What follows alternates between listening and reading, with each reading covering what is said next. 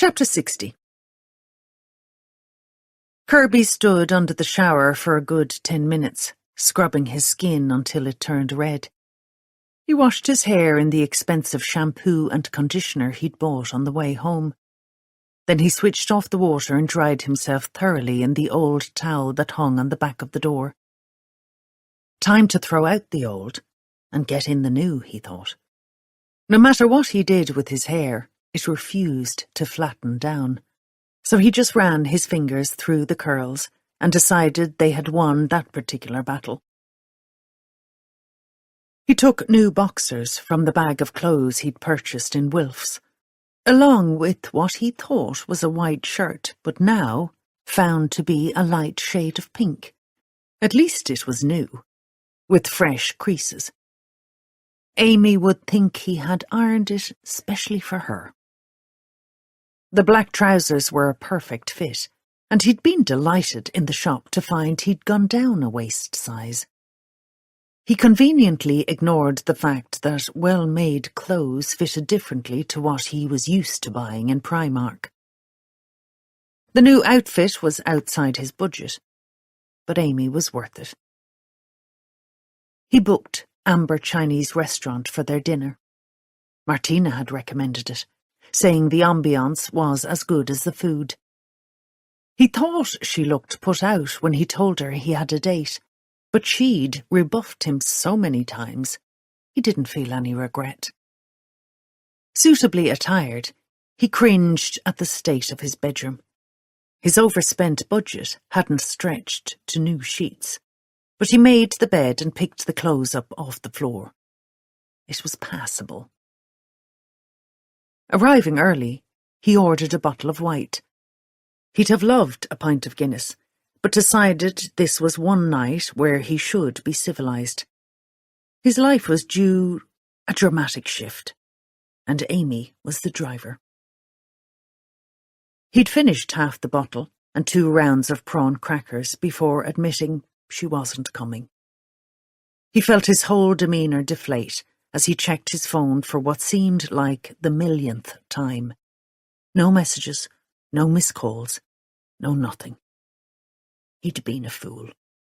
An idiot.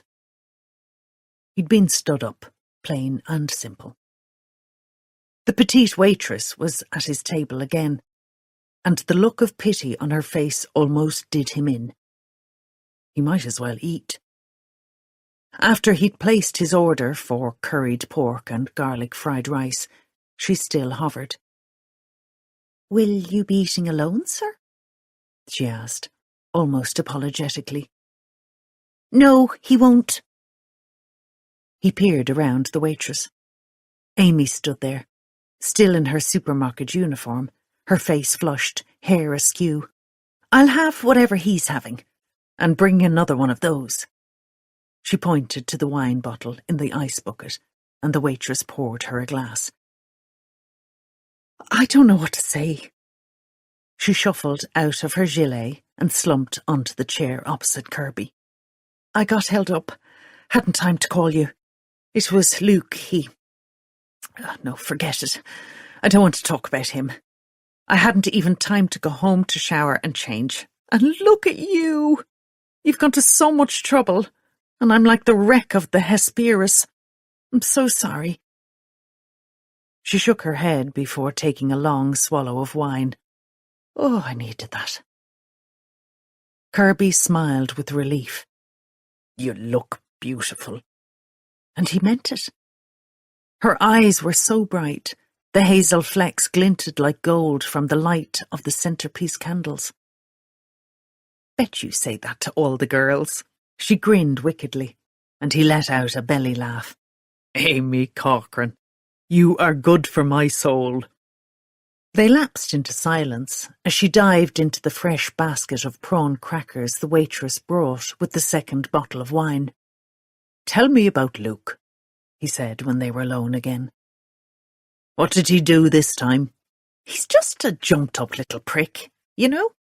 He probably has a little one and all." Kirby laughed, and it felt good. Then he became serious.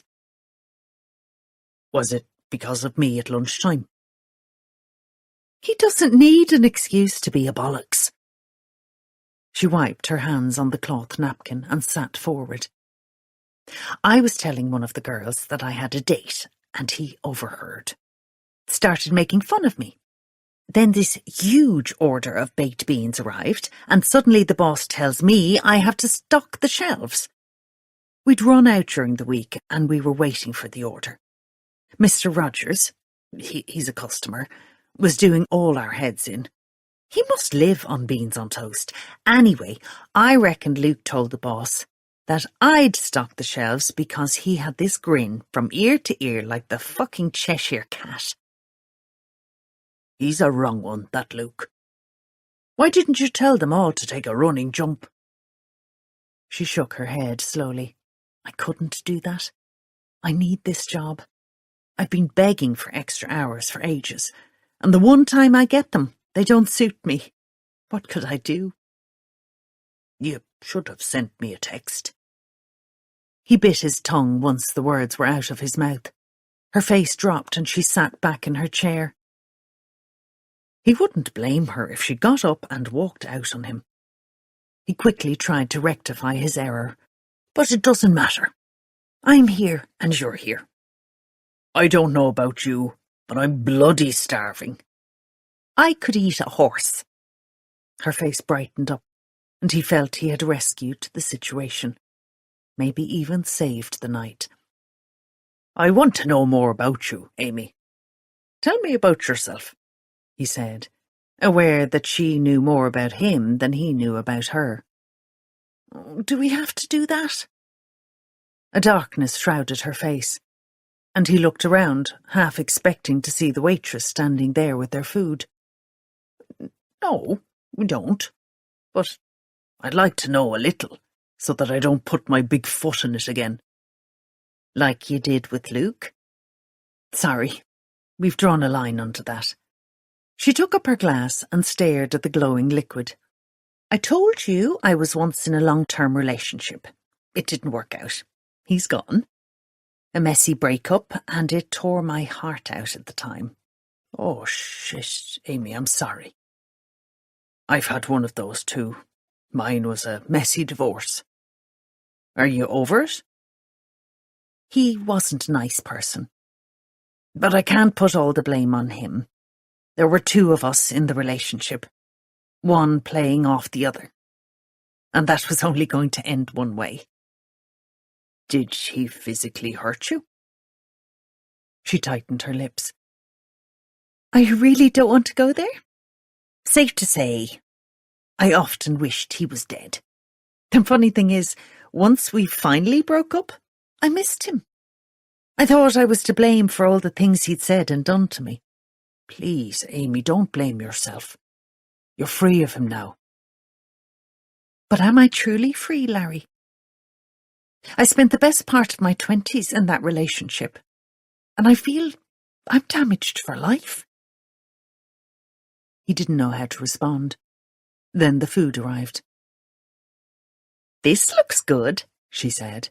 I don't even know what you ordered. I hope you like curried pork then. I'd eat the leg off the table this second. He caught her smile and his shoulders relaxed. He hadn't even been aware that he was hunched up with tension. As they tucked into the food, he kept one eye on her. A woman alone in the world, with a young upstart of a colleague who seemed to be out to make her life a misery. Amy didn't deserve that. But did he deserve her? He chewed the succulent meat and tried to enjoy the abatement of his hunger. But a feather of unease had floated down to settle on his shoulders. Once again he felt them hunching up. What was it about this woman that did that to him? Unable to come up with an answer to that question, he called for another bottle of wine. While they were perusing the dessert menu, something she'd said earlier floated up to his consciousness through the haze of food and alcohol swimming around in his brain. You said you told a girl at work you had a date. Who is she? Are you going to annoy her like you did Luke? She said sharply. He was taken aback, about to apologise, when he saw the twinkle of divilment in her eye. I spoke to her on the phone. She was off today. Just a teenager. She called me really upset. Her neighbour went missing yesterday and was found dead this morning. You might even be on the case. His need for something sweet turned sour in his mouth. Is it Bianca Tormey? Yes. She was the dead woman's babysitter. Isn't it so sad? 2 little mites are now orphans. Did Bianca ever mention a group called Life After Loss? Eilish Lawler set it up. Amy stayed silent for a moment, then turned up her pert nose. I've heard of it. Did you see something you'd like? She indicated the menu in his hand, and he noticed she'd closed hers. I'll just have a coffee, he told the waitress when she appeared. Jasmine tea, please, Amy said. When they were alone again, she said, I should have had a glass of milk before all that wine. That's one of the remedies to stop a hangover before it takes hold. Amy, did Bianca tell you anything about Eilish Lawler that might help us? Really, Larry, let's not darken our evening by talking about the dead. And so he acquiesced and changed the subject. The euphoria from breaking Eilish's bones is long gone. But the scene I set for the guards is class. I am way too clever for them. I have a choice of victims, but another has made her way into my peripheral vision. I hadn't considered her before, but now I need to think who will die first. Who has the best eyes to look back at me from their glass cage? I linger, but not for long. I make up my mind. Someone else will die. Maybe even tonight. Chapter 61. Amy had not intended going to Larry's house, but the effects of the late meal and too much wine had put her in the mood for sex. Afterwards, Larry had called a taxi, and she'd been dropped at the head of her road. She had no idea what time of the night it was, and sighed with relief when she reached her house. Through the glass in the front door, the light in the hall shone out. She was immediately grateful for her habit of leaving it on in the morning in case she was home late. It helped her find her keys in her bag. She fished them out, and after trying with the wrong key, she studied the bunch in her hand, trying to work out which was the correct one. She inserted another in the lock and turned it. As she pushed in the door, a strange smell wafted around her, and something gripped her arm. A hand snaked around her shoulder and she was shoved into the hole. What the hell? She gasped, trying to twist. In her ear she heard a whisper, but she couldn't decipher the words through the fog swirling in her brain. As she struggled to extricate herself, the grip on her arm and around her neck tightened. Her attacker's sleeve was black, but because they were behind her, she couldn't see anything else. She felt the air catch in her throat. She couldn't breathe. She tried to bring her foot back to kick at her attacker's leg, but it was like her body had frozen. She was unable to move. No air. Dark spots danced in front of her eyes, heralding that she was about to pass out. Why hadn't she stayed the night with Larry? Why had she been so damn independent? Would he miss her? Would he come looking for her when she didn't return his calls? Because she was sure she was in the clutches of the person who had already murdered 2 women. If she could have screamed, she would have done, but she couldn't. As the arm tightened around her throat, Amy was certain she was about to die. Chapter 62. The doorbell of Boyd's apartment rang at 1:10 in the morning. He woke up, his back crippled from the couch, and instinctively checked his phone, fearing another body had been found. He had no texts or call alerts. The bell shrieked again. Sergio would wake if he didn't get a move on. He pulled on a pair of joggers and, wiping his eyes groggily, opened the door without checking his security camera. Surprise! Jackie! What are you doing here? You never phoned or... Boyd watched as his ex-wife sauntered in past him, shoes clicking on the floor, swinging an oversized leopard print handbag. She looked even more fake than when he'd briefly seen her in Spain. Her hair was dyed an odd colour, and her skin was leathery from too much sun and not enough sunscreen. "Where's my boy? I want to see him." She sat herself on one of the stools at the kitchenette counter and dropped her bag at her feet. At least she hadn't gone into the bedroom. "You didn't tell me..." He struggled for words and comprehension. "You never told me you were coming." "Any beer in the fridge?" She hopped off the stool and rummaged through the refrigerator. He grabbed her arm and hauled her upright. His temper flared, and he feared it would tip over. "You can't just barge in here in the middle of the night." "I can see my son any time I want." "You have no legal right to him." She shook him off. "Ah, you still have the old reliable Heineken. Bottle opener?" She began opening drawers. "Last one on your left." Anything to stop her making a noise and messing up his strictly ordered cupboards. She opened the bottle and swigged from it, then made her way to the couch, flopping down on top of the duvet. She said, "I'm glad to see you give Sergio the bed. Adjusting to fatherhood, are you?" He sat opposite her, clenching his hands and his jaw. "What do you want?" "This place is not ideal for a child, is it? I'd have thought you'd have a house by now. You live in an apartment. I can't see the difference." "I have 2 bedrooms. "What do you do when you have lady friends over? Evict my son onto the couch? Or do you send him off to Lottie Parker's house?" He noticed how she kept referring to Sergio as her son. She was up to no good. He was exhausted and needed sleep. He could have done without this hijack. "I'm tired. I have work in the morning. I'm sorry there's nowhere for you to stay here. Can you please leave? We'll make arrangements to talk tomorrow." "I want to be here when my son wakes up in the morning." She pointed the bottle at him and stared him down.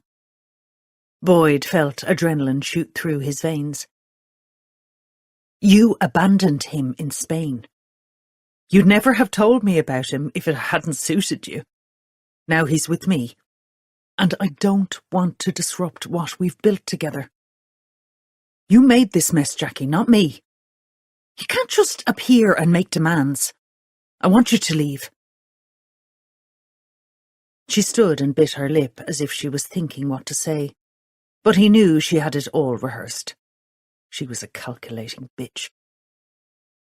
"The way I see it, I asked you to look after Sergio for a few weeks in Spain and allowed you to bring him here for a holiday. Now you're refusing to let me see him. I'll get a court order if I have to." "I'm not refusing you anything, Jackie." "God, but you still twist everything I say. It's the middle of the night. Come back tomorrow evening and we can talk." "Okay, I'll go. No matter what you think of me, I don't want to upset Sergio. But I'll be back at 7 in the morning.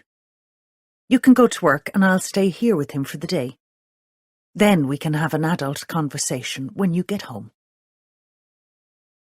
He wasn't letting her get away with it. "I have arrangements made for his care, and I'm in the process of enrolling him into a school for September. You can't upset all that." "I can, and I will." She picked up her bag. 7 a.m. Be here, or you won't like the consequences. Boyd sat on the couch for a long time after she'd left. He picked up the bottle she'd been drinking from. He wanted to hurl it at the wall, but instead he drained the alcohol and got himself another. Day 3. Chapter 63. Boyd had showered and dressed, and Sergio was eating a bowl of cereal at the breakfast bar when Jackie returned. 7 on the dot. She rushed in and swamped the boy in a hug. It was a side of her that hadn't surfaced during their marriage. Then she'd been cold and calculating. Had Sergio softened her? It could all be an act, so he was on his guard. When Sergio dragged himself out from her arms, she glanced at Boyd as if to say, "See, he missed me." She looked tired, and he wondered if she'd sat outside on his step all night. Not that he cared. "Go to work," she said. "We have things to do, don't we, Sergio?" The boy nodded, and his smile widened. Boyd hugged his son tightly. "Can we talk for a minute?" He directed Jackie out to the hall and slipped his jacket on nervously. She said, "I know what you're thinking, and you have nothing to worry about." That tone. The one that put him on high alert. The one that gave him every reason to worry. "You can't take him away from me, Jackie. Not now that I know about him and love him. I have no intention of taking him anywhere." She turned to look back at Sergio. "We have loads to catch up on, so you need to finish your breakfast." She moved towards Boyd and walked him to the front door. He dragged his feet, reluctant to leave his son behind, knowing he might never see him again. But what choice did he have? "I'm warning you, Jackie. If you so much as—" "I promise he will be here when you get home." Was she messing with him? Back to her old ways, mind games. He wasn't falling for it. "Yeah, and I know how much to trust your promises." "When did you turn into such a cynic?" He caught the sneer in her words, and the tiny hairs on his neck spiked in warning. She was definitely up to something. "Listen," he said, pulling off his jacket. "I'll take the day off, and we can discuss everything." "Really?" She raised one eyebrow. "I doubt your favourite inspector will agree to you taking time off, with 2 gruesome murders to investigate." She was right about that. Was this the kind of daily dilemma Lottie had to face? Having to weigh up her commitment and loyalty to her family against her job?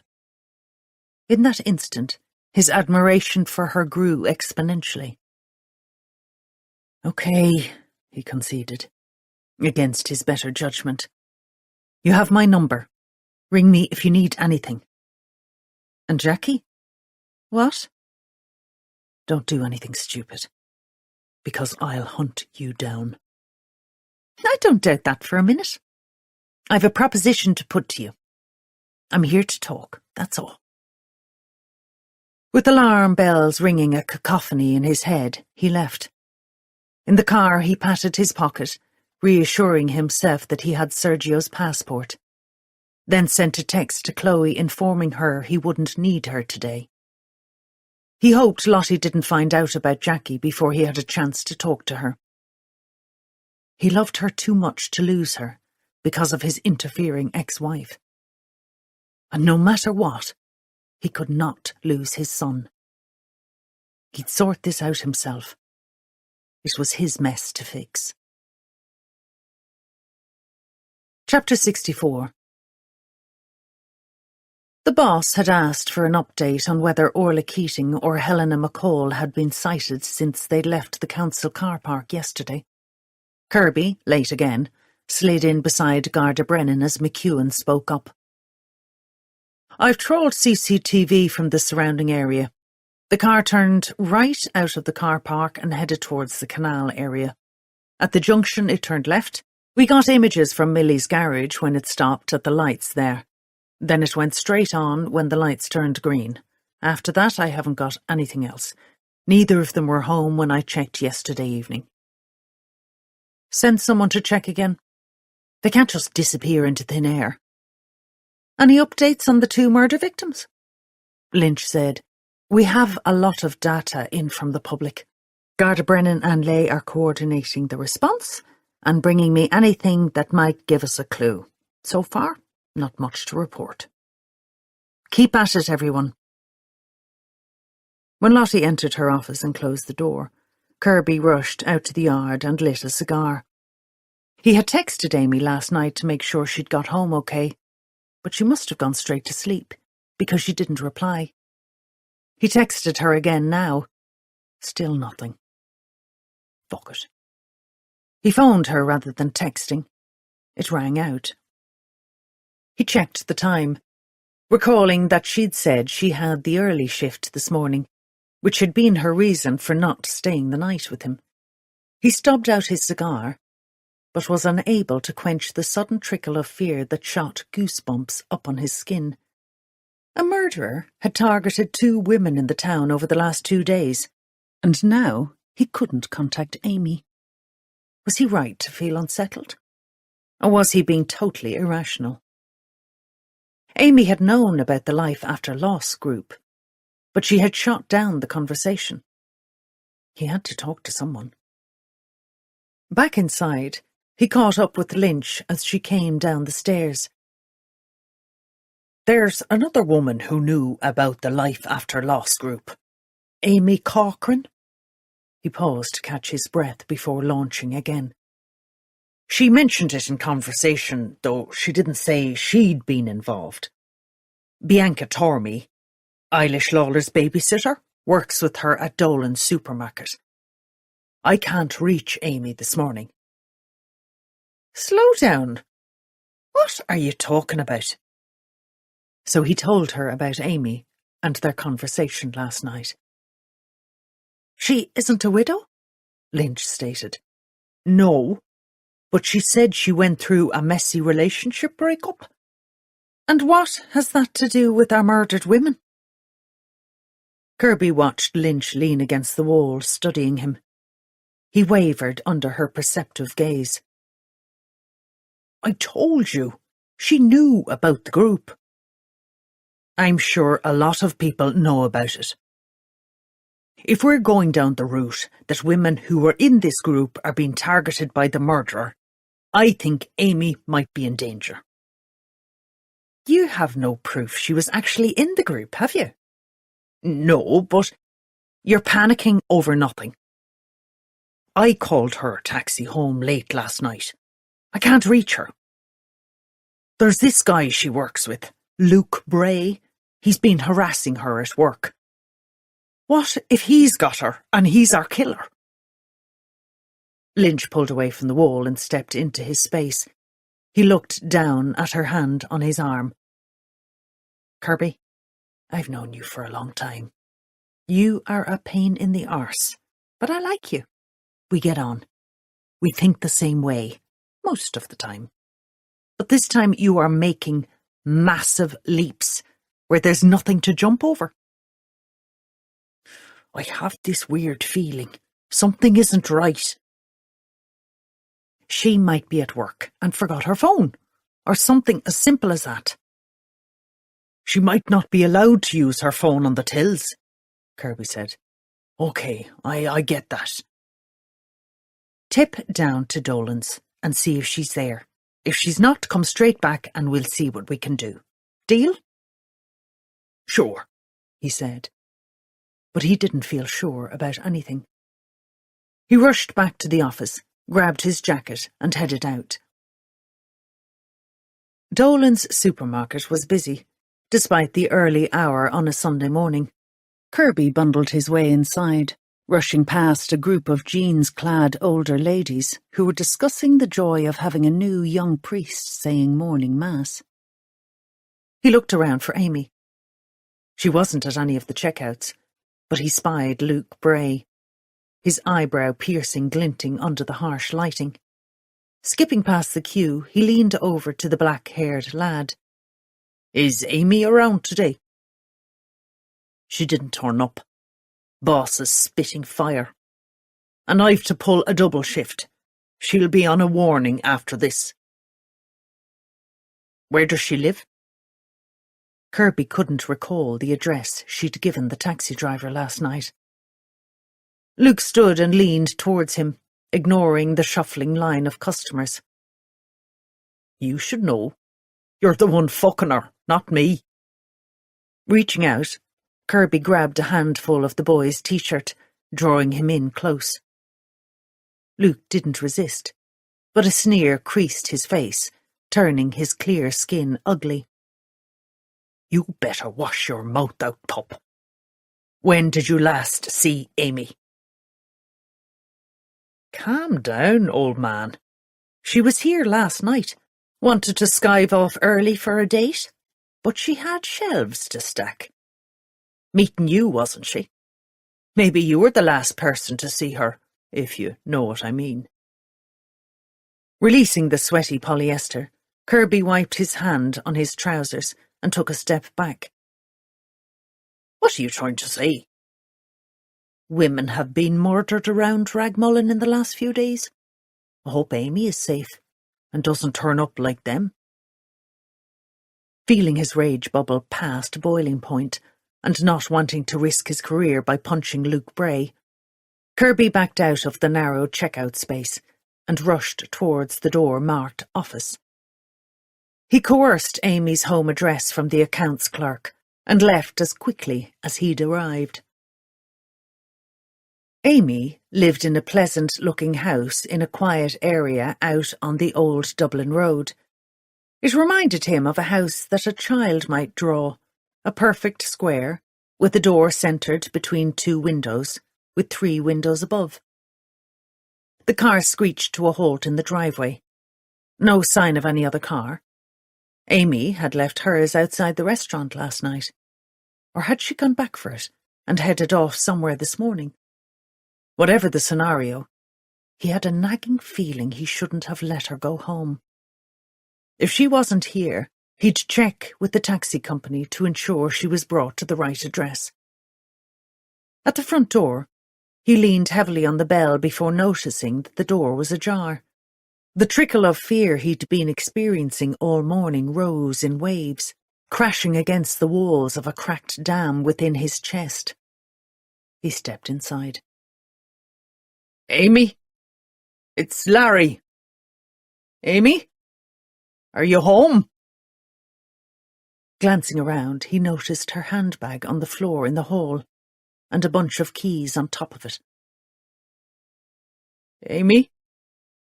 He was tentative now, each step slower than the last. He called her name up the stairs. Silence. He was alone in the house. To be sure, he searched the rooms downstairs, then headed up, racing from room to room. No Amy. In her room, clothing hung neatly in the wardrobe, a paperback by the bed. The bed didn't look like it had been slept in. He couldn't see the clothes she'd worn last night, her work uniform of black t-shirt and trousers. Back downstairs, despite his anxiety, he pulled on a pair of gloves, moved her keys and picked up her bag. Her wallet was still there, bank cards and cash, and her phone. The screen was like a newsprint of his missed calls and texts. The images of Jennifer O'Loughlin and Eilish Lawler's dead bodies flashed before him. Maybe he was being irrational, but that didn't stop the dam bursting.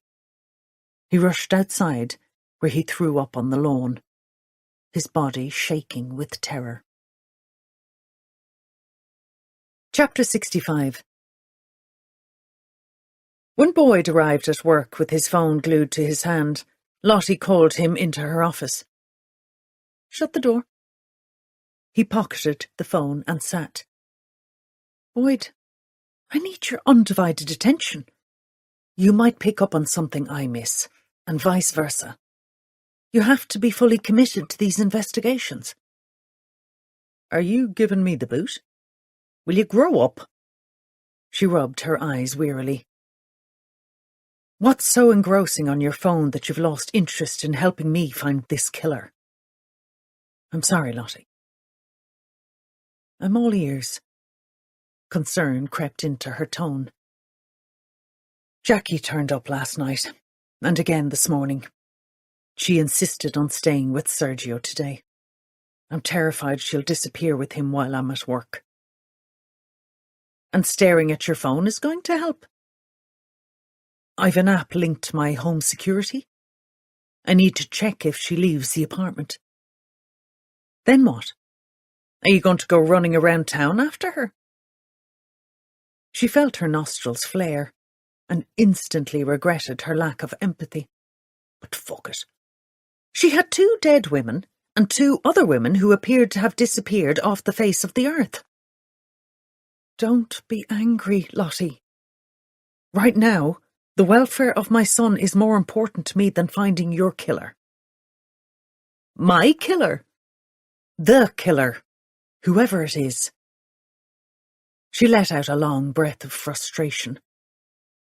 Where's Sergio's passport? He patted his jacket breast pocket. Here. Then you have nothing to worry about. There is no way she can take him out of the country without it. You know Jackie. She has contacts everywhere. She can do whatever she bloody well likes. We can put her name on a watch list. She won't get further than the main street. He smiled with a rueful glint in his eye. Thanks. But she won't try to leave via ordinary means. She's buried so far in the criminal underworld. She could get on a private plane and we'd be none the wiser. Lottie looked over Boyd's shoulder as the door was shoved inwards, and Kirby catapulted himself into her office. Where's the fire? She heard McEwen shout as she and Boyd stood. It's Amy, boss. I can't locate her. Who? What are you talking about? Amy. She's a woman I met and I was with her last night, and now she isn't at home or at work and I don't know where she is. Sit down. Boyd shoved Kirby onto his chair. Deep breaths. Lottie laid a hand on his shoulder. From the beginning, Kirby. Who is Amy? I only met her a few nights ago, and now she's gone. Something must have happened to her. Why do you think that? I hope I'm not overreacting, but... Tell me.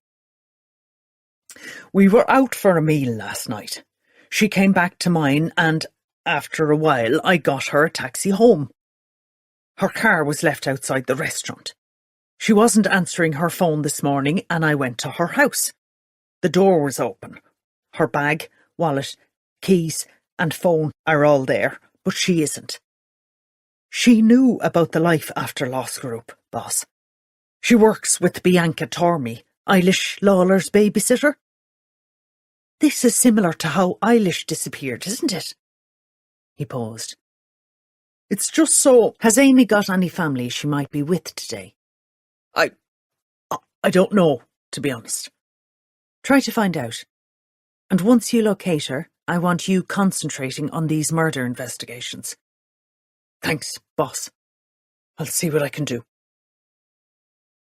Lottie glanced at Boyd, and he shrugged. She moved over and knelt down beside Kirby. We will find your Amy. I need a description and whatever else you know about her. Can you do that for me? Sure, but we need to take a look at one of her co-workers, Luke Bray. He's been harassing her. The little pup was smirking and mouthing off at the checkout this morning. We need to arrest him and find out what he did. One step at a time. Have you phoned around her friends? I don't know her friends. His voice rose an octave. I only met her 2 nights ago. So what do you know about her? She stared at him as he concentrated on a spot on the wall, skin pale and hair on end. Nothing. I actually know next to nothing about her. Chapter 66. After Kirby had calmed down enough to start searching for details about Amy Cochrane, Lottie looked up to find Lynch standing in her doorway. Have you got an update for me? Lynch's eyes narrowed, and Lottie thought she looked worried. Garda Brennan handed over a file she was working on for Kirby. Asked me to have a look at it. What file? The Tyler Keating cold case? And? Lottie snatched up her hair in an elastic band she'd rescued from the midst of the carnage in her drawer. Jennifer O'Loughlin gave a statement. Around a week after Tyler Keating disappeared? Really? Lottie tried to get a timeline straight in her head. Did Kirby not recognise her photo on the board or her name? He didn't take her statement. What did she have to say? Not much. She said her husband knew him. Had she any idea where Tyler might have got to? No. She came forward. Must have been after an appeal was made asking for information. But it looks like she didn't actually have much information other than her husband had carried out some work for Tyler. Damien O'Loughlin had died from cancer a year before Tyler went missing, and so? Jennifer said the last time she met Tyler was 3 or 4 weeks prior to his disappearance. She was a dental nurse, not a solicitor. Why did she meet him if her husband was already dead? Was it on a personal basis? He was commissioning her to do a painting, Lynch said. Lottie bit her lip, thinking. Didn't Damien do work on Tyler's house purchase? Yes. There's a copy of the contract in the box of files that was found in Jennifer's lockup. We need to figure out why those files were in the lockup, along with Tyler's car. Lottie tapped her pen idly on the desk. When we find Orla, I'll ask her. See if Eilish Lawler or Helena McCall had a link to Tyler Keating other than his wife being in the Life After Loss group. We need to get to the bottom of the real reason why it was set up. Do you think it's more than just grieving widows meeting to have a drink? I do, actually. But how can I prove it, with the women being murdered or missing? Passing over a printout of Jennifer's statement, Lynch said, Orla Keating was interviewed 7 times in relation to her husband's disappearance. She had no clear alibi, but nothing was found to point to her being involved. Okay, thanks. Where has Boyd got to? He was on his phone, then he rushed out. Said it was an emergency. And we haven't got an emergency here. Then she realised it might have to do with Jackie. Fuck. I hope she hasn't taken Sergio. Who? Boyd's ex is back on the scene. Is there anything I can do to help? It's best to let him sort it out himself. Don't you think you should follow him? He might need moral support. I should, but I don't think he'd thank me for interfering. Lynch, we haven't one suspect for either murder. It's unacceptable. I agree. I want you to nail down the connection between the women. Eilish, Jennifer, Orla, Helena, even Amy. It must be more than their widow's social group. Is it Tyler Keating? She waved the statement in her hand. I don't want to imagine what will happen if we don't find the missing woman. Jennifer was the first to die, Lynch said. She hadn't been seen for a month before her body was found. Why? Had she been abducted? Or was she with the killer voluntarily? Did something shift in his mindset that he killed her? The post-mortem points to her having been kept in a cold storage room because of the frostbite. With her broken bones, I believe she had been tortured. Did someone think she might know what happened to Tyler Keating? Lynch raised her hands, animated. He could be the key. I'll start there. Notify me as soon as you find anything else. We need something before another body turns up. Chapter 67. Before he dug into Amy's past, Kirby keyed Luke Bray's name into Pulse, the Garda database. Bingo. Bray had been previously arrested for assault, and at the district court he'd been sentenced to community service. He had to talk to him again. Maybe he should have taken someone with him to keep his temper in check, but it was too late now. Kirby huffed through the supermarket doors for the second time that morning, blowing beads of perspiration from his top lip. He flashed his ID badge as he passed the security guard, and before anyone realised what he was doing, he had grabbed Bray by the collar of his t-shirt and dragged him from behind the checkout. He was barely aware of the queue of open-mouthed customers behind them. "This is Garda brutality," Luke yelled as Kirby tightened his grip on the collar. Anything to shut up the whining little bollocks. Outside on the footpath, he shoved Bray up against the wall, pressing his arm across his throat. Before he could react, Luke had him on the ground in one swift movement. "What the—" Confused, Kirby struggled to put his legs underneath himself. "Taekwondo." Luke put out a hand to haul him upright, but Kirby turned on his side and, with some difficulty, stood unaided. "You'll pay for that," he wheezed. "You asked for it."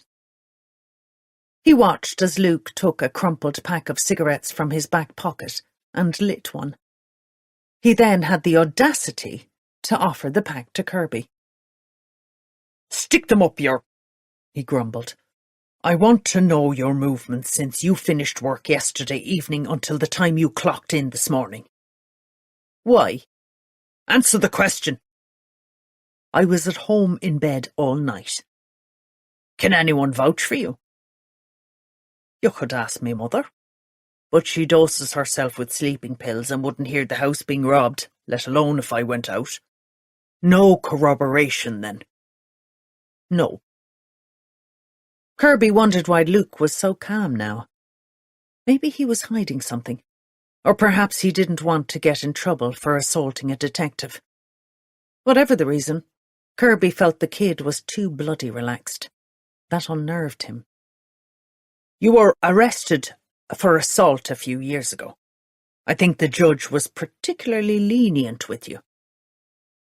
Luke stomped his cigarette out on the pavement. "So? You attacked a young woman walking alone by the canal, and you only got community service? What are you trying to say, old man?" "You got a lot of people to provide you with good character assessments. And that's why such a serious crime wasn't suitably punished." "So what? It wasn't me anyhow. I was stitched up by you lot." "You pleaded guilty."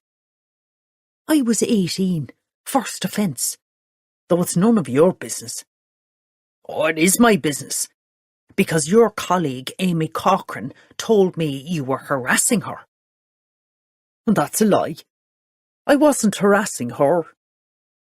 "Amy thought you were, and now she's missing." Luke didn't balk. "I never touched Amy, and if she's missing, shouldn't you be looking for her, not harassing me?" Kirby silently acknowledged the point. "If I find one shred of evidence pointing me in your direction, I'll have you in Mountjoy jail before you have time to pack a bag. Get it?" "Sure, old man." But Luke's bravado had disappeared, a line of worry furrowing its way between his eyebrows. Kirby pushed him out of the way and headed back to the station. He still had no idea where Amy was. Chapter 68. Jackie was back at the apartment with Sergio by the time Boyd turned the key in the door. "Where did you go?" he asked, breathless with relief. "Ice cream," Sergio said, taking the lid off a Ben & Jerry's. Boyd hugged him tightly. "What is wrong with you?" Jackie said. "Are you having me followed?" "No." His voice trailed off as he realised how stupid it looked. He couldn't tell her about his security system. "I came back for a clean shirt." "Nothing wrong with the one you're wearing. I need it for later. Anyway, I live here." "I'm well aware of that." "Why did you think I was having you followed?" Jackie slumped down on his couch and dug a finger into Sergio's ice cream. "Yesterday, I felt there were eyes on me." "I didn't even know you were in Ragmullin yesterday." "Yeah, well, you've spent so long mixing with criminals, you're paranoid." He went to the kitchen, indicating that Jackie should follow him. He didn't want to have a screaming match in front of Sergio. He opened a cupboard for a glass and filled it from the cold tap. He could do with the shower to wash away his anxiety. "You have murders to investigate without concerning yourself with me." "I have, but you can't trust me. Is that it?" "This is my home. It's going to be a bit small for all three of us." He slammed the glass on the counter. So this was what she'd been scheming. "We are not having this out now. I'll talk to you later. I'll be home by 7. "Do you actually keep to a schedule nowadays?" "I do when you're around." "Pity you didn't keep to one when we were married. We might not be in this situation." "You needn't start, Jackie. We both know who was the wrong one in our marriage." He rinsed the glass, dried it and placed it back in the cupboard.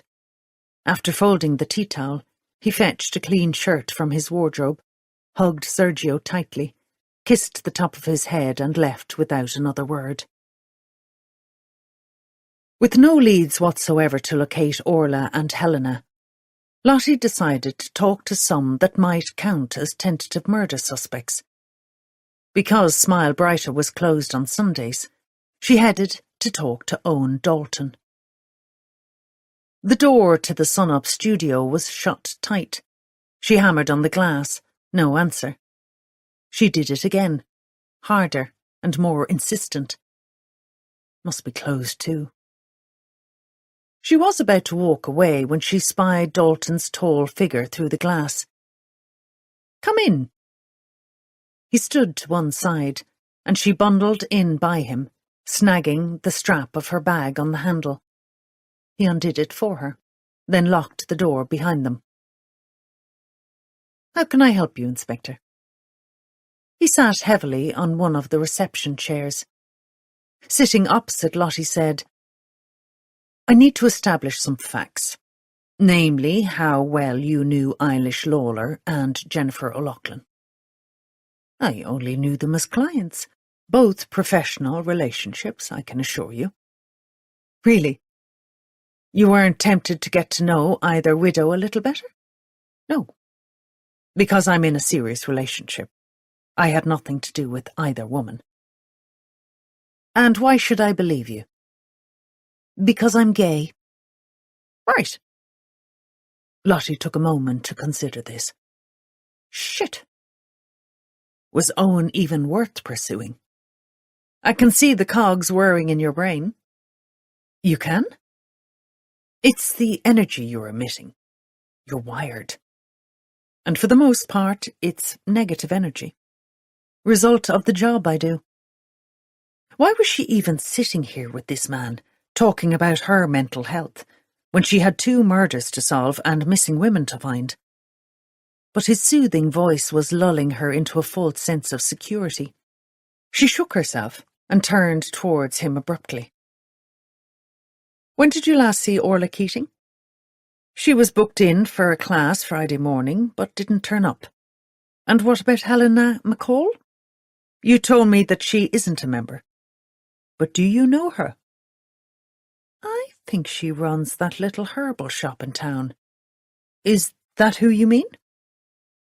"Yes. Do you know her?"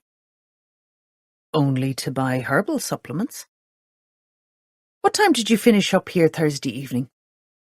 "Around 9 p.m. I did another half-hour of meditation." "What did you do after that?" "Hasn't changed since last time you asked. I went home." "So you'd have been home by 10. You live on Canal View?" "Yes." "Do you live alone?" "What has that to do with anything?" "Probably nothing. I'm just loosening up my mind." If you haven't time for meditation or yoga, work on your breathing. I can do a session with you. Won't even charge you." He smiled, but she felt it was insincere. "You told me you could get verification of your whereabouts. So, who do you live with?" "My husband." "What's his name?" "Really? You want to know my husband's name? What type of detective are you?" "His name, please." "He's the love of my life. He brought me to this place and made my life whole." "Save me from the violins, Owen." "My husband is Frankie Barden." Lottie could feel the cogs he'd mentioned whirring in her brain, but they kept slipping out of sync with each other. "Do you want me to introduce him to you?" "No, thanks." Lottie stood and moved to the door. "I've already met him." Chapter 69. Kirby leaned against the board in the instant room and almost fell over when it wobbled precariously. He righted it on its stand and approached Lynch. She was concentrating on something on a computer. "Any news about Orla or Helena's whereabouts?" he asked. "Not a dicky bird. McEwen is going over whatever CCTV he can get his hands on. I reckon if he had any hair, he'd be tearing it out right now. Soul-destroying work. Good enough for him." Lynch paused her fingers mid-air above the keyboard. "Have you found Amy?" Fearing he might cry, Kirby shook his head. "I don't trust that Luke Bray, but I also don't think he harmed her. He's one of those lads that's all talk." "Didn't you discover he had a conviction for assault?" "It was about 4 years ago. He's kept his nose clean since, according to Pulse. Except for harassing Amy." "Did she report it?" "No. I've come to the conclusion that he hasn't the intelligence to mastermind 2 brutal murders and 3 possible abductions." He watched her swivel idly before she stood and arched her back. "While everyone is losing their heads," she said, "at least we can be logical about what's going on. Let's talk this through." "Thanks." She joined him at the instant board. "Should we assume one of the missing women is involved with the murders?" "You think one of them could be the killer?" He stared at her, eyes bulging at the implication. "Do not include Amy." "You hardly know her, Kirby." "Yeah, but I'm a good judge of character." He felt the heat rise in his cheeks. Most of the time." "Okay, don't get uptight. Let's look at this." She tapped a photo with her bitten biro top. "First up, we have Orla Keating. You led the investigation into her husband's disappearance. What did you make of her back then?" Leaning against the desk behind him, Kirby folded his arms to keep his hands from twitching. He wanted to be out searching for Amy, but Lynch was right. He had to approach this logically. Orla struck me as having been under Tyler's control, he said. Why did she wait 5 days to report him missing? That always bugged me.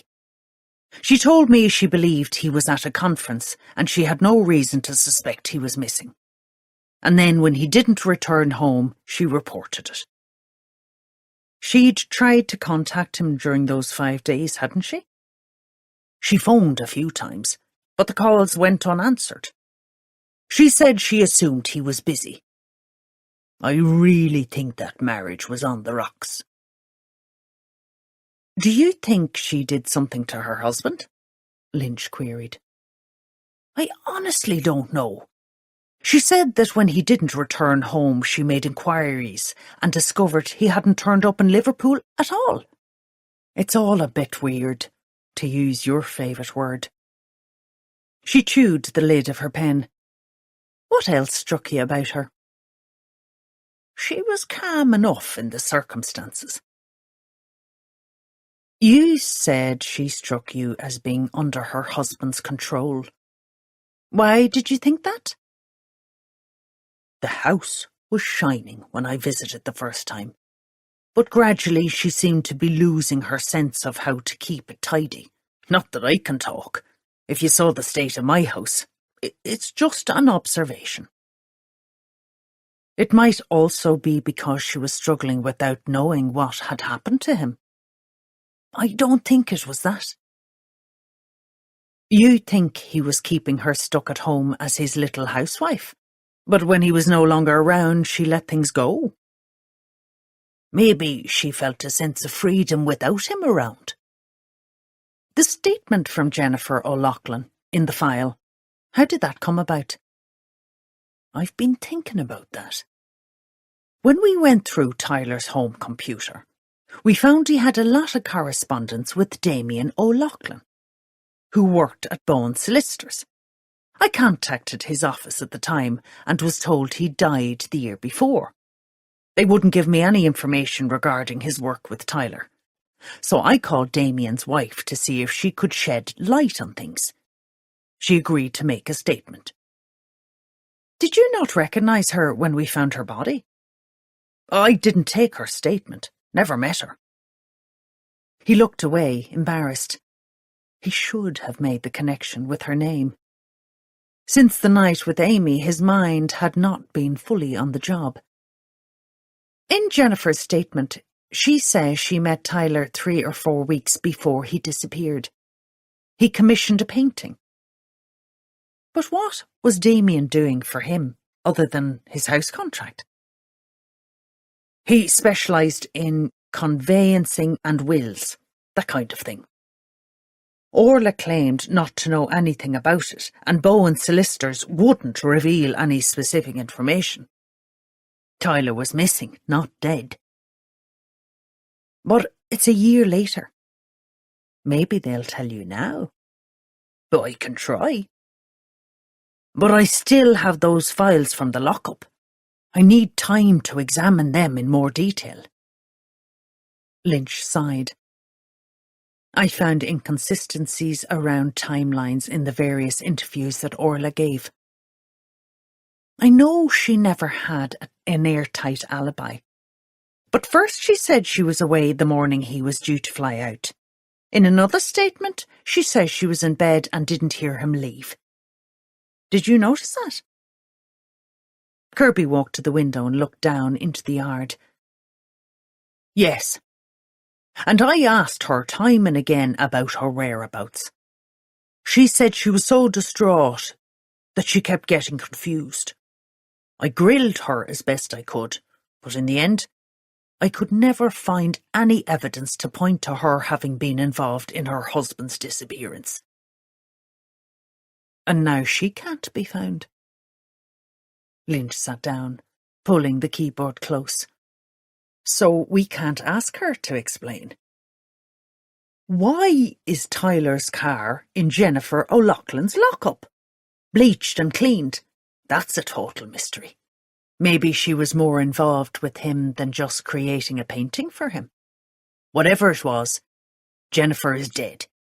And because of his car being there, it's possible she was involved in his disappearance.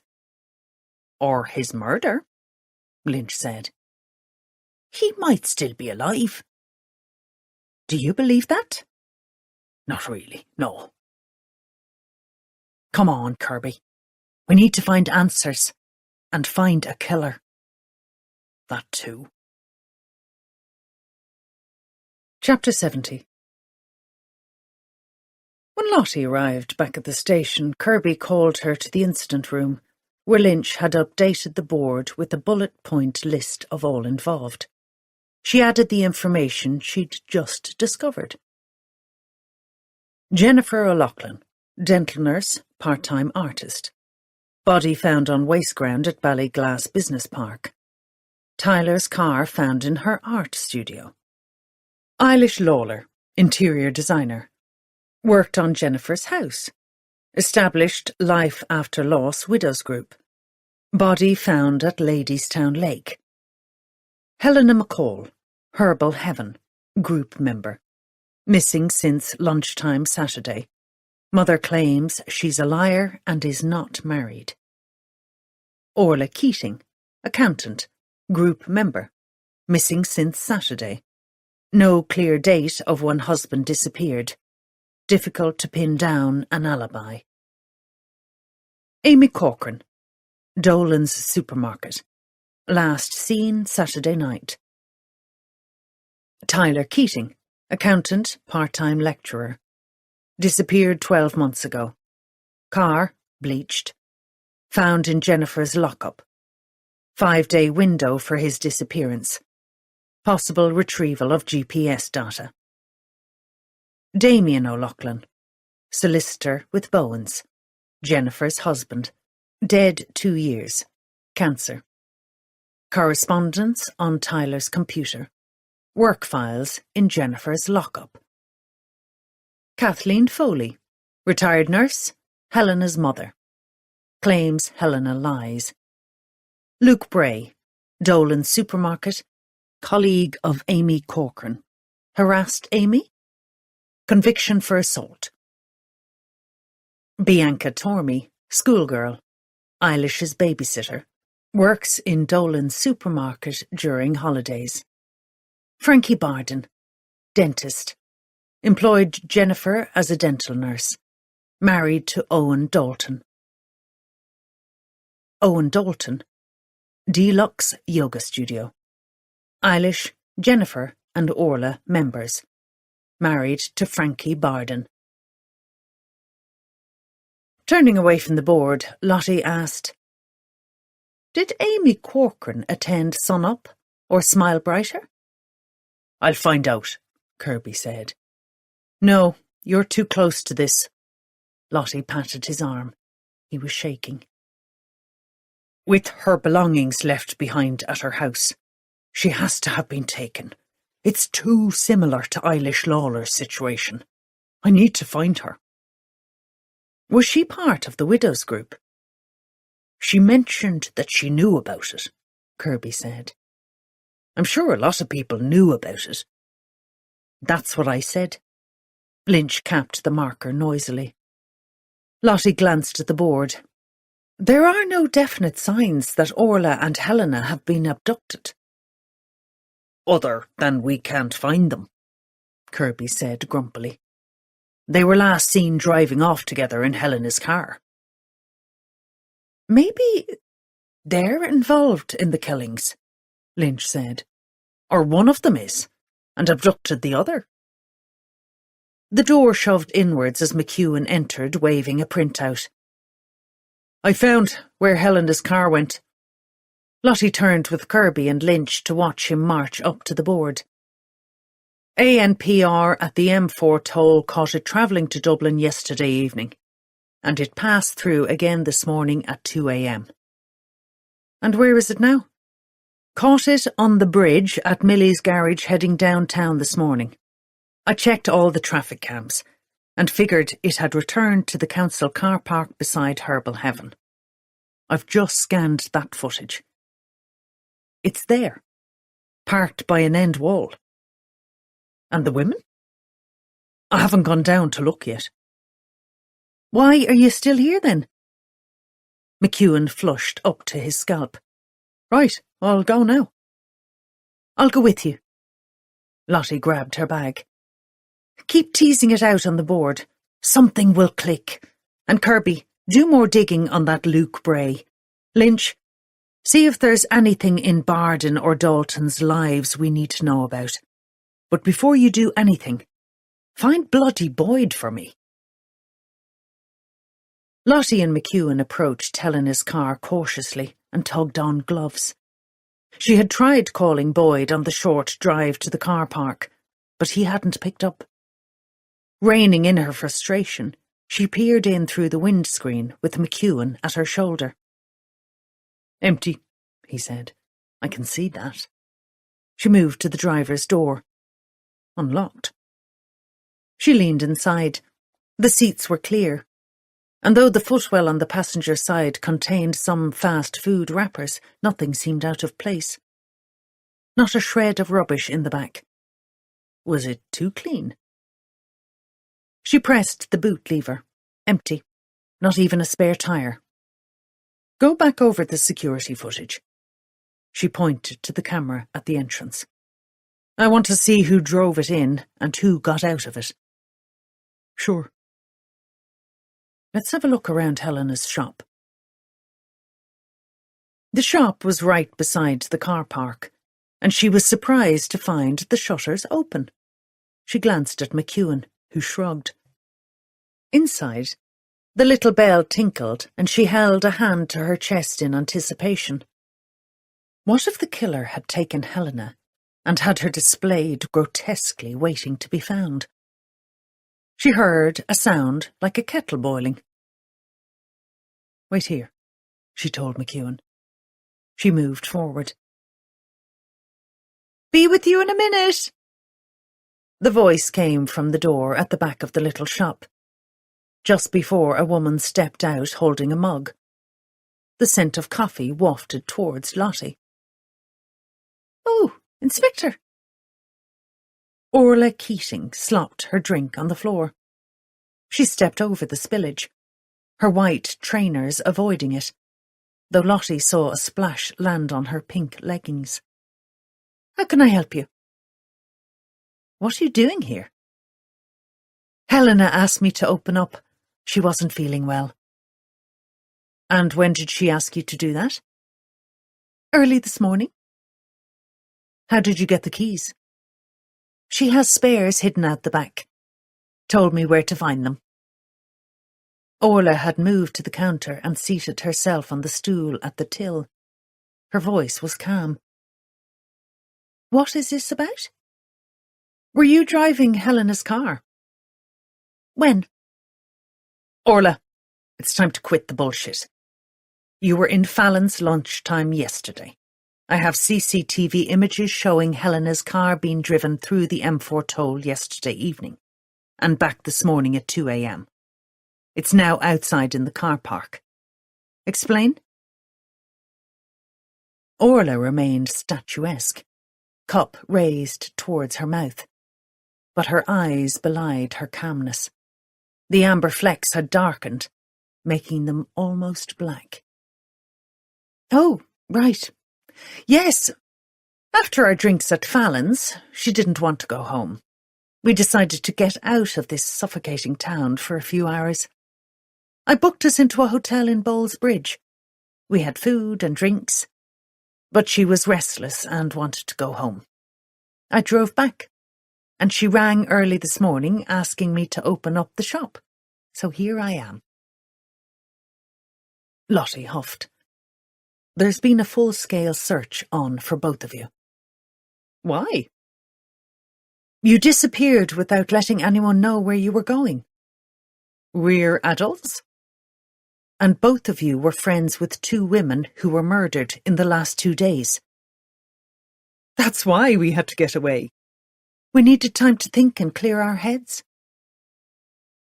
How long have you known Helena? About a year. How long had you known Jennifer O'Loughlin?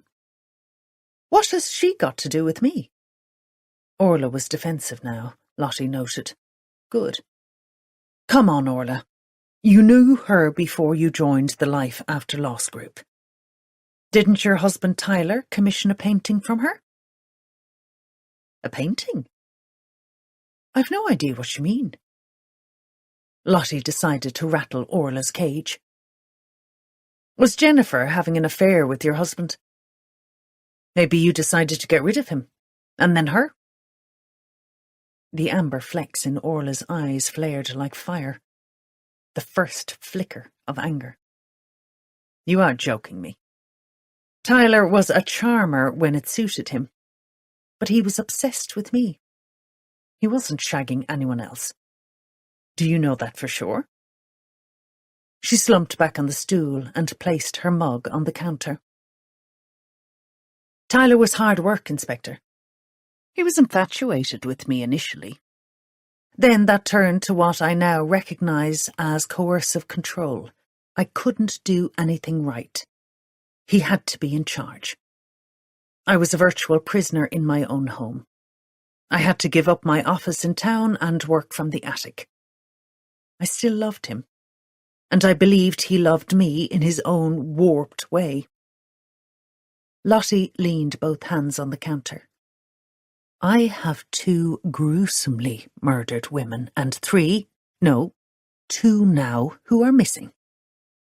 I'm losing ground on this killer, and I think it is the time for the truth. I can't tell you anything other than what I've told you already. Where do you think Tyler is? I assume he's dead. Did you have anything to do with his disappearance? Orla shot up off the stool and slapped the counter. That is ridiculous. People have died. What do you know, Orla? I can't answer any more questions. If you want to proceed with these preposterous insinuations, I will call my solicitor. Damien O'Loughlin was Tyler's solicitor for his house purchase. What can you tell me about him? Orla blew out a sigh. Damien did the contracts and related work, but that's it. I don't know where you're going with these questions, but I think you should leave. She walked out past Lottie towards the door. McEwen opened it and stepped outside. Lottie stood into Orla's space. I believe these murders have something to do with whatever you were all up to in that group. Was it a front for something sinister? I'm not answering any more of your ridiculous questions, Inspector. Maybe Tyler is alive and is murdering women you knew. Or maybe, just maybe, you are killing the women he knew. Whatever the answer, you may have been the last person to see Helena. No matter how clever you think you are, I am smarter than you. I will rake over your life as if it were rotting leaves on the ground. Goodbye. Outside, she inhaled the warm air. She took one backward glance and saw Orla with her nose pressed to the glass, her mouth open in disbelief. Yes, she had overstepped the mark of professionalism. But sometimes you had to stir the boiling pot vigorously to see what spilled over. Chapter 71. Where was Helena? Lottie sent a uniform to check her house, and the report came back that it was empty. She revisited her conversation with Orla but could not figure her out. Was she outright lying, or twisting the truth to suit her own agenda? Whatever that might be. They had no clear suspect for the murders. She had already talked to Owen Dalton, and she decided it was time to speak with his husband. She had to be doing something rather than sitting waiting for answers to miraculously appear. She headed over to Canal View. Frankie and Owen lived in a 2-story sandstone brick apartment block. The grounds were enclosed behind a sliding gate with an intercom. The gate was open. Good. She inhaled the floral scent from the colourful window boxes. There was a bell, but she lifted the brass knocker, a Buddha depiction, and let it flap down. Instantly the door opened, and she looked up at Frankie Barden, sunglasses resting on top of his bleached hair. She was reminded of an Australian surfer. She passed in by him when he stepped back to allow her to enter. Pleasantly surprised by the plump cushions scattered around the floor, she searched for a chair. None. The decor was like a shrine, with golden glittered ornaments lining bookshelves and windowsills. Frankie pointed to a large cushion, a beanbag she discovered as she sank into it awkwardly. "You might want to take off your shoes," he said. She noticed he'd removed his flip-flops as he plumped up a cushion. "I'm sorry, will I mark your floor?" "No, but it's more comfortable." Thinking of her sweaty feet, she said, "I'll keep them on, if you don't mind." "Not at all. What brings you here?" "What indeed?" "I spoke with Owen earlier today. He told me you two are married, correct?" Frankie removed his sunglasses from his head and slowly folded them into the pocket of his creased white linen shirt as he sank down onto a cushion opposite Lottie. She averted her eyes from his long, tanned and shaved legs and stared at his sculpted face instead. "I want to know everything about Jennifer O'Loughlin." "I've already answered all your questions." "What has her death got to do with me?" "I'm conducting secondary interviews with everyone who knew her." Trying to wrong-foot him, she said, "Were you at home last night?" "Yes, I was. Finished work at 5 and have been here since."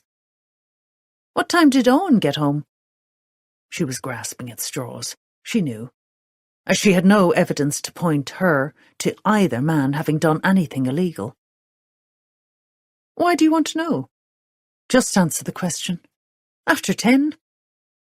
"And he was here all night until he left at 6:30 this morning for his studio." "And you were definitely here all night too?" "I had to be, to know that Owen was here." Smart arse, she thought. "Did you know Eilish Lawler?" "She might have been a client. I'll have to check." Lottie tapped her phone and turned the screen towards him. "Jog any memories?" "She is a startlingly beautiful woman." That wasn't the answer Lottie wanted, and anyway, she didn't really agree. Eilish was pretty, but not startlingly so. "Did you know her?" "I gather you know she attended Smile Brighter, hence your questions. But I'm not the only dentist there." "You still haven't given me an answer." With a half-smile, he said, "You are persistent, aren't you?"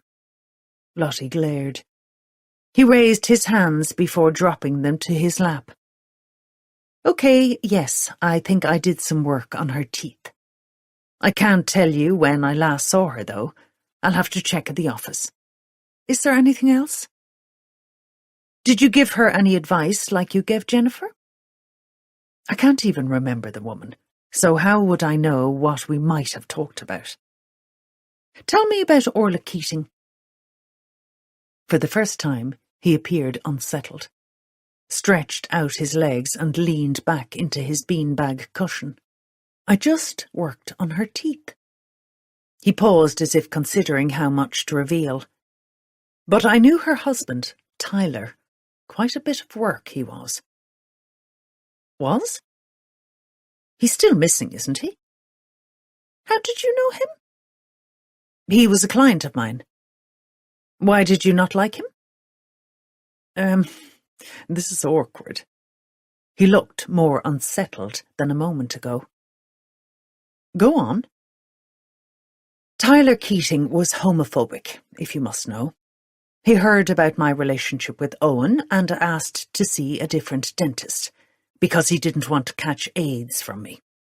Like, This is not the 1980s. And in case you're wondering, I am not HIV positive. I wasn't wondering that at all. Times have changed a lot since the phobia of the 80s. The attitude of some people hasn't changed. Were you interviewed when he went missing? No. Lottie made a mental note to talk to Kirby.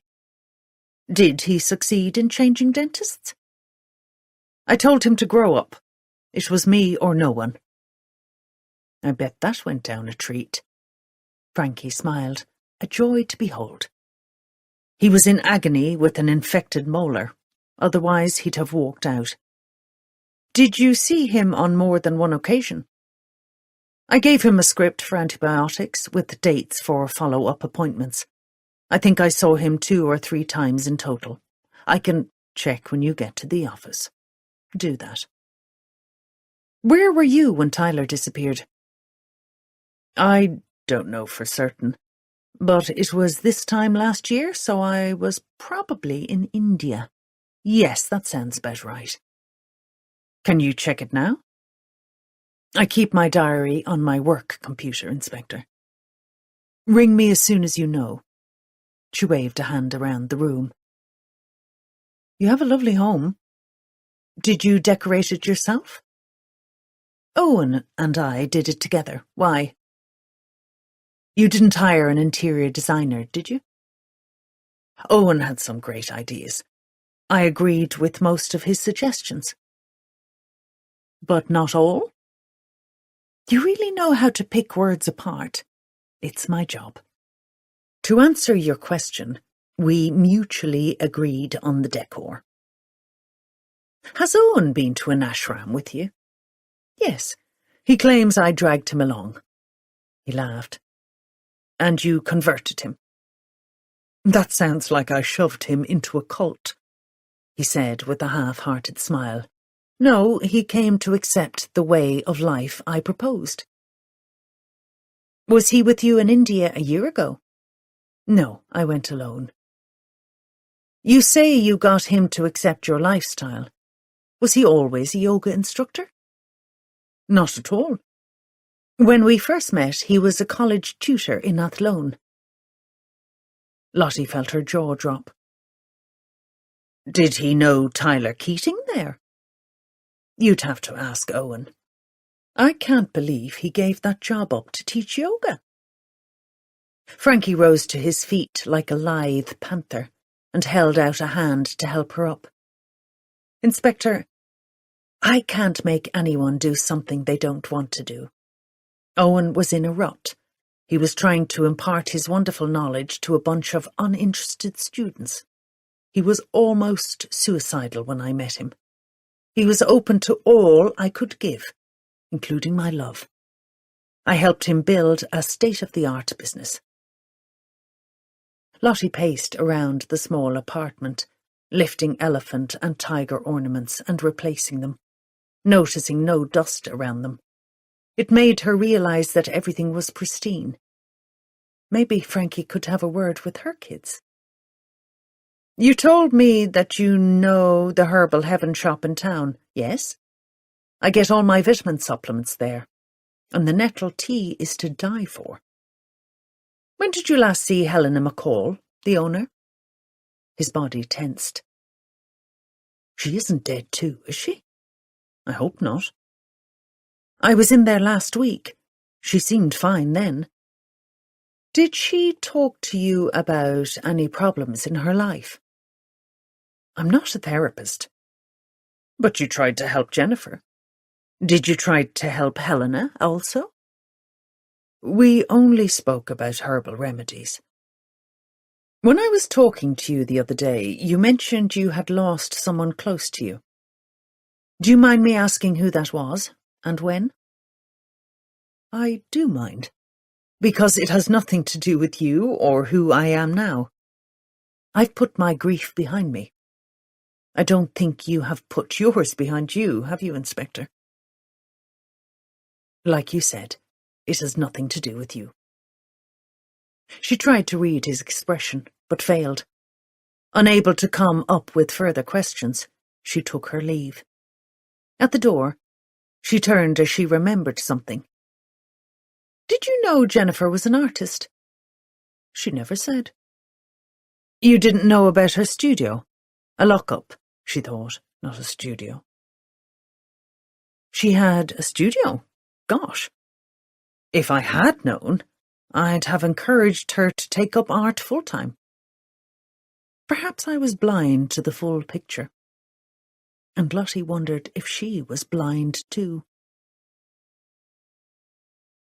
Chapter 72. Lottie picked up Boyd at the station and they drove round to Helena's house again. She marched up to the door with him in tow. "I still can't understand why you wouldn't text me where you were and why you'd gone home. You can't just disappear like that." It was an emergency. Was it, though? She knew she was being unreasonable. But feck it, he'd left her high and dry. Another inspector would have him up on orders. "I thought it was. I can't afford to take any risks or I could lose my son. Do you understand that?"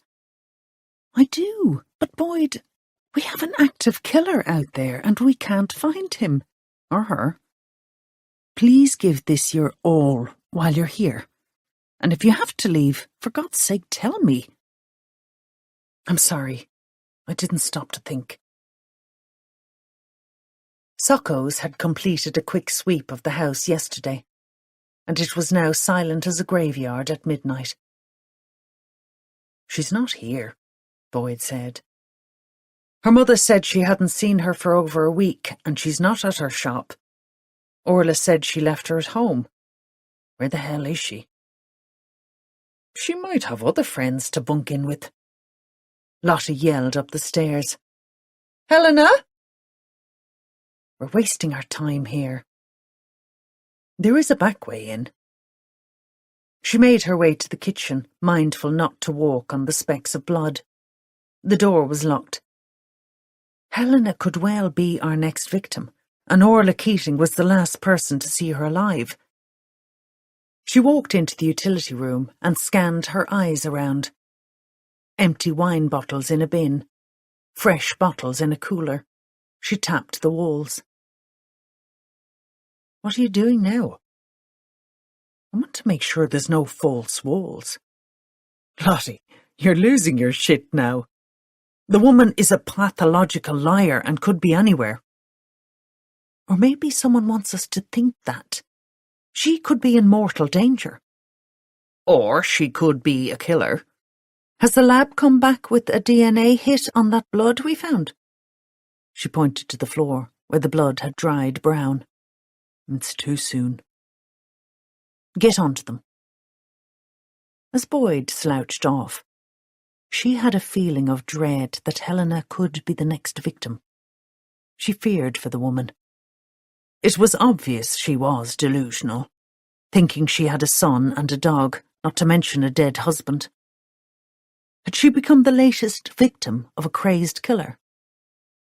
Try as she might, Lottie could not figure out what the killer was at. She just knew she had to find Helena and Amy before it was too late.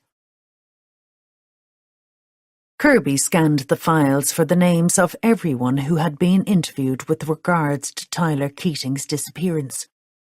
Frankie Barden's name was not on the list. But it wasn't a surprise. There had been no reason at the time to talk to his bloody dentist. And there was still no sign of Amy.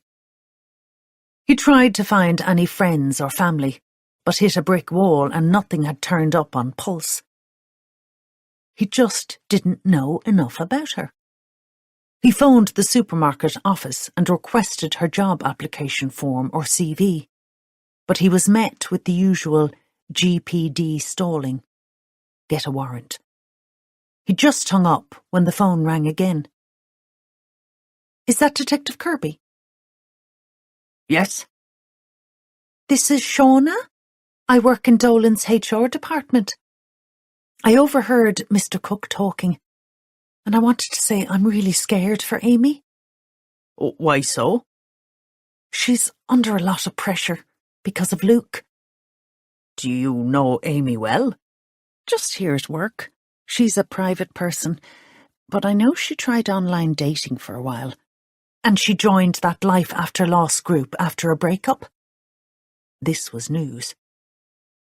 Do you know who she broke up with? No, she never spoke of him.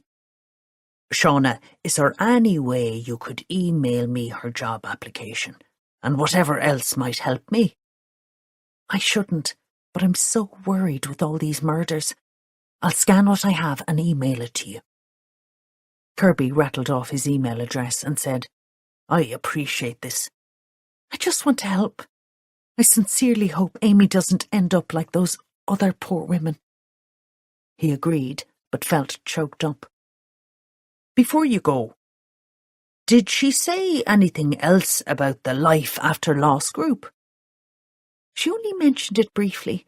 I think she might have gone to 1 or 2 meetings. She didn't think much of it, if I recall correctly. Bianca Tormey works with you, doesn't she? Yes, but she isn't in today. What can you tell me about her? She works summer and holiday time. She's still in school. A lovely, mannerly girl. And Luke Bray. Anything you can tell me about him? Only that he's a prick, and gets away with too much round here. If you think of anything else, phone me straight away, and I'll await your email. He hung up and stared at the computer until the email arrived.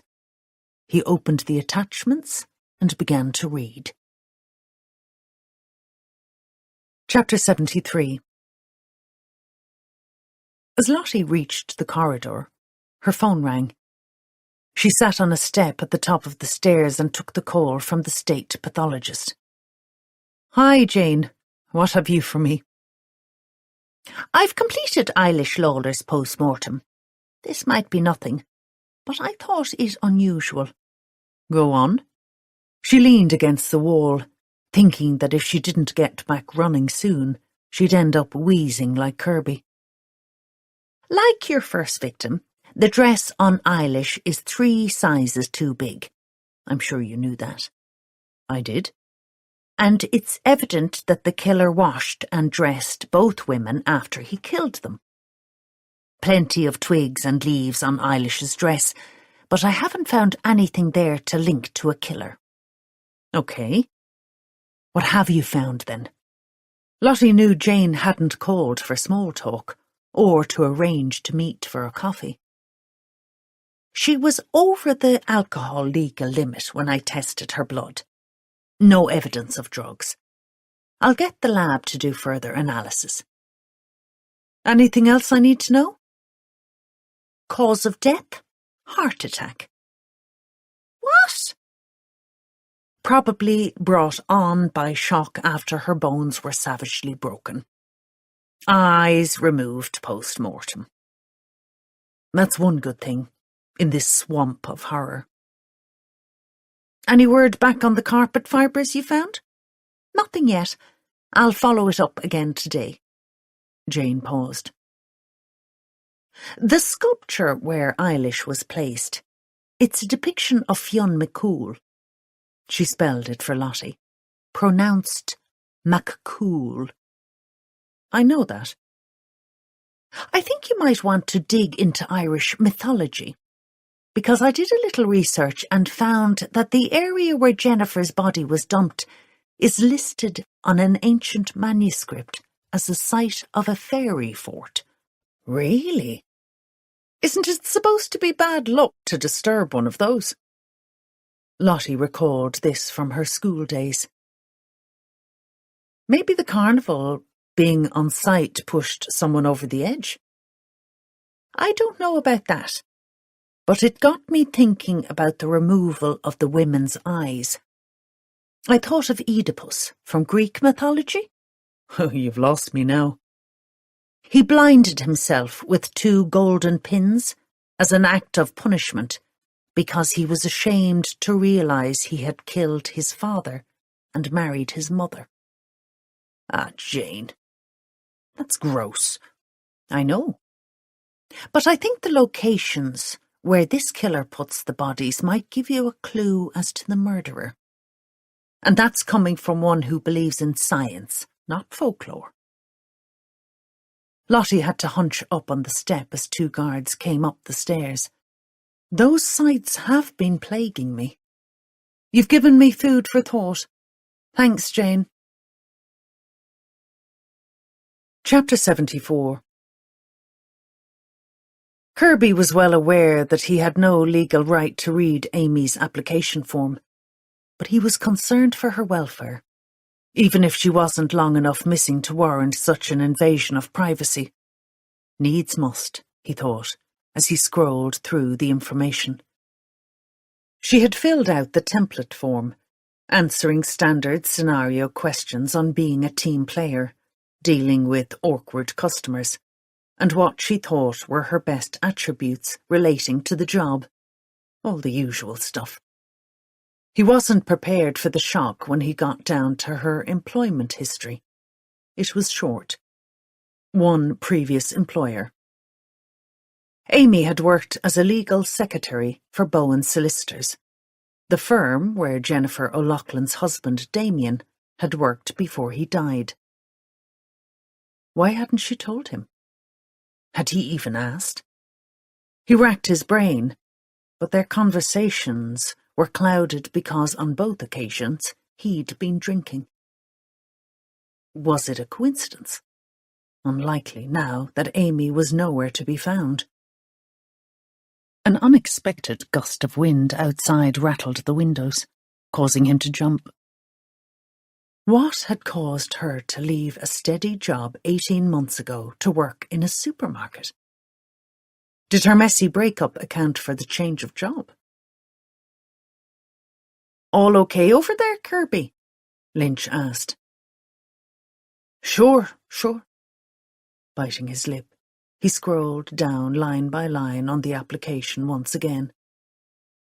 He sensed Lynch rising from her chair and coming to stand at his shoulder. He wished she'd feck off. He wanted to do more digging into Amy's life, but he kept getting distracted. What have you found? Amy Cochrane, my Amy, worked as a legal secretary for Bowen's, the firm where Damien O'Loughlin worked. She listed one of the partners, Madeline Bowen, for a reference. It's a tenuous link between Amy and Jennifer. It's something, though. Look at her second referee. I don't understand what I'm seeing. Tyler Keating, Lynch exclaimed, clamping a hand on Kirby's shoulder. What the actual fuck? What has he got to do with Amy? I have no idea. You need to talk to Orla Keating. I need a smoke and a pint. No, come on, I'll go with you. Where? The boss said Orla is working in Helena's herbal shop today. We'll catch her there. We need to tread carefully. Kirby! Coming from you, that's a laugh. I'm serious. He stood and stretched, his knees clicking. The boss thought the Life After Loss group and Tyler Keating were key to all of this. But what if it's something to do with Bowen Solicitors? Let's have a word with Orla Keating first and see where that leads us. Okay? I don't want you putting your size 12s in the wrong place, so let me do the talking. And print out that form.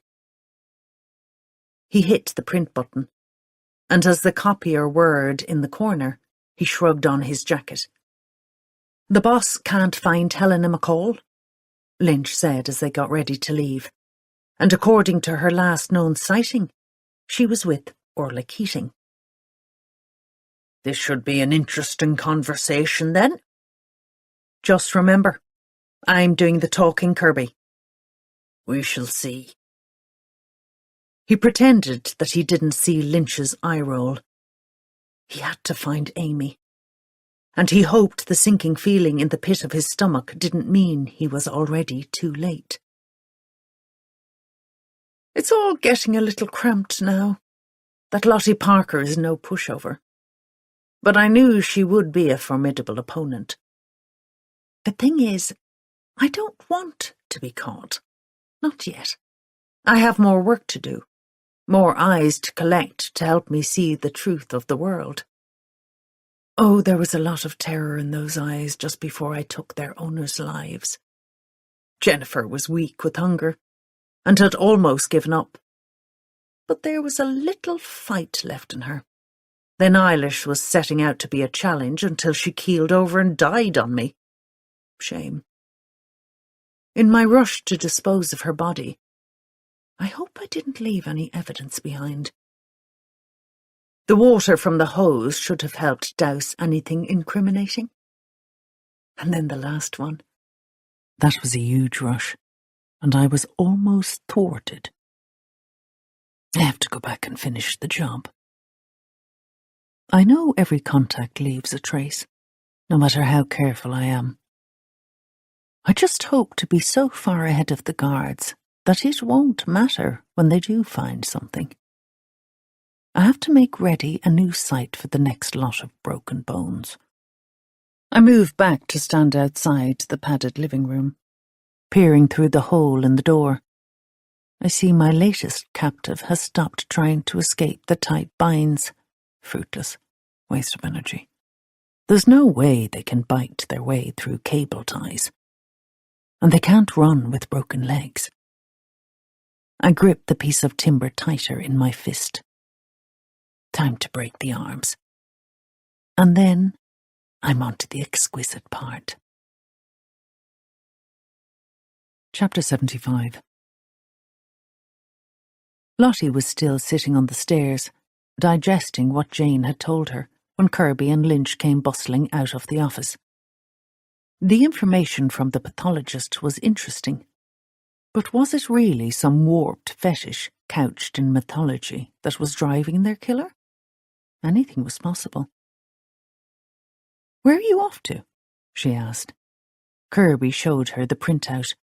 "I found a connection between Amy Corcoran and Tyler Keating." "Slow down, in here and explain." She took his arm and gently led him back towards the office. Once seated, Kirby began to speak as Lottie glanced over Amy's job application. "You mean to tell me that the woman you only met this week has a connection to the husband of our first victim, Jennifer O'Loughlin, and to a man missing for a year?" "It's not much, but it's something," Kirby said. "She worked for Bowen Solicitors, but listing Tyler Keating as a reference gives us a lot more to chew over." "How did she know him well enough to ask him for a reference?" Lottie's head thrummed with all the new information coming at her. "That's why we were on our way to speak with Tyler's wife. Can we head off now?" Kirby stood and turned towards the door. "Stay right here." She knew she'd have to be cruel to be kind. She couldn't afford for Kirby to go off half-cocked. "You have to consider that Amy might be involved in these murders in some way." "She can't be. I was with her the night Jennifer's body was dumped." "The whole night?" "Yeah." He looked doubtful. "I think so." "You think so, eh?" He rubbed his hands together so hard Lottie could see flecks of skin flying in the air. "The thing is, I'd had a fair drop and was a bit out of it. But that's not to say enough.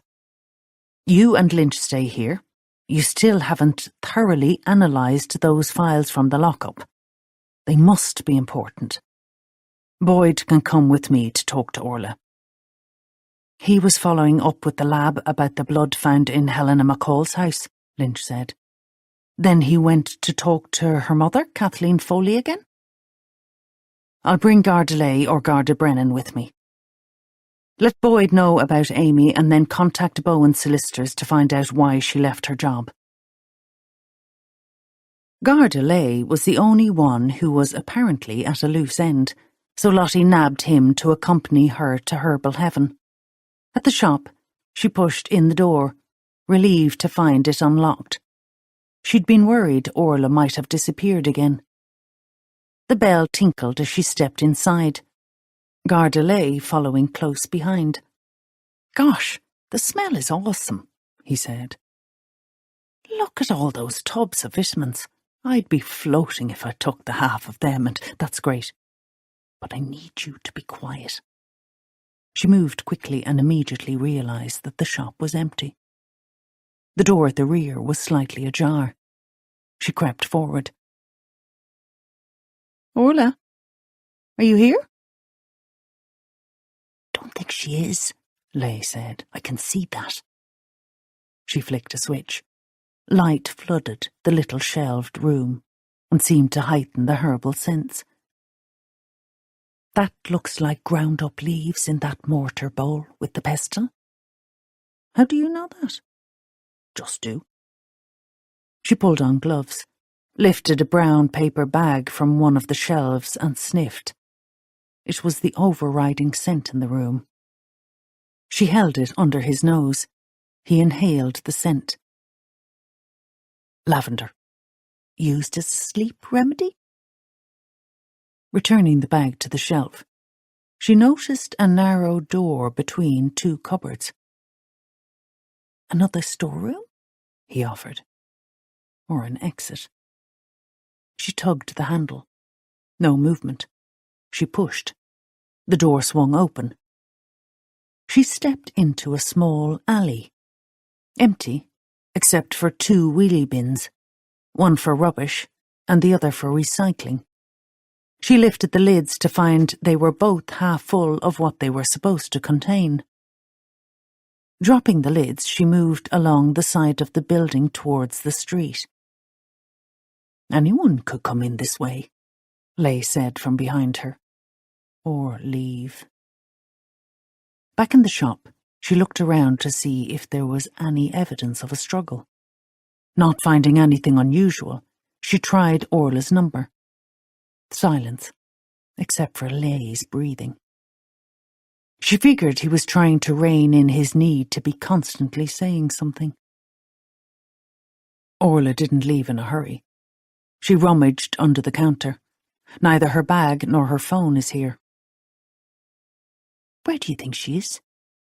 "If I knew that, I wouldn't still be standing here, would I?" "Suppose not." She watched as he meandered between the shelves. Had Orla really left the shop voluntarily? Would she have gone without locking up? Wiping a bead of sweat from the bridge of her nose, she realised that the place was sweltering. Back in the little room, she searched for a thermostat to turn off the heat. On the wall to her right, just inside the door, she found a switch and flicked it. A crash sounded from the shop just as a panel, the size of a narrow door, slid open before her. "Leigh, are you okay?" She didn't want to see what carnage he'd caused, and the space in front of her looked more interesting. Without waiting for his reply, she moved into the darkness. She couldn't find a light switch. A knot of fear tightened in her chest. "Leigh! Quick! I need you in here!" The sound of her own voice muffled any noise behind her. She didn't see the plank of timber coming down on her shoulder. She just fell to the floor, into a murky swamp of darkness. Boyd learned nothing he didn't already know from Helena's mother, and was on his second cup of tea when he got Lynch's text about Amy. "Mrs. Foley. Kathleen, please. Do you know anything about an Amy Corcoran?" I'm not sure. Maybe. Is she another dead woman? God almighty. I hope Helena is okay." Boyd stared at her, wondering why Amy's name had caused her to become suddenly flustered. "We're searching for Helena." "Now, about Amy? It seems to me that you do know her." "Name rings a bell from somewhere. Does she work with Helena?" "She works in Dolan's supermarket. but she used to be a legal secretary for Bowen's solicitors in town. I used that firm for my will and put this house in Helena's name, though she doesn't know about that. I couldn't risk her smothering me with a pillow to get her hands on the house to sell it. She laughed. But Boyd could see she was only partly joking. Any solicitor in particular at the firm? Now that you ask, I think he was called Damien O'Loughlin. Didn't he die of cancer? She slammed a hand to her mouth. Dear God in heaven. Was he related to the poor murdered woman Jennifer? Her husband. Detective Boyd, what is going on? It's safe to say that we're finding connections between all the interested parties, and we just need to pin down what it is that ties them together to make them targets for a killer. He knew he had gone too far when her face turned ashen and her hands shook so much that she dropped her cup. It shattered on the floor. She jumped up and fetched a mop and hurriedly attempted to clean up the spilled tea and shards of crockery. The smell of the dirty mop filled the air, and he felt it stick to his skin like glue. Here, let me do that. Sit down, Kathleen. He took the handle, and she grasped his hand tightly. Find her, detective. Find my girl before she suffers like the others. A feathery bundle of sorrow settled in his stomach. He thought of the blood they'd found in her home. Would they find Helena in time? Before he left, he turned to Kathleen. Her lipstick had faded, and he could see where some of it was smudged on her teeth. She leaned against the hall table, knocking a set of keys to the floor. She was a broken woman, he concluded. Kathleen, Amy Corcoran is also missing. Instantly, her hand flew to her mouth. Oh no! Her voice was a whisper, and she doubled over, convulsed in tears. Chapter 76. Kirby loitered behind Lynch as she worked. She had pulled up Amy's Facebook page. Amy is stunning, she said. You say that like you can't understand why she'd be interested in me. He noticed she had the grace to blush. He didn't care what she or anyone else thought. He was sure Amy liked him. Certain she had no ulterior motive. But now that he thought about it, what would such a beautiful woman see in him? An overweight, clotty, cigar-smoking, next to useless detective. He leaned against the back of Lynch's chair. Do you think she was only with me because of my job? She wheeled the chair around so quickly he almost catapulted into the desk behind him. I'm sorry, Kirby, but it has crossed my mind. Shit, Lynch. I don't believe it. He shoved his hands in his trouser pockets, and his fingers found a crushed chicken nugget. For fuck's sake. He threw the rancid food into the bin under her desk and went on a little march around the claustrophobic office, coming to a standstill back where he'd started. God, Lynch. I hope it's not like that. I found her on a dating site. And you're on it too. Is that how you met her? No, she just happened to be in the same pub as me the other night. We got talking and one thing led to another. You met her in Fallon's, did you? Yeah. I'd had a few at that stage. He could add drunkard to his personal CV, he thought. She's mixed up in this somehow, Lynch said. I wish the boss would come back with Orla Keating.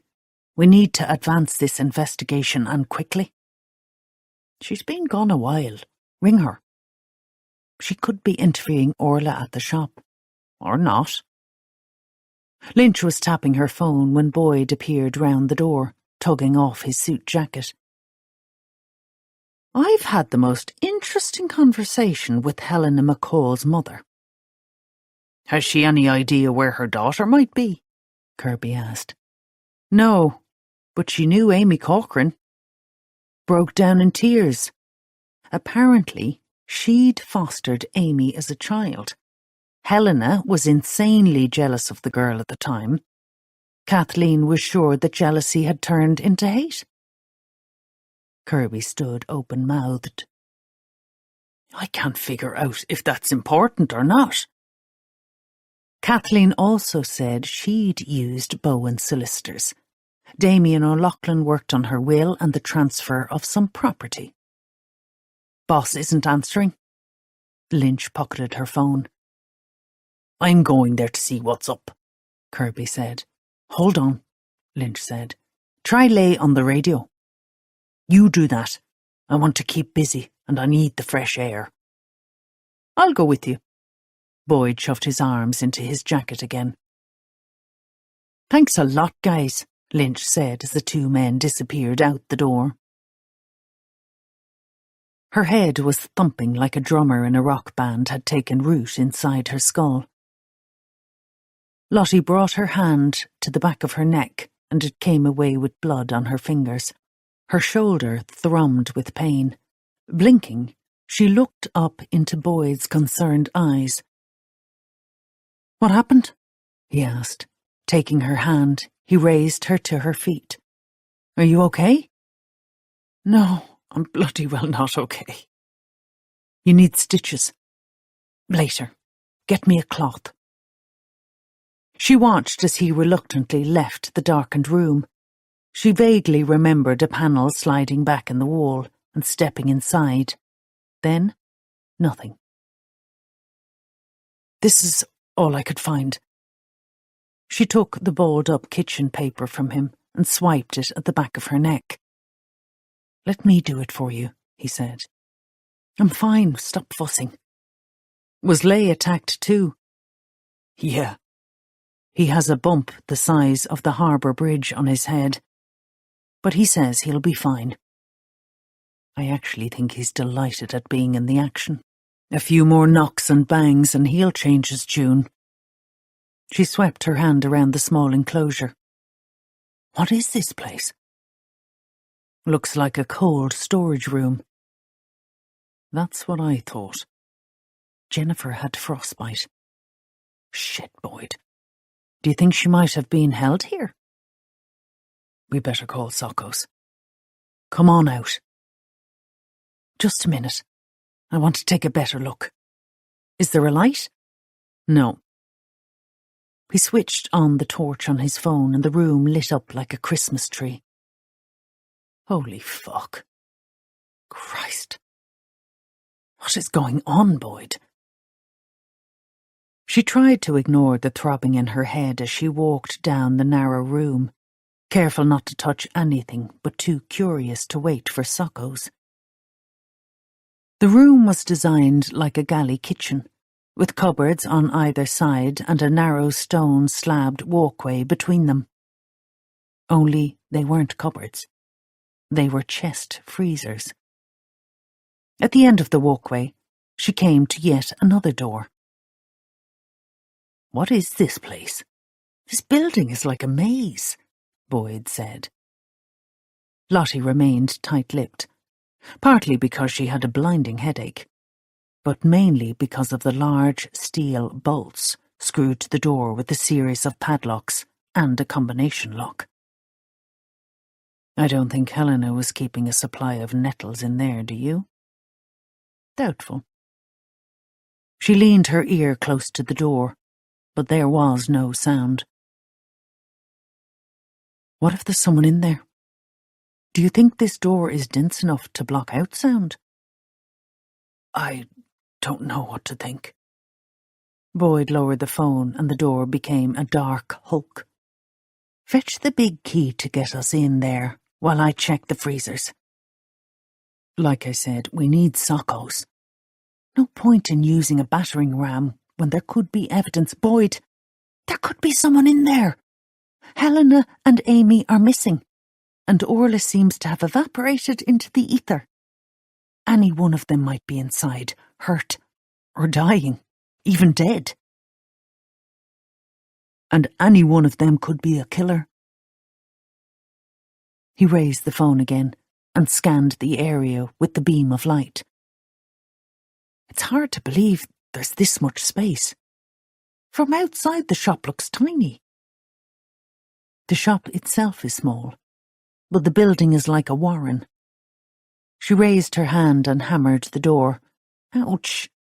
Jesus, Boyd, it's rock solid.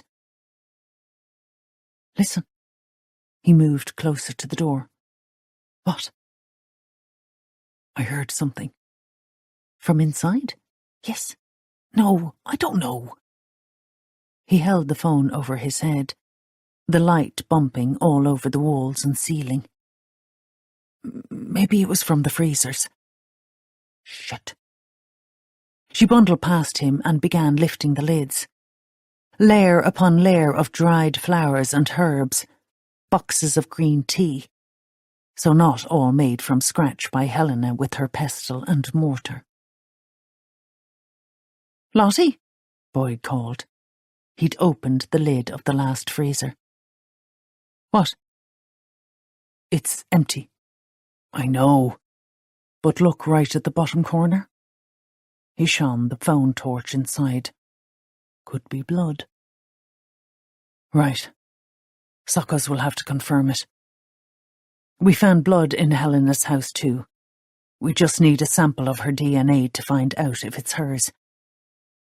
You think she's dead? She could be. Or this blood could be from a victim and Helena is our killer. She'd want to be mighty strong to be lugging dead bodies around. Ways and means, she said. Someone was strong enough to knock out both myself and Leigh. But you said you heard something. It hasn't come from the freezers, so it has to have come from the locked room. Get the big key. I don't think that's an order, Boyd. Get the battering ram. Once Kirby had ensured that Garda Leigh wasn't going to die, he went over to listen at the storeroom door. The boss and Boyd were going hammer and tongs. He knew who would win that argument. Outside, he walked down the alley at the back of the shop and opened a small gate that led to a paved yard surrounded by high walls. Glancing around, he studied the end wall. It had a raised platform, bedded with herbs and plants.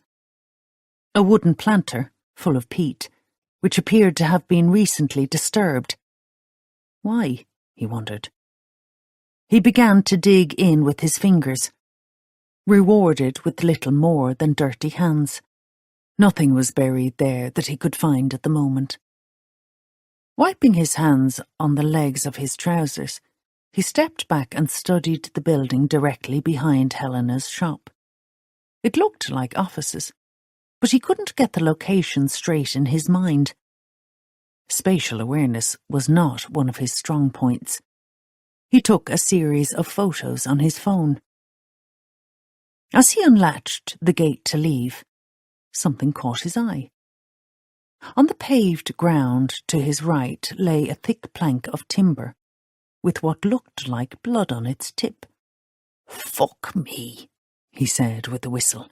"The bastard fled this way." He didn't dare touch it, but he examined the herb beds more carefully, and was rewarded with 2 footprints, one deeper than the other, as if someone had launched themselves upwards. Small feet, trainers, the Nike symbol imprinted on the peaty earth.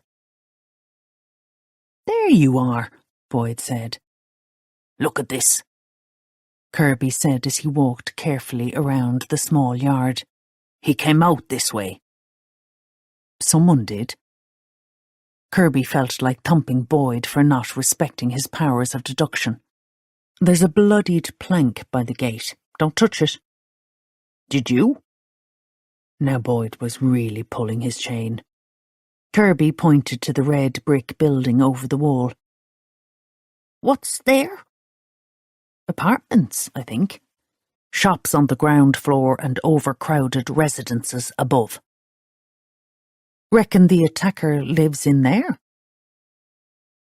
Maybe they couldn't risk being seen fleeing onto the street out front. You sure you didn't touch anything? He shook his head wearily. Why did no one trust him? Just that planter box. The clay had been disturbed, and I had a suspicion a weapon might be buried there. Did you find anything? Boyd wandered over to have a look. Nope. I only scraped the top of it. And before you go accusing me of disturbing potential evidence, I didn't touch anything else.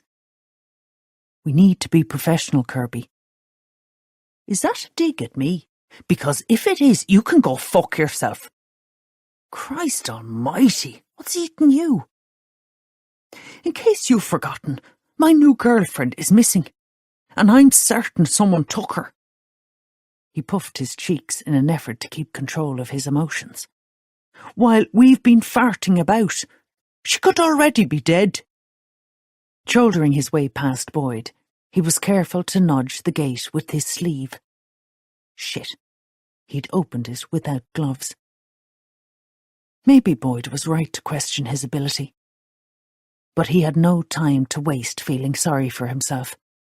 He had to find Amy.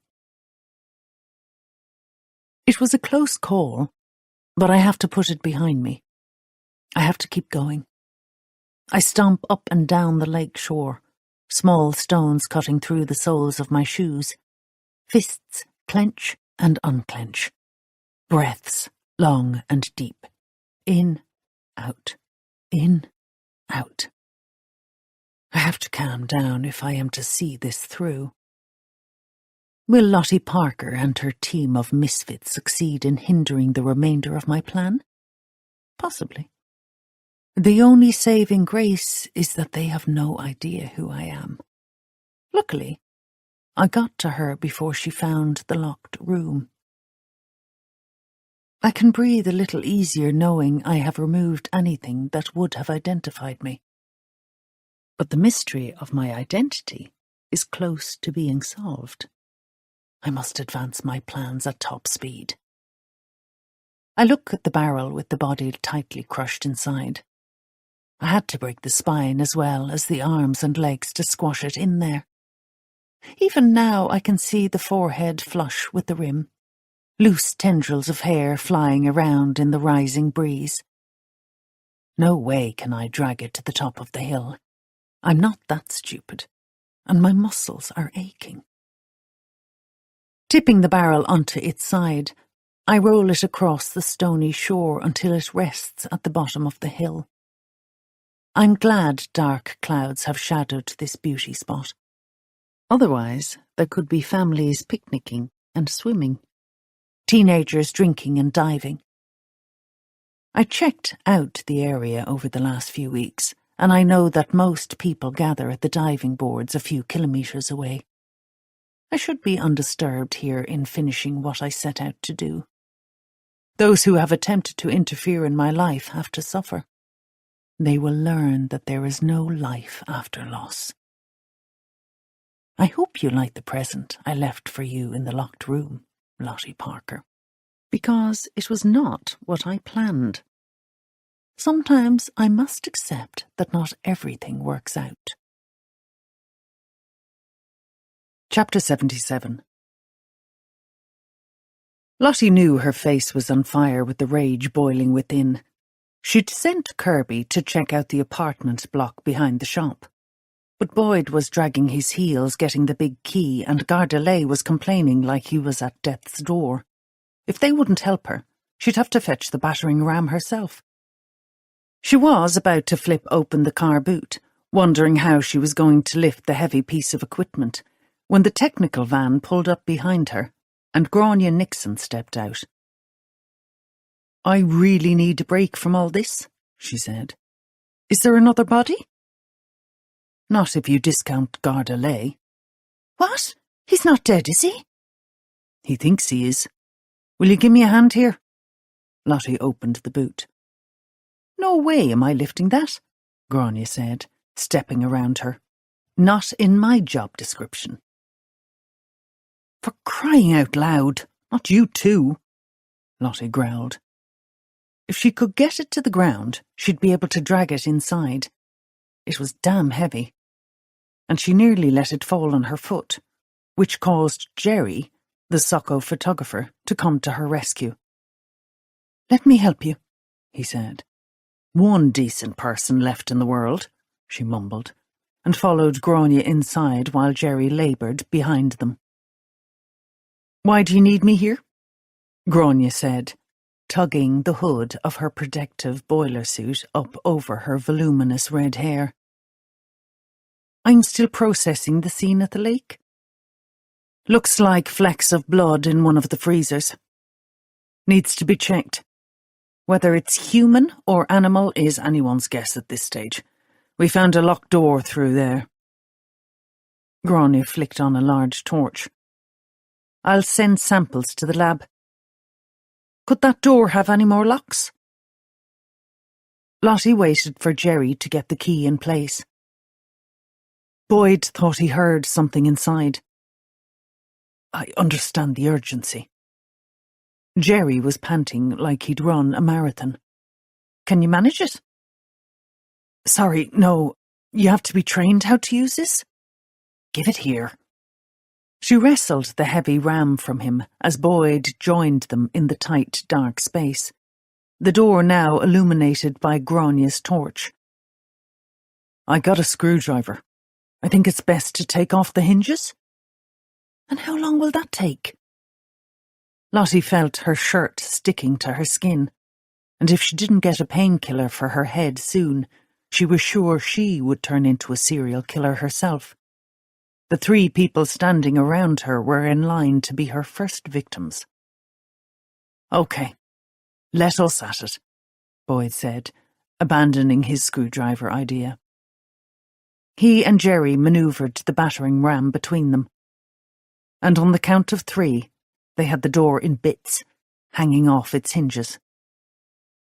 Inhaling deeply, Lottie stepped over the threshold into the darkness. Detective Sam McEwen studiously ignored Lynch. Their working relationship had been irreparably damaged because of his affair with Martina Brennan. He felt further alienated when he found out the inspector was trying to have him shipped back to Athlone. Fuck the lot of them, he thought, and began to watch another file of security footage. This one was from Dolan's supermarket, a little bit up the road from Herbal Heaven, taken earlier that morning. There were no cameras in or outside the herbal shop, and he'd already trawled through footage from the council car park without finding anything he could determine as being out of the ordinary. He had seen Orla Keating park Helena's car and head for the shop. Other than that, it was shoppers in and out of the car park. Now he concentrated on the camera images captured at the front door of the supermarket. A young lad with piercings in dark clothing came out and lit a cigarette. He appeared to be talking to someone just out of the camera angle. He was staring across the road. McEwen glanced at the time on the top corner of the footage, an hour before the boss and Leigh had arrived at the herbal shop. What was the lad so interested in over there? Had he anything to do with whatever horror might lie within the locked room? It was now the talk of the station. McEwen kept his eyes on him. The lad stubbed out the cigarette underfoot and propelled himself from the wall, making his way out of shot. Not back into his place of work, but down and across the street. McEwen quickly pulled up Google Maps to see what else was over there besides the car park and Herbal Heaven. A block of flats to the rear of the shop. His fingers travelled across his keyboard, frantically trying to discover whether the apartments had any cameras. Some at the front, but none at the back where the lad was headed. Back to the supermarket footage. He fast-forwarded, and within 5 minutes the lad returned. He was smoking again. And just before he entered the sliding doors, he flicked the cigarette to the ground. That cigarette might have DNA on it. It might be nothing, but it might be everything. Time had passed, and by now there could be a multitude of butts or debris there. But he couldn't take the risk of losing it. Chapter 78. The stench hit Lottie first. Human waste. Then she caught the smell of fear and death in the air. She grabbed Gráinne's torch and waved it around the small, dank space. Boyd moved to her shoulder and groaned. God, no. She was speechless as nausea coursed through her stomach and up her throat. Her saliva dried up and her tongue stuck to the roof of her mouth. She had to force the words out. God, Boyd. What went on in here?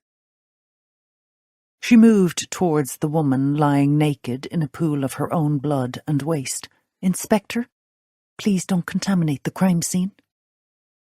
Gráinne's voice floated over Lottie's head like melting snowflakes as she hunkered down beside the pitiful shape.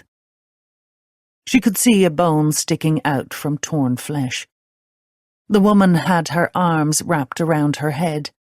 Blue nylon rope bound her hands together. They didn't appear to be broken. Lottie's nose quickly became accustomed to the rancid odour, and she placed a finger on the woman's throat, leaning down to hear if there was any breath. A faint pulse.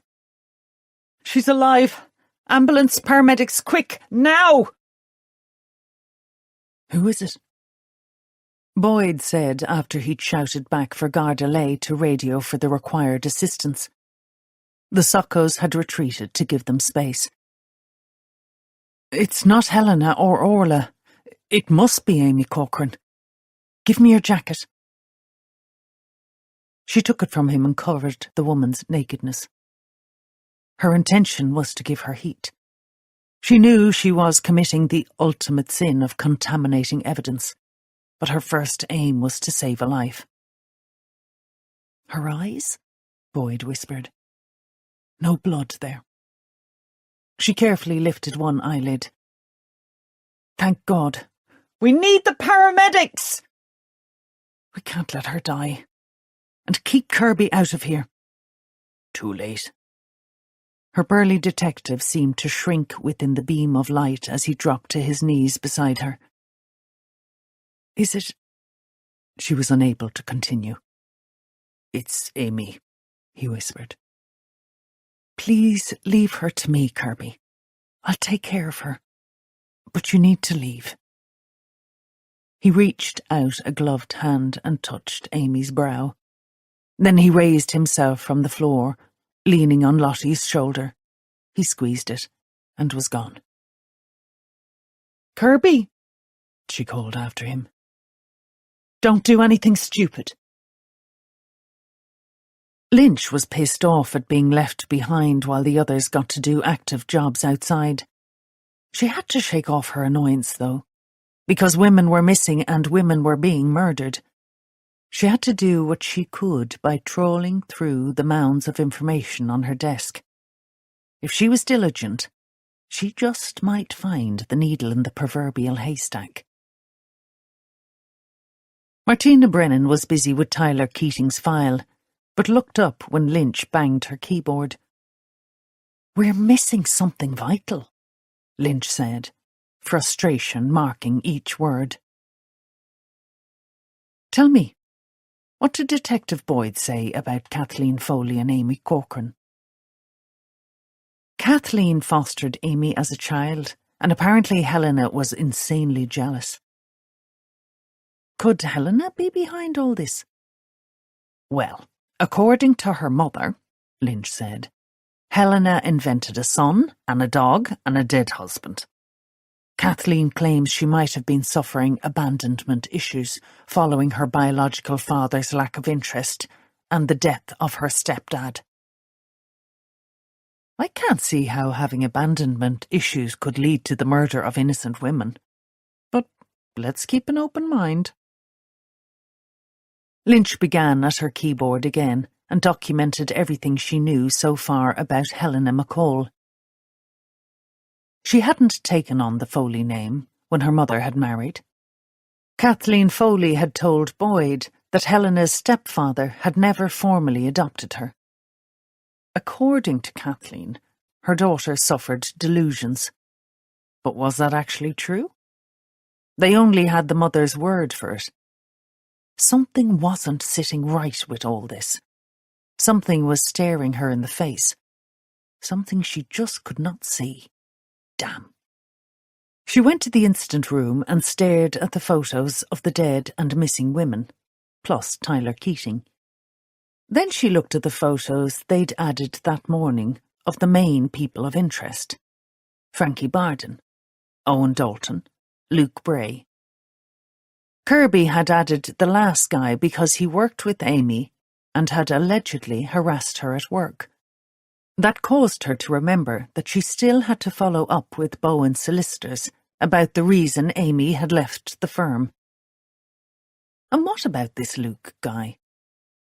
She searched through her pile of notes to see if he'd been interviewed. She knew Kirby had spoken to him, but she couldn't find his name anywhere. Maybe she'd missed it. But it was more likely that Kirby had failed to write it up. Chapter 79. McEwen didn't waste any time faffing about with introductions. I want a word, Mr. Bray.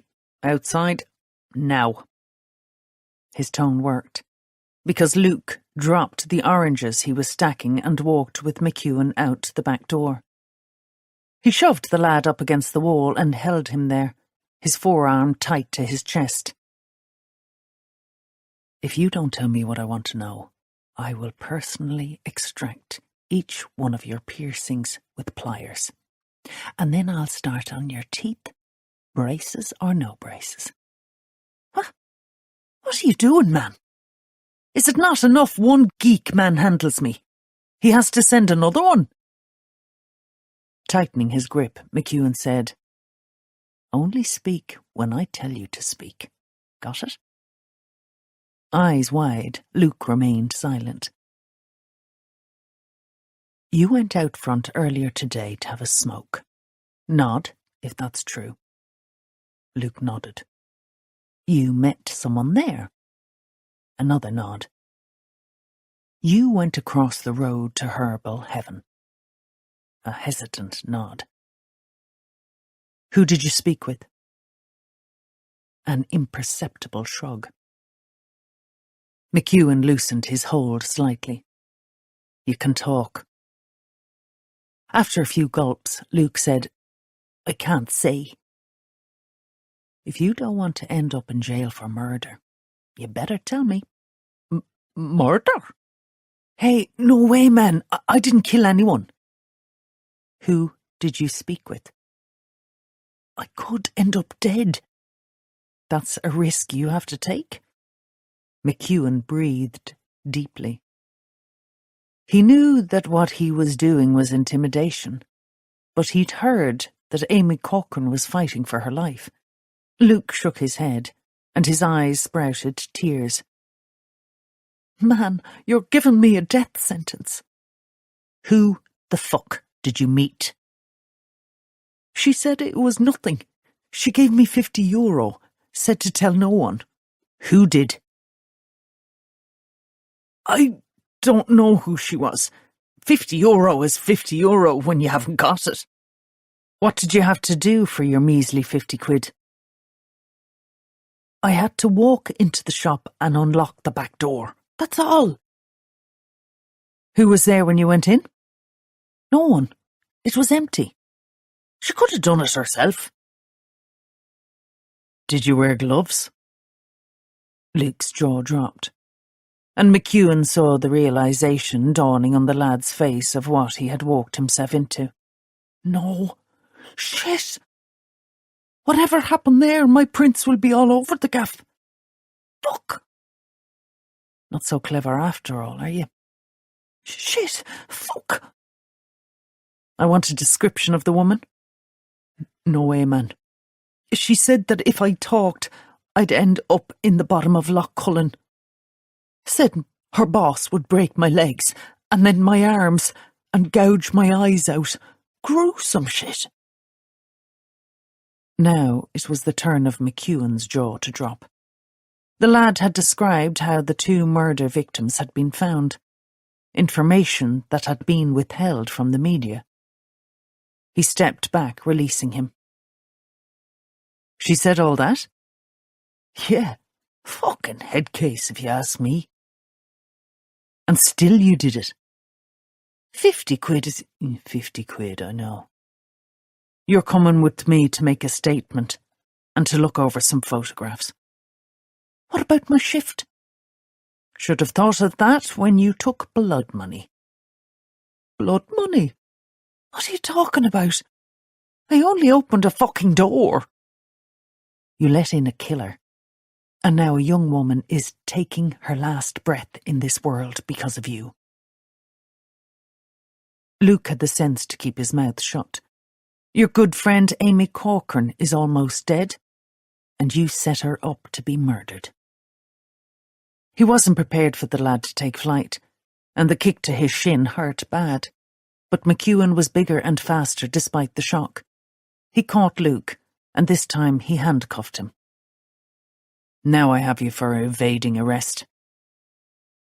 You never said you were going to arrest me. You must be deaf as well as stupid. Come on. And just for spite, because he was pissed off, McEwen marched Luke back through the crowded supermarket and out to the car. Chapter 80. The air around Ragmullin was stagnant. The relentless heat, following the torrential rain a few days ago, had lost its initial appeal, and it was now just overbearing. Kirby dragged off his jacket and bundled it up under his arm, found his cigar, lit it and inhaled deeply. He nearly let it fall. His hands were shaking so badly. Why had Amy become a target for the killer? Was it something to do with her previous job at Bowen's? Was it because she'd been fostered by Helena's mother? Was it even because of Luke Bray? No, that dimwit hadn't the wherewithal to plan and carry out the abductions and brutal murders. If not Luke, then who? He rounded a corner and was surprised to find he was back at the station. Garda Martina Brennan was coming out the door with Lynch. Both women took him by the arm and hugged him. So they had heard. Don't do anything stupid, Kirby, Lynch said. That's the second time that's been said to me in the last half hour. Did you know that Amy called me Larry? Had me looking around to see who Larry was. Martina smiled sadly. Can't wait to meet her and fill her in on a few home truths about you. She might run a mile. He remembered the scene on the floor in the room at the back of Herbal Heaven. Amy wouldn't be able to walk, let alone run, for quite some time. His heart almost broke at the image. He tried to distract himself by making conversation. You both seemed like you were in a hurry. Have you found out something?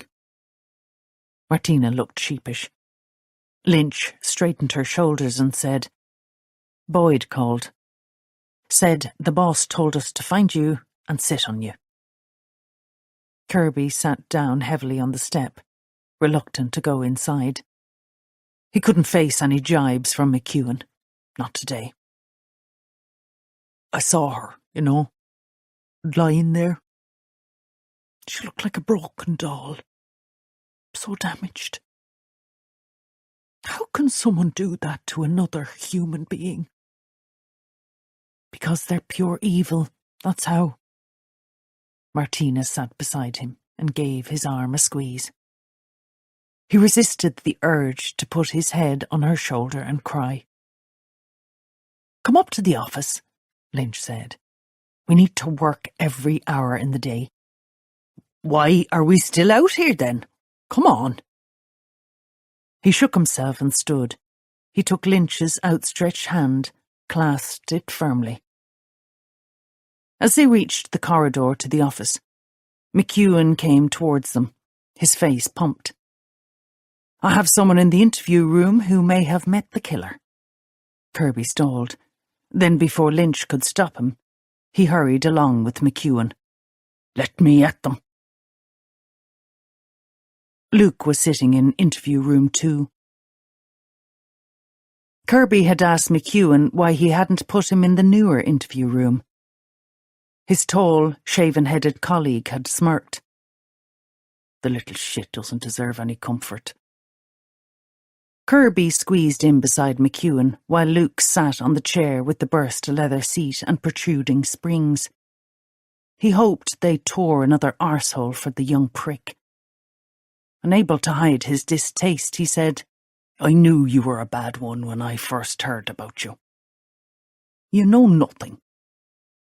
I know you've committed a crime, and it won't be community service this time, young pup." McEwen butted in before Kirby lost it. "We will find your fingerprints on the door of the building where a vicious assault took place. You better take a look at the photographs we're about to show you and—" Kirby interrupted. "And if you don't come up with an answer, then I'm not sorry to tell you that you'll be locked up and I will personally throw the key in the canal." "All talk, fat man. I know my rights. I'm entitled to a solicitor." Kirby turned to McEwen. "Aren't all the duty solicitors busy for the entire day?"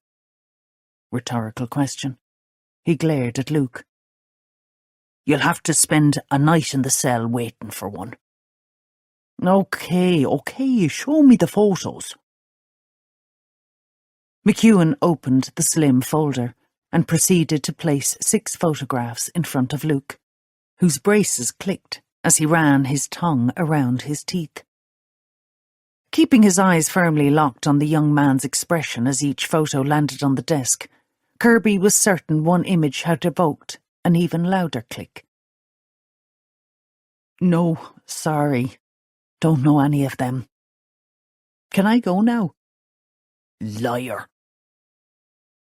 Look very carefully. You're already an accessory to attempted murder."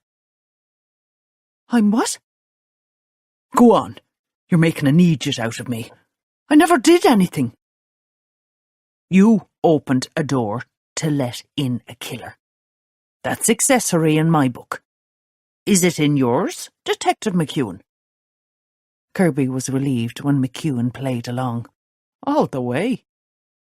"Hey, piss off, the pair of you." Luke jumped up. "Sit down before I make you." McEwen dropped the smile. "You assaulted me outside the supermarket." Luke pointed from one to the other. "That's Garda brutality." "And that's a lie." "Indicate the photograph that shows the person who gave you the precious 50 quid. If there even was 50 quid at all. Maybe that's another lie, and you're mixed up in this way more than we first thought." "You took my wallet. You know the money's in it." "Could have had it all along." The notes were being forensically examined as they spoke. "Do you recognize anyone in these photographs?" "No." "What about this one?" Kirby knew he was leading the witness, as he pointed to the photo he was sure had evoked a reaction. "That's Helena," Luke said at last. "She owns the herbal shop where I buy magnesium for my mam. It wasn't her." "Shit." Kirby pointed to Orla. Luke shook his head emphatically. Too emphatically? Kirby wondered. "No, I told you. It's not any of them. I swear on the Bible." McEwen snorted and placed another 6 photos on the table. Kirby studied Luke. The lad was trying hard to keep his face neutral, and failing miserably. Something on the table had caused his pallor. His hands trembled before he let them drop to his knees. The 6 photos had a few wild cards, but the rest were people they had interviewed so far, and McEwen had thrown in Tyler Keating as well. "I think I'll wait for that solicitor." "You haven't been charged with anything." "You're just helping with our inquiries." "Well, I'm done here." "Look, this isn't a Netflix crime show," Kirby said. "This is real life. Amy is lying in hospital, critically injured. I believe you met the person who assaulted her. Tell me." But Luke kept his now pale lips firmly sealed, and Kirby knew they would eventually have to let him go. Chapter 81. In the instant room, Kirby drew out a chair and sat between Martina and Lynch. "Want to talk it through?" he said to Lynch after telling them Luke had refused to say another word. "I'm now thinking, could Helena McCall be the key to what's going on? It's even possible she is the killer," Martina said. "It was her shop where Amy was locked up. It has to be her." "But Orla was running the shop earlier in the day when the boss called there." "We'll come to her in a minute," Lynch said. The Life After Loss group was for widows. But not all the women were widows. Separated and divorced women were involved too. Eilish Lawler set it up. Jennifer O'Loughlin was a member. Amy Cochran? We don't know yet. But you said she went through a messy relationship, so maybe she was. The girl in the supermarket office said Amy joined the group and may have gone to 1 or 2 meetings. Kirby tried to force concentration while his mind kept flicking back to Amy. Her photo pinned on the board reminded him that she was perilously close to death. And of course that twit Luke had opened the door to let in a killer or give them an exit.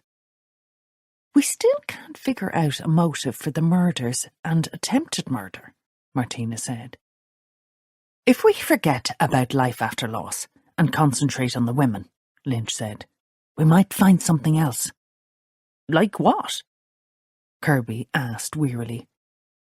"First, let's look at Helena McCall." "Go on." "Her mother, Kathleen Foley, says she's delusional. Kathleen fostered Amy as a child. Helena was jealous. Helena made up an imaginary husband, then invented a child and a dog. We haven't found a marriage cert for her yet, so we could assume Kathleen is correct." "Why did she pretend to be a widow?" "To gain access to the group." "But why? She's a herbalist. She has her own business kept afloat by her mother. Why would she set about killing other women?" "To hide the murder of the woman she really wanted to kill, namely Amy? That seems a bit extreme." "Maybe. But we need to look at other motives." "Like what?" Kirby was tiring of talk. He craved the opportunity to get going to find the killer and throttle them. "Before that, another question," Lynch said.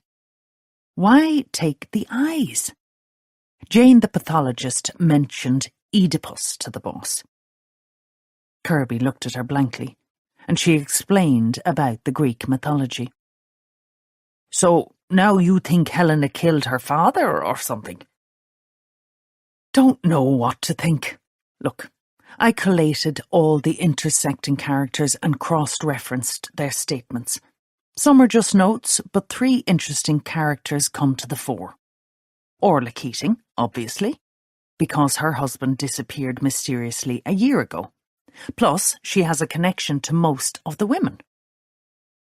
Amy named Orla's husband Tyler as a referee on her CV, and she used to work for Bowen Solicitors, the same firm that employed Damien O'Loughlin, Jennifer's husband. Orla knew Eilish and Helena through the group. She has the tightest links to all the women. Plus, she attended Sun Up Yoga Studio. Loads of people do yoga, but I don't recall that Helena or Amy did. That brings me to the next character. Owen Dalton, the yoga instructor. He said he bought vitamins in Herbal Heaven. Not a crime. Kirby tapped his shirt pocket. He needed a cigar. The next person of interest is Owen's husband, Frankie Barden. He is top of my list after Orla. He's the head dentist at Smile Brighter, where Jennifer worked. He's released his client list. All the women attended his clinic and listen. We still haven't a shred of evidence to tie anyone to the murders. Kirby felt his head going round in a perpetual circle. I know that. But if we can find a likely suspect, we can work backwards with the evidence we have. What evidence? Tyler Keating's car was in Jennifer O'Loughlin's lockup. Why? Who put it there? Has it been there a year? I don't know yet. We're still waiting to see if anything can be got from the GPS. Did you finish going through the files from the lockup? I had one look through. Seems to be property transfers. I haven't had time today to go over them in any more detail. It's important, Kirby, Lynch said. Delegate it. I phoned Bowen's solicitors to find out why Amy left. What did they have to say for themselves? Kirby ran his finger inside the collar of his shirt and loosened the button. He wanted to go to the hospital. He wanted news on Amy. But at the same time, the longer he heard nothing, he wasn't hearing bad news. I spoke with Madeline Bowen. She sounded distraught. She agreed to meet me. Kirby was at the door in a second. Let's go talk to her. Lynch stalled. I don't think you should come. You and Amy, I'm going to meet this woman, whether you like it or not. Fine. You know you're nothing but a big bully. Kirby stared, but his shoulders dropped with relief when he saw the smile appear on Lynch's face. Chapter 82. Madeline Bowen was waiting for them in the tight reception area of her legal practice. She shook their hands warmly before leading them along a threadbare carpet to her office. Bowen's Solicitors was located in a Victorian-style house that had been haphazardly converted into small offices. It was situated down a side street not far from Dolan's supermarket. Kirby had Googled it on the way over and found that the exterior was protected by some heritage order. And now he wondered if the interior was similarly protected. They took seats in the small, square office, which had an even older-looking carpet than the corridor. They declined the offer of tea or coffee. Madeline appeared tall behind a desk that was too large for the room. Her black leather chair gave the impression that she had sprouted dark wings. She wore her platinum hair tugged back severely, and Kirby felt she would be a match for any foe across a courtroom. We appreciate you meeting with us, Miss Bowen, he said. Madeline, please. Talking to you is the least I can do after hearing about Jennifer and poor Amy. Is she going to survive? This world never ceases to amaze me. Without answering her question, Kirby said, How long did Amy work for you? 6 or 7 years, I think. She came to us straight from college, and I have to say, she was the best legal secretary we ever had. Why did she leave? She gave no explanation. One day she was here, and the next she wasn't. Posted in her resignation, and took her annual leave in place of her notice. It was very odd. Kirby looked at Lynch, who raised an eyebrow. She didn't email or tell you in person? It was unusual. We are a tight-knit firm, and I view my staff as friends. I was shocked, to tell the truth. Did you notice anything different about her in the weeks leading up to her resignation? Madeline closed her eyes. I certainly did. Her personality changed. Opening her eyes quickly, she stared at Kirby, and he knew he definitely wouldn't like to stand in a witness box being cross-examined by her. In what way did she change? He asked. She had always been quiet and diligent. Then suddenly she was loud, and her work slipped. She made a few mistakes. Nothing major, but I noticed them. I had a chat with her, and I found her... How can I put this? Floaty, maybe? Like she was a little vacant. Then the next minute she was yelling at me. So unlike the Amy I'd come to know. Did you find out the reason? In the months leading up to her resignation, she had been dealing with an awkward client. I can't divulge the details because of confidentiality, but she had been working with Damien before his death on an acrimonious probate. My firm deals with everything, but Damien's speciality was wills and conveyancing. That's the transfer of property title. There was some dispute over rights to ownership of a house. If my memory serves me correctly, she was dealing with the paperwork in the months after his death.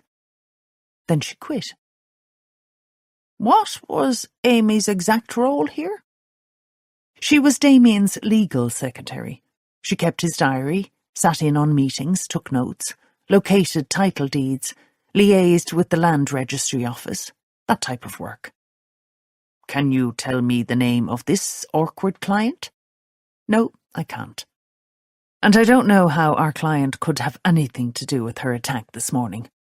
We don't either, but we are investigating some brutal murders. I believe Amy was another intended victim. Luckily we found her in time, at least I hope we were in time. Lynch cut in. Madeline, we are trying to find a link between the women that might lead us to their murderer. I don't know how I can help you. You knew Jennifer O'Loughlin? Yes, of course. Damien was an excellent solicitor and was a huge loss to our business. Poor Jennifer. She was devastated when he died. Did you call on her at all? At the beginning, I called a couple of times. She came to the office and cleared out her husband's personal items. I hadn't seen her in months. What did she take from the office?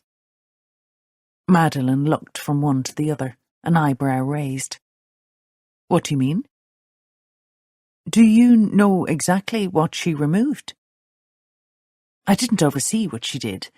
Damien had some photographs and things like that, so I imagine she took those. What about copies of files? Dear God, no. Why would she? She had nothing to do with my firm. She was a dental nurse, for heaven's sake. Kirby debated telling Madeline about the boxes he'd found in the lockup, but Lynch kicked him on the ankle, so he stayed quiet. Do you know any of Jennifer or Damien's relatives? Damien's mother and brother live in Donegal. I don't know about Jennifer. And Eilish Lawler. Do you know her? No, I'm sorry. What about Helena McCall? A blink of the eyes before she said, We did some work for her mother. And Orla Keating. He knew immediately that Madeline recognised the name. But hadn't it been all over the media when Tyler went missing? I can't comment, as I believe she and her husband are our clients. Tyler Keating has been missing a year. Amy named him as a referee on her CV. Is there a question there, Detective? I'm thinking aloud now, Madeline. And I'm thinking maybe Damien O'Loughlin was working on something for Tyler Keating and Amy met him here. Still not a question. Why would Amy list Tyler Keating for a reference? Madeline remained silent. That was a question, he added, sounding more peevish than he intended. But fuck it. Amy had almost died, could yet die, and this woman had information that could be crucial to their investigations. Perhaps she knew him outside of the firm. Why does it matter, Detective? It matters to me because... He stopped as Lynch dug her foot down on top of his to shut him up. Madeline looked from one to the other. It sounds like you have a personal interest in the case, Detective. To me, that's a conflict of interest. Kirby expected her to smile like she'd won the battle, but she remained expressionless. Life is a conflict of interest, Madeline, he said. Lynch made to stand, then sat. You said Kathleen Foley is a client here.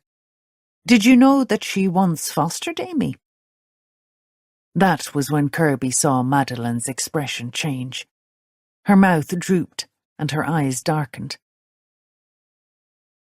What is it? I can't say anything further. I think you should leave. His hands were now sweating profusely. This woman had information to help them. He was sure of it. Madeline, too many women have already died. You have to help us. I have said all I can say. I'm sorry. Kirby knew he was beaten. He stood with Lynch and reluctantly left Madeline to her thoughts. What he would give to read them. Chapter 83. The wounds on Lottie's neck and shoulder had been stitched up quickly in A&E, and armed with a prescription for strong painkillers, she left the hospital with Boyd. If I never see the inside of a hospital again, I'll be happy. Me too. Where's Gardelais? He got a couple of stitches too. I sent him home to rest. Any update on Amy? She's in theatre for work on her leg. No internal injuries on her scans. She should make a full recovery. Physically, maybe. But what about mentally? That I cannot answer. He pulled the car out of the tight space where another vehicle had almost blocked him in. I'm tempted to stick a note on the windscreen. You know that one. Next time, leave a tin opener. I'm trying to get the timeline right in my head. I was there first, and then that arsehole parked. I'm talking about Amy and whoever abducted her. Kirby thinks she was taken last night. Orla was in the shop this morning. Then she wasn't. Then we found Amy. Where is Orla? Where is Helena? Could they both be involved? Anything is possible, he said. But there are so many similarities between the victims' injuries that I believe it's one highly organised killer. And he, or she, is escalating. We don't even have a viable suspect yet. Watch where you're going! Boyd yelled out the window at a driver who had cut across him. Will you ever calm down? I haven't seen you this animated in a long time. Maybe it has something to do with the fact that my ex-wife has returned and is making all sorts of threats. He clamped his mouth shut, and Lottie knew he was holding out on her. What threats? It's not for now, Lottie. We have too much at stake to talk personal problems. You told me to focus, and I'm trying. We need to find Helena and Orla. One of them could be next on the killer's list. Or one of them is our killer? Her phone vibrated in her pocket, and she checked it. We need to head to Loch Cullen, Boyd. Turn around. He glanced at her, almost rear-ending the car in front. And how do you expect me to do that? Siren and lights.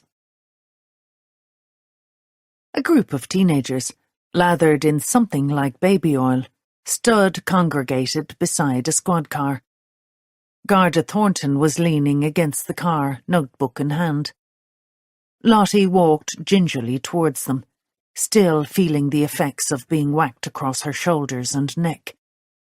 Thornton straightened his back. "These kids," he said, sweeping his hand at the four lads, who looked pale beneath their sunburn, "saw a car drive away at speed? Then they noticed that on the shore." She looked to where he pointed. A blue plastic barrel was bobbing on the little waves, on its side. "There long?" "Not too long, or it would have floated out." "Anyone try to pull it ashore?" One lad, no more than 15, skinny with red hair, raised his hand. "Go on." "We were over by the boathouse, swimming and messing. Heard the wheels of a car plough up the stones and then it screeched off. Then we saw that." "Did you attempt to bring it in?" He bit his lip and nodded. "Why didn't you get it ashore?" She glanced at Thornton. "Why hadn't he helped?" The kid said, "There's something in it." "Do you know what?" He looked anxiously at his pals. They were staring at their feet. I don't know exactly, but it looked like hair." She followed Boyd to the shore. He kicked off his shoes and socks and waded into the shallow water, attempting to haul the barrel in. "Thornton!" he yelled. "A hand, please!" Without waiting for the guard to wake the hell up, Lottie kicked off her shoes and joined Boyd. They gripped the heavy barrel, and between them succeeded in getting it to dry land, upright. A hole close to the bottom spewed out water. Glancing in, she saw what the kids had seen. She shivered beneath the bright sunshine. This was bad. Very bad. The woman is a frightful sight. Even I am shocked at her demeanour. I knew she was damaged, but I didn't think she'd be a snivelling mess. I hate that carry-on. I want you to shut up and listen. She cried even harder. Did I bind her too tightly? I inspect my handiwork. The nylon rope is biting into her flesh. A little blood, not too much. Not enough to kill her. I don't want her keeling over dead like her friend Eilish. I have a routine and I want to complete it.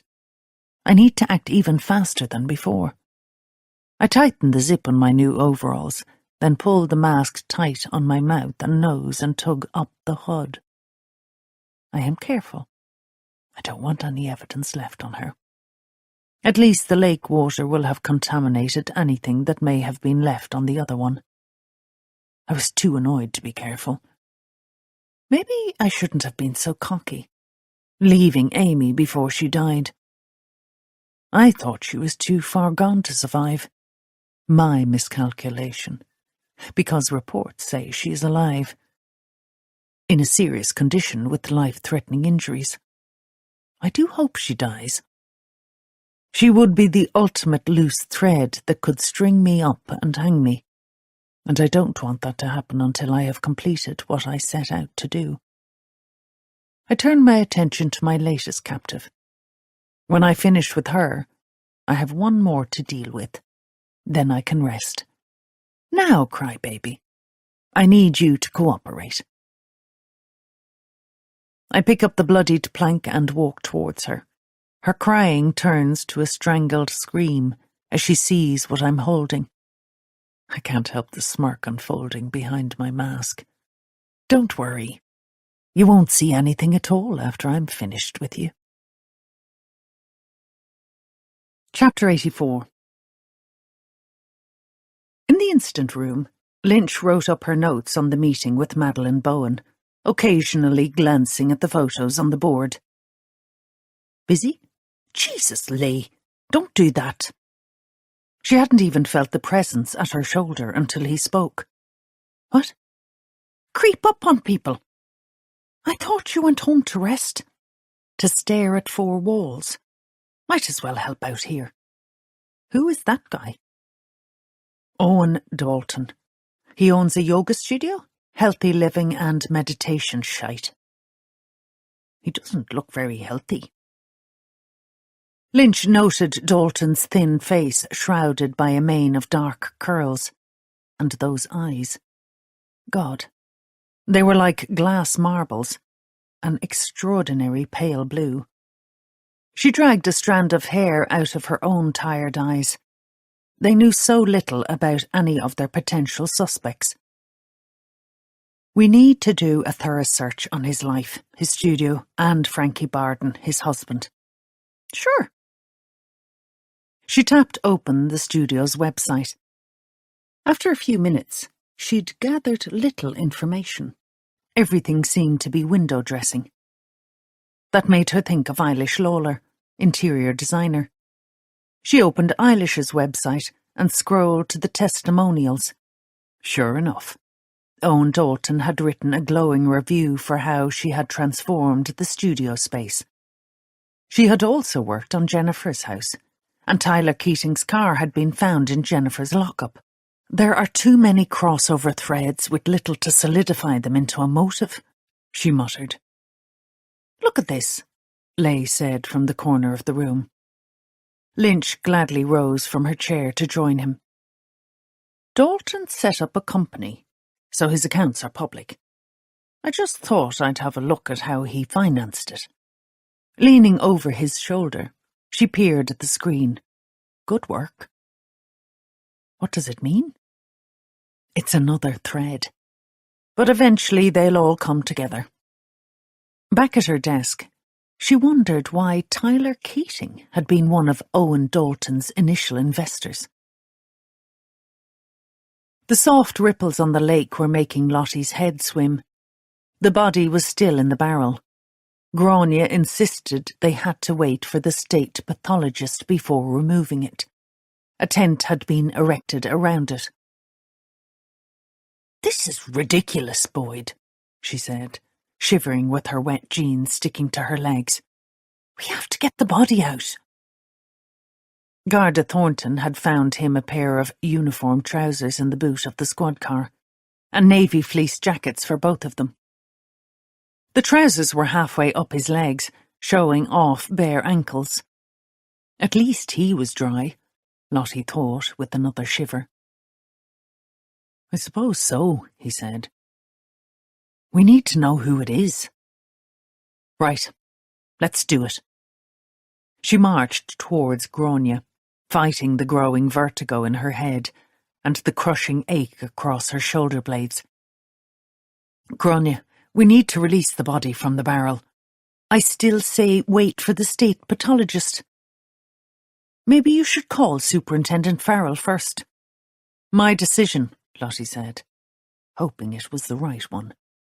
She suited up with Boyd and instructed 2 soccos to remove the body. It wasn't easy.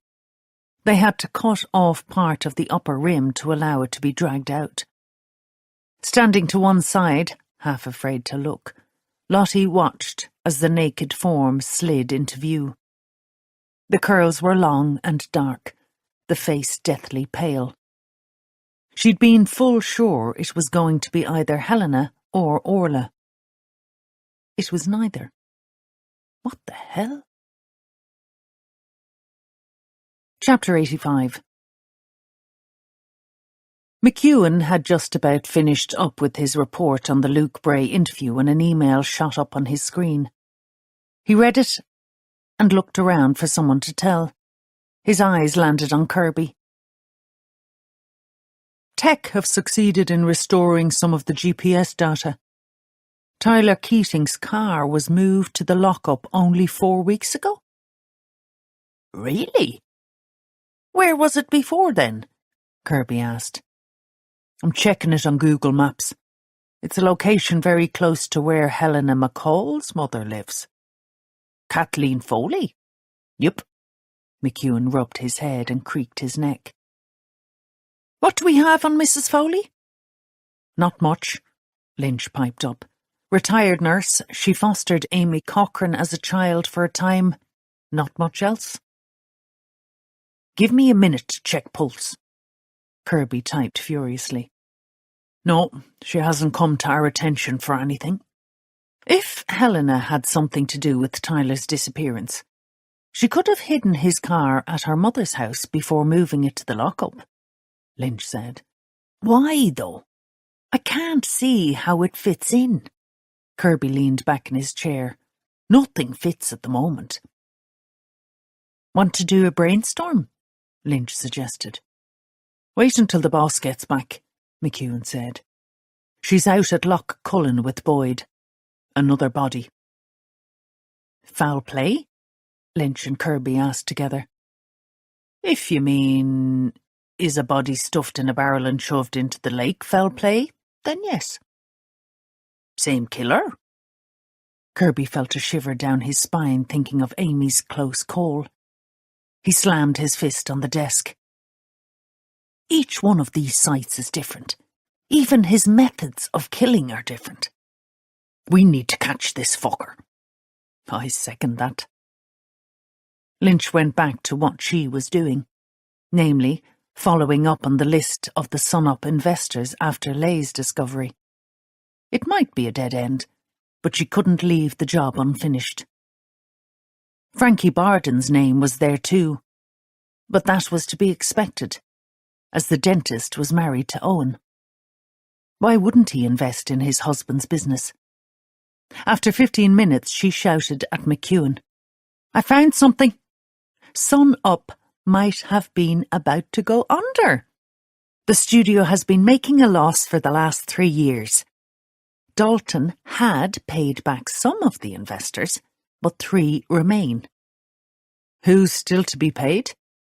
Well, the husband, Frankie Barden. Tyler Keating. Opportune that he disappeared, isn't it? And the third? Kathleen Foley. Kathleen picked up the ornaments one by one, ignoring the heavy bronze figurine, a gift from Madeline. She held one of the Ladreau statues in her hand. She opened her fingers and watched as it slipped away and smashed on the floor. She picked up another and did the same. When the floor was littered with broken porcelain, she stomped down on each of the larger pieces until they were nothing more than tiny fragments. Just like my life, she said to the empty room. Fragmented. She knew exactly when it had all started going wrong. The day she'd met Madeline. The day Amy had arrived. Her little hand in that of a social worker. Money had been tight back then, and fostering meant a weekly income. But there was a price to be paid. The change in Helena had been instant. She couldn't understand why she was no longer the centre of her mother's universe. Because of that, Kathleen had changed too. Her whole damn life had changed. No matter what she did over the years, she could not bring back the beautiful balance she'd once enjoyed with her daughter. It was like living on a set of scales, up one day, down the next, and the next, and the next. Now that she thought about it, there were very few ups in her life after Amy arrived. She thought she was doing right by sending the girl back to the care system. That hadn't turned out too well either. She found the sweeping brush and dustpan in amongst the clutter of her utility room and began the task of clearing up the crushed porcelain. She was about to put the pieces in the bin when the doorbell shrilled. The meditation wasn't working at all.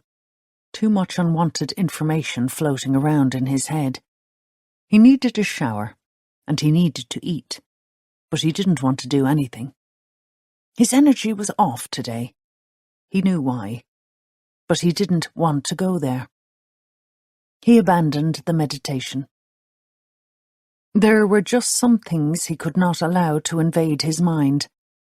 Things he had pushed so far down that you'd need a deep-sea diver to extract them. But he knew they were uncontrollably extricating themselves from their burial site to bring him to his knees. Maybe a few weeks on a retreat would do the job. get a sense of balance back into his life. Idly, he wandered around the apartment, picking up Owen's discarded clothing. He was so untidy. Usually it didn't bother Frankie, but today it did. Everything bothered him. As he was shoving the clothes into the washing machine, the doorbell shrieked. All his energy lopped to one side and he almost keeled over. Whoever was at the door was not here to bring him good news. Chapter 86. Standing on the doorstep, Lottie studied Frankie Barden's demeanour. "Can we come in?" she asked. "If you must," he said, his oversized t-shirt clinging to his body. She noticed the wariness in his expression as he stepped back. She figured he'd been working out and hadn't yet had a shower. "Anywhere we can sit other than the floor? It is what it is. You can stand if you find it too uncomfortable to sit down," he said tetchily. Gone was the glittering smile, and his tan seemed to have faded. Maybe it was fake. Maybe Frankie Barden was all fake too. "Suit yourself," she muttered, wishing there was a chair to rest her bones. Even with the change of clothes from her locker, she felt damp and grubby. "Can I start by asking what your movements were since I spoke with you earlier this morning?" "I went to Centra for a few bits and pieces. My turn to make dinner. And talking of dinner, time is getting on. I'm making idli, and I need to soak the lentils. Hopefully Owen is late home again, or he'll be crying at me for a takeaway." Boyd nudged Lottie. He got it too. Frankie referred to his husband like he was a child. "What time did you go to the shop, and what time did you return here?" "I don't know exactly." "Do you have a till receipt that will show when you made your purchases?" "What is this about? Can you answer the question?" "Not until you stop this game." "Did you walk or drive?" She wasn't giving in that quickly. "I refused to answer." He leaned against the wall and folded his arms. She could see the outline of his abs beneath the damp white t-shirt. "Maybe what I have to say will make you more cooperative." She paused, watching him closely, but he seemed to be back in control of his emotions. Even his pallor had improved. Why? Did he feel no longer under threat? Did he relish being the dominant party in the room? "Let's see how you digest this then," she thought. "We found a body about an hour ago, out at Loch Cullion." He cocked his head to one side, diminishing his 6'2" height a little. "Is that why you're quizzing me?" "I'm sorry to disappoint you, but I didn't harm anyone. The person we found was brutally murdered, and the body stuffed in a barrel and set afloat. A hole in the bottom of the barrel ensured it got no further than shallow water on the shoreline." She let that sink in. Hopefully Grania would be able to rescue some evidence. "And?" His eyes darted between her and Boyd. She figured he was working hard to keep his emotions under control. "What has that got to do with me?" "I'm sorry, Frankie, but we believe the body is that of Owen Dalton, your husband." The effect of her words was instantaneous. His arms unfolded as if by remote control, and he slid down the wall to the floor. "No! It can't be Owen!" A distinct quiver in his voice. "You're wrong." He looked up, pleading, his lips trembling. "There is no mistake. It is him." "But why? I thought you might be able to tell me that." She felt awkward standing while he was on the floor, but she knew if she squatted down to his level she might not be able to get back up. Boyd must have noticed how ill at ease she felt. He leaned towards the distraught man and offered his hand.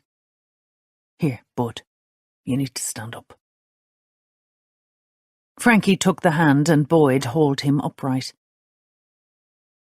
"I need a drink, and I want to know what happened." He moved out of the room, and Lottie followed him into a narrow kitchen. The decor reminded her of Eilish Lawler's kitchen.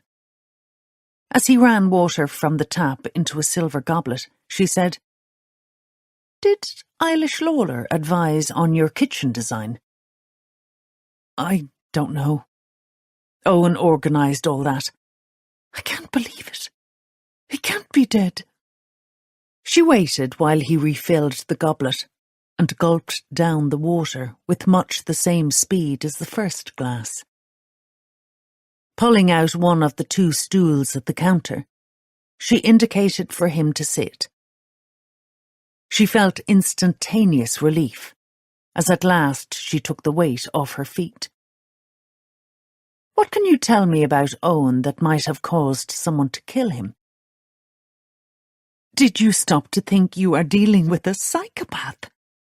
There is no reason for anyone to kill Owen. I need to understand the victim to find his killer." I can't believe he's dead. Not until I see his body. It makes no sense. Owen was everything to me. This is just bizarre." "Any confrontations recently? Upset clients?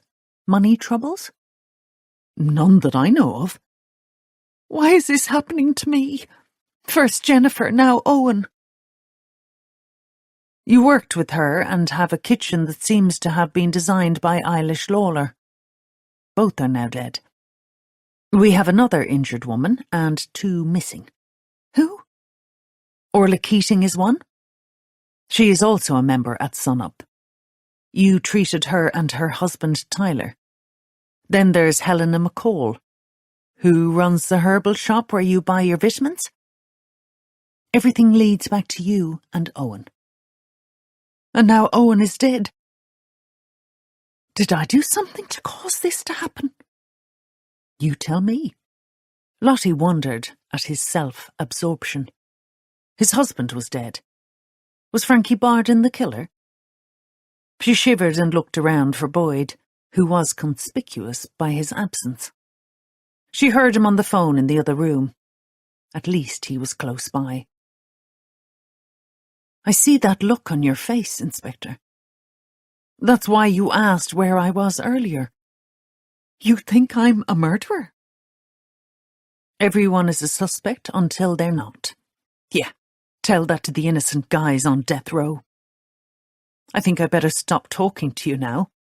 I want to call Madeleine Bowen, my solicitor." Lottie felt her eyebrows rise in surprise, but hoped he didn't notice it. "Make the call. Then you're coming to the station with us to answer a few more questions, formally." "I need to shower and change. Can I meet you there?"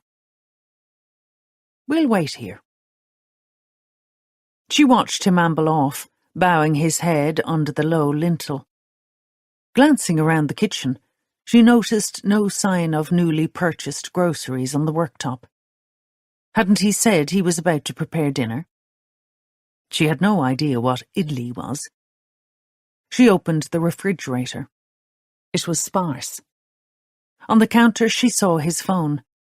She tapped the screen and exhaled as it opened without the need for a PIN or finger ID. The Notes app. A grocery list. She looked around again and noticed a plastic shopping bag bulging with fresh supplies. Shit. Chapter 87. Lynch decided McEwen might be too intimidating to face Mrs. Foley, and Kirby was wired, ready to snap. So she dragged Garda Lay along with her. She was half sorry after the 5-minute drive, because he talked non-stop about being assaulted in herbal heaven. God, you'd think no one had ever been injured in the line of duty, the way he went on about it. Did he think he was some sort of hero? Was she being too harsh? He was young and inexperienced, and more used to being on his bicycle patrols. she should be more charitable. He was still talking. I could have concussion, though I hope not. Could I apply for compensation, do you think?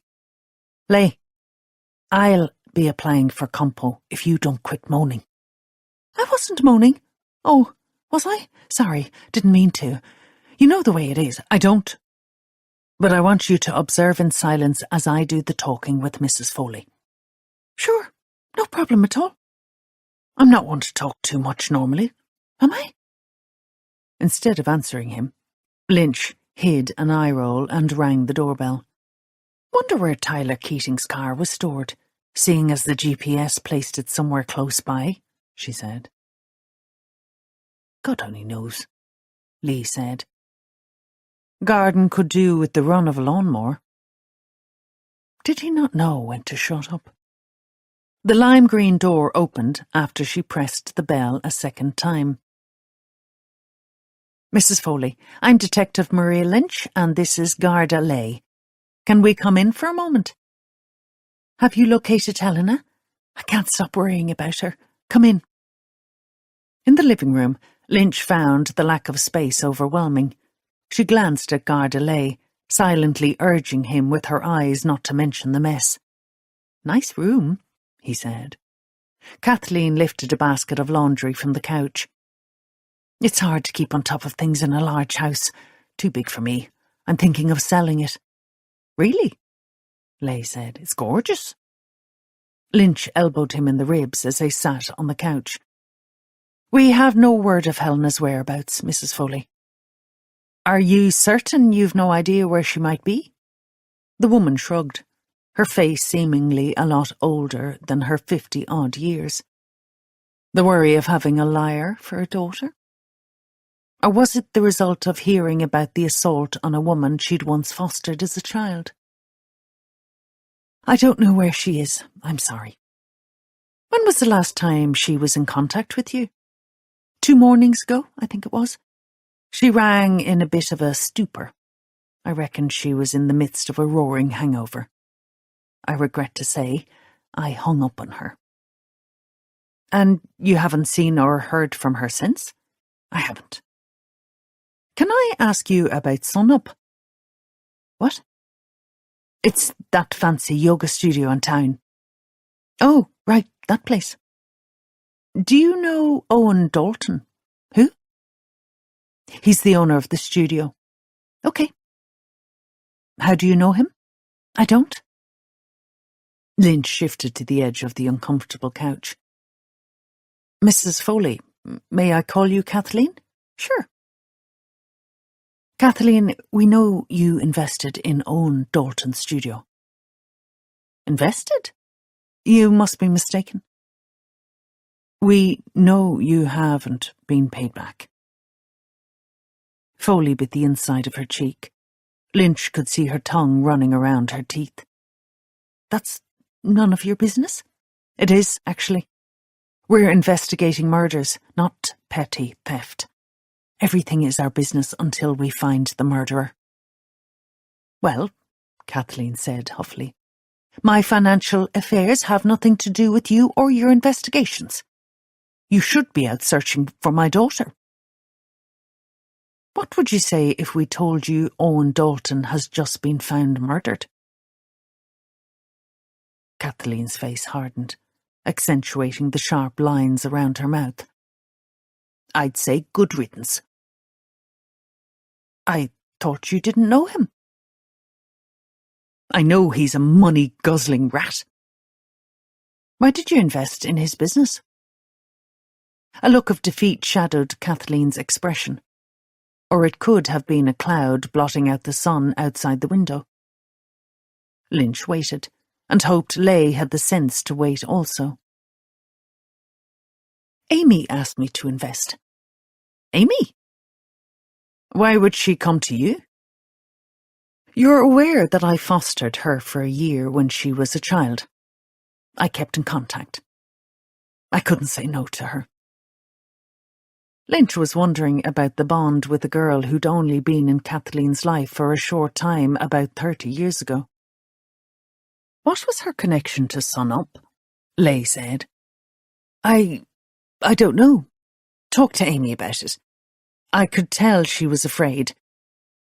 I guessed she might have been intimidated. I don't know. Because I didn't press her. You have to realize that I felt guilty for abandoning her. I felt I owed her. She wasn't the problem in this house. Helena was. I couldn't turf out my own daughter, so Amy had to go back into care. Did she hold that over you by playing the guilt card? Lynch asked. Kathleen bit her lip silently. Lynch felt the woman had drawn a line under it. Did you ask for your money back? Kathleen sighed heavily. I did. And what answer did you get? Owen said I'd get it when he was good and ready. How did you take that? Her lips flatlined. She stood and ran her finger along the mahogany mantelpiece. I don't blame Owen, Detective. It was Tyler Keating who made the mess. He's the one to blame for all this. I'm sure of it. Lynch wondered if she had heard right. What has Keating got to do with anything? He was a swindler. He knew Owen from their college days. I'd say he made off with money belonging to Owen. That's why he disappeared and no one can find him. A thorough investigation was carried out at the time, Lynch said, though she now wondered whether Kirby had fucked up. Obviously, it wasn't thorough enough, or you'd have learned what type of man he was. We believe his car was hidden near here for some time. Can you explain that? Kathleen's bottom lip dropped, and her eyes widened. Where did you get that information? It's totally untrue. I might add, I'm confident it's correct. Well, I didn't hide any car. Feel free to look around outside. We know where it is now. Did you move it 4 weeks ago? Kathleen's eyebrows linked in a thin line. Detective, Tyler Keating and his car have nothing to do with me.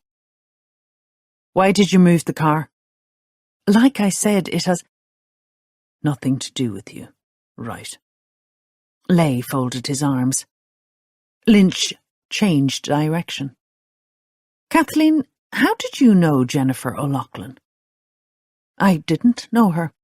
I told your colleague, Detective Boyd, that her husband drew up my will and transferred ownership of this house into Helena's name. But I didn't know Jennifer. Are you certain? Of course. Lynch eyed the painting over the mantel. Why do you have one of her paintings on your wall, then? Kathleen twisted to look up at the abstract splashes. Oh, that thing. Helena gave it to me ages ago. Said it didn't go with her colour scheme. I hate modern art. But she was in one of her moods, so I let her hang it up.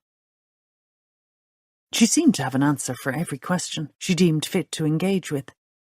But Lynch couldn't help feeling that Kathleen Foley was still holding back information. One last thing, Kathleen. Amy said she'd been in a bad, long-term relationship. As a point of interest, do you know who she was with before they broke up? And don't tell me to ask her myself. Amy is seriously ill. There was something between Kathleen and Amy that had her ask the question. Something about the intimidation that had brought Amy to Kathleen for investment in Sunup. Kathleen stood and gripped the back of the chair, her hands alabaster white. After Lynch had left for Kathleen Foley's with Garda Leigh, Kirby abandoned McEwen, who was being so nice to him it was suspicious, and headed to see Amy. A call to the hospital confirmed she was out of surgery and the operation on her leg had been successful. They were hopeful that with physio and rehab, she would walk normally in the future. He was relieved when the ward nurse allowed him in to see her. Her butterfly lips were almost transparent, Her eyes shut tightly. A tube led to her nose and a series of machines gave off intermittent beeps. Pulling over a chair, he sat by her bed and took her hand in his. "Amy, can you hear me?" Her eyes flew open, and a frightened tremor started in her hand. He stared at her face, trying to read the silent message written there, but failed. "You don't have to talk if it's too difficult." "Sorry," she said in a weak voice. "Should have told you truth." He tried to unravel the knot of anxiety before it took root in his chest. Was she more involved than he could imagine? Surely not. "I'm so sorry this has happened to you." "Not your fault."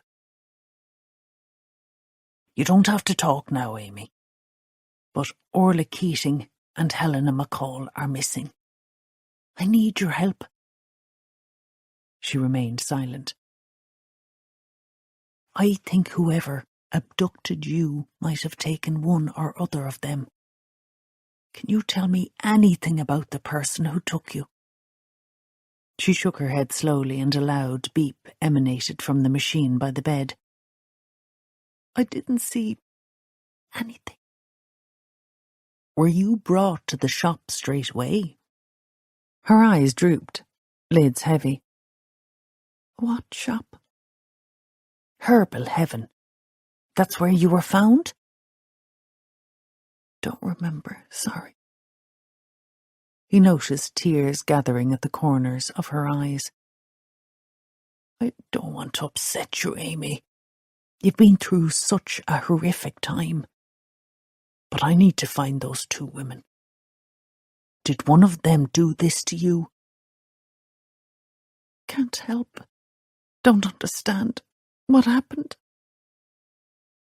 Now one of the machines beeped more loudly than the others, and he noticed her blood pressure stats rising. "It's okay, don't stress. You need to get better." "Thanks, Larry." He said nothing for minutes, lulled by the machines. He remembered reading her CV, and that he'd been about to dig deeper into her past, but had got distracted. "Can I ask you a personal question?" "Sure." "Because you joined the Life After Loss group, I'm wondering if you'd tell me the name of your ex. The one who caused you so much heartache." "Why?" He shrugged. He just wanted to know. Because there was so much about Amy Corcoran that he didn't know. Because there was a possibility that her previous messy relationship might have something to do with what had happened to her. She spoke then, her voice low and trembling. And some of the puzzle pieces began to click into place. Chapter 88. Lottie left Frankie in the interview room waiting for his solicitor and went to see if someone could find a green tea for him. Garda Brennan drew the short straw and headed out to the Bean Cafe, in hope rather than confidence. Lynch filled her in about her visit to Kathleen Foley, and she wondered why a disappeared man, Tyler Keating, kept popping up in their investigation into the murders. She stood with Lynch in the instant room as the detective updated the board. "Can we corroborate any of what Mrs. Foley told you?" "Amy might be able to. Kirby's gone to visit her.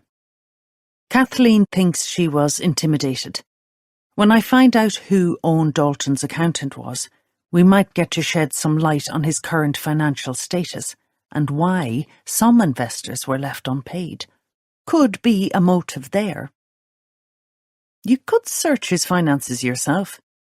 "Boss, we're working every hour in the day. I've barely seen my children or husband in days." "Okay, I'm sorry, Lynch. But seeing as Tyler is involved, what about Orla? She's an accountant. If we ever find her, we can ask her, Lynch said, her tone irritable. We need to follow the money. How do we do that? McEwen picked that moment to walk in. What was Owen Dalton's cause of death? He said. Did he drown in that barrel? According to the pathologist at the scene, he was already dead. How could she tell without a post-mortem? A ligature around his neck, blue nylon rope. Similar to what bound Jennifer O'Loughlin and Eilish Lawler, Lynch said. And his eyes were removed. His legs and arms were broken, maybe to fit him in the barrel, but why, though? Boyd said as he joined them. None of this brutality makes sense. It does if we're dealing with a psychopath. Lottie wondered about those words. Frankie Barden had uttered them not an hour ago. Kathleen told me Amy Corcoran was once in a volatile relationship with Barden, Lynch said. What? Boyd said. Yeah, Lottie said. Another intersection on our diagram. None of these people were random victims. They all interacted with each other over time in one way or another. Boyd walked along the boards, where the bullet points documented their investigation. Tyler Keating is the common denominator in a lot of them, and he's either dead or in the wind. Kathleen Foley had no time for him, Lynch said. She called him a swindler, but wouldn't elaborate. That's why I say we need to follow the money. She also gave no explanation as to why his car might have been stored close to her home until 4 weeks ago. Boyd said, Orla Keating is an accountant. If she worked on Owen Dalton's accounts, maybe she found out her husband had invested. Give me a minute. I'll find out if she was Dalton's accountant. McEwen walked to the end of the room, on the phone to his source in revenue. He gave a thumbs up and continued his conversation out on the corridor. So, Boyd continued, Orla had to know her husband had invested in the yoga studio. What amounts are we talking about? Lottie asked. 20 grand each, Lynch said. And Kathleen doesn't look like she has 2 grand, let alone 20. But what would make people invest in a pissy little studio? Boyd said. It's marketed as high-end deluxe, Lynch said. Kathleen mentioned intimidation. OK, we can get back to that, but let's concentrate on Orla, Lottie said. Did she find out what else her husband was up to? Was Damien O'Loughlin involved? Why were copies of his work files in the lockup? And where the hell is Kirby with his report on those files? She took a breath and spoke as she paced. If Tyler was a swindler, he could have left a lot of unhappy people in his wake, especially if some sort of intimidation was involved. Is Orla killing off those who could point to her husband for fraud or embezzlement? Was she complicit in whatever he was up to? We have no evidence of embezzlement, Boyd said. Just a few investors who didn't get their money back. Not a cause for murder in my book.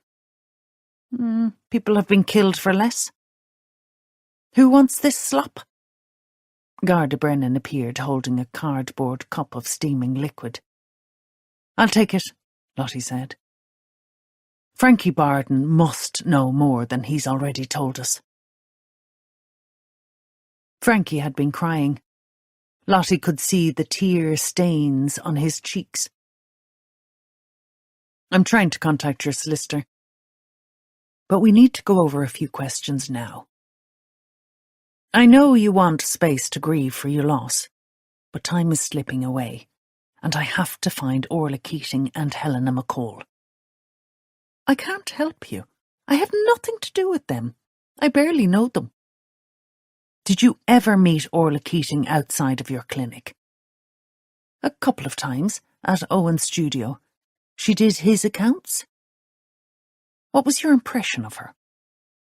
Nothing stood out other than she was a bit on edge. Did you ever talk to her on a personal level? Suppose I did, when I first met her at the clinic. I can't help interfering, can I? I have faith in my beliefs, and maybe I try too hard to convert others. Did you try with Orla? I advised her to start yoga, and then I had a conversation with her at the sun-up desk one day. She was supposed to be going over the books with Eileen, the PA, but I overheard her crying. Asked if she wanted to get some fresh air or a coffee. She agreed. She talked about her unhappy marriage. I have a way with people. They open up to me. Go on. He suddenly knew a hell of a lot about Orla, Lottie thought. There's nothing else. I told her about my meditation. She said she had no intention of sitting cross-legged on the floor with her eyes closed and hands in the air letting her mind wander. I had to laugh at that. But she didn't want to listen to any more advice. Said she was fine. She'd just had a minor hiccup when she was going over something with Eileen. I walked her back to the studio, and Owen and I headed out for dinner. But then she did take up yoga. Did she explain how her marriage was unhappy? No. We talked about her, not her husband. Was she a patient at Smile Brighter for long? He shrugged and sipped his green tea. I can't believe I've lost my husband to a murderer. You told me you'd lost someone else too. Who was that? After a long sigh, he said, Before I admitted to myself that I was gay, I dated a woman. I thought she was the love of my life, but she had so many secrets. I couldn't cope with her. Who was she? Come on, arsehole, Lottie thought. Say her name. It won't kill you. She's not relevant to anything that's happening now. We finished a few years ago. It was messy. It's over. That's it. You want to find out who killed Owen, don't you? Yes. Frankie, I know about you and Amy Corcoran. She's in hospital, badly injured. What do you know about that? I never touched her. His face paled. Not recently, anyway. We didn't work out. I went away to India to recuperate.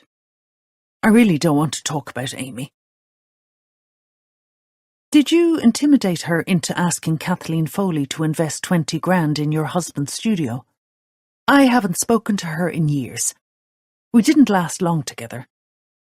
She found out the hard way that I was struggling with my sexuality. I was in denial. I'm afraid to say I wasn't the nicest person back then. And she wasn't particularly nice either, under all her faux sweetness and light. Tears spilled uncontrollably from Frankie's eyes. I loved her in my own way, but then I found Owen and realised who I needed in my life.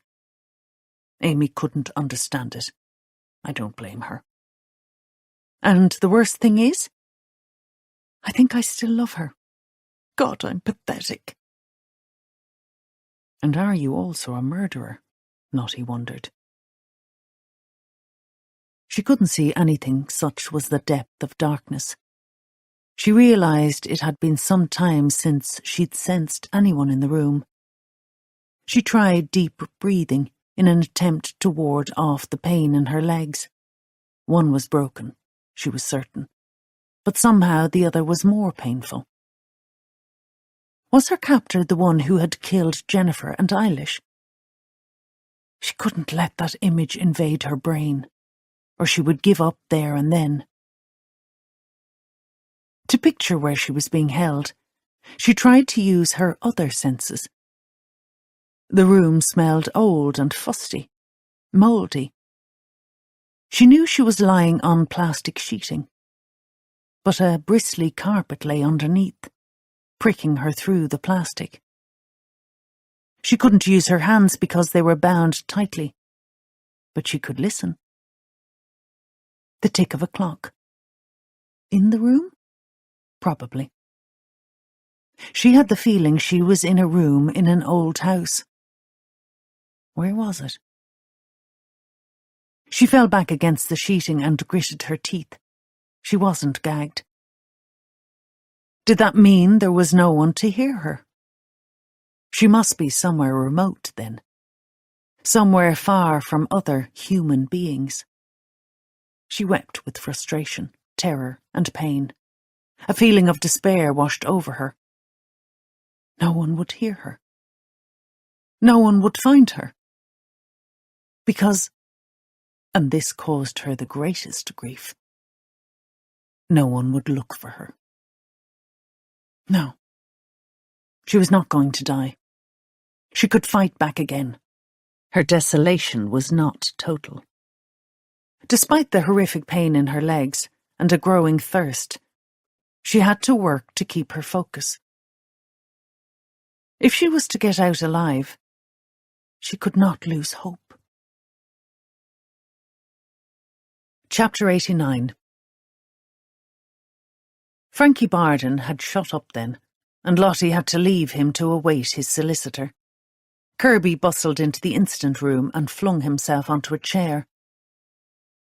"How is Amy doing?" Boyd asked. "She'll survive, but she's so damaged. I found out something crucial to all this." He pointed to the board with the sweep of his trembling hand. "He did it. He killed them all. I'm absolutely certain." "Frankie Barden?" Lottie asked. "We have to bring him in. I'll go once I get my breath back." "You're in no state to bring anyone in." "Frankie Barden was in a relationship with Amy. He beat her. She said he used to hit her with a piece of timber. Chair legs and that." Kirby was close to tears. "Christ almighty, that's awful. How is she doing?" Boyd asked as his phone beeped in his pocket. Lottie wondered if it was Jackie, and hoped he wasn't going to disappear again. "Does she know who abducted her?" "Nope," Kirby said. "But I'd bet my pension it was that prick, Frankie Barden." "He says Amy was violent towards him. His husband, Owen Dalton, is dead, and Frankie is distraught. We're waiting for his solicitor before a formal interview." "He's here?" Kirby jumped up and rushed to the door. Boyd grabbed his sleeve and led him back to the chair. "This is insane!" Kirby yelled. "Amy nearly died, and you're pissing about without charging the chief suspect." "You either stay in here or head home." Lottie gritted her teeth. "But you do not go anywhere near Frankie Barden. You got that?" She understood his anger, but she had to figure out whether it was Frankie or Amy who was lying, and if so, why? And had it even got anything to do with the murders?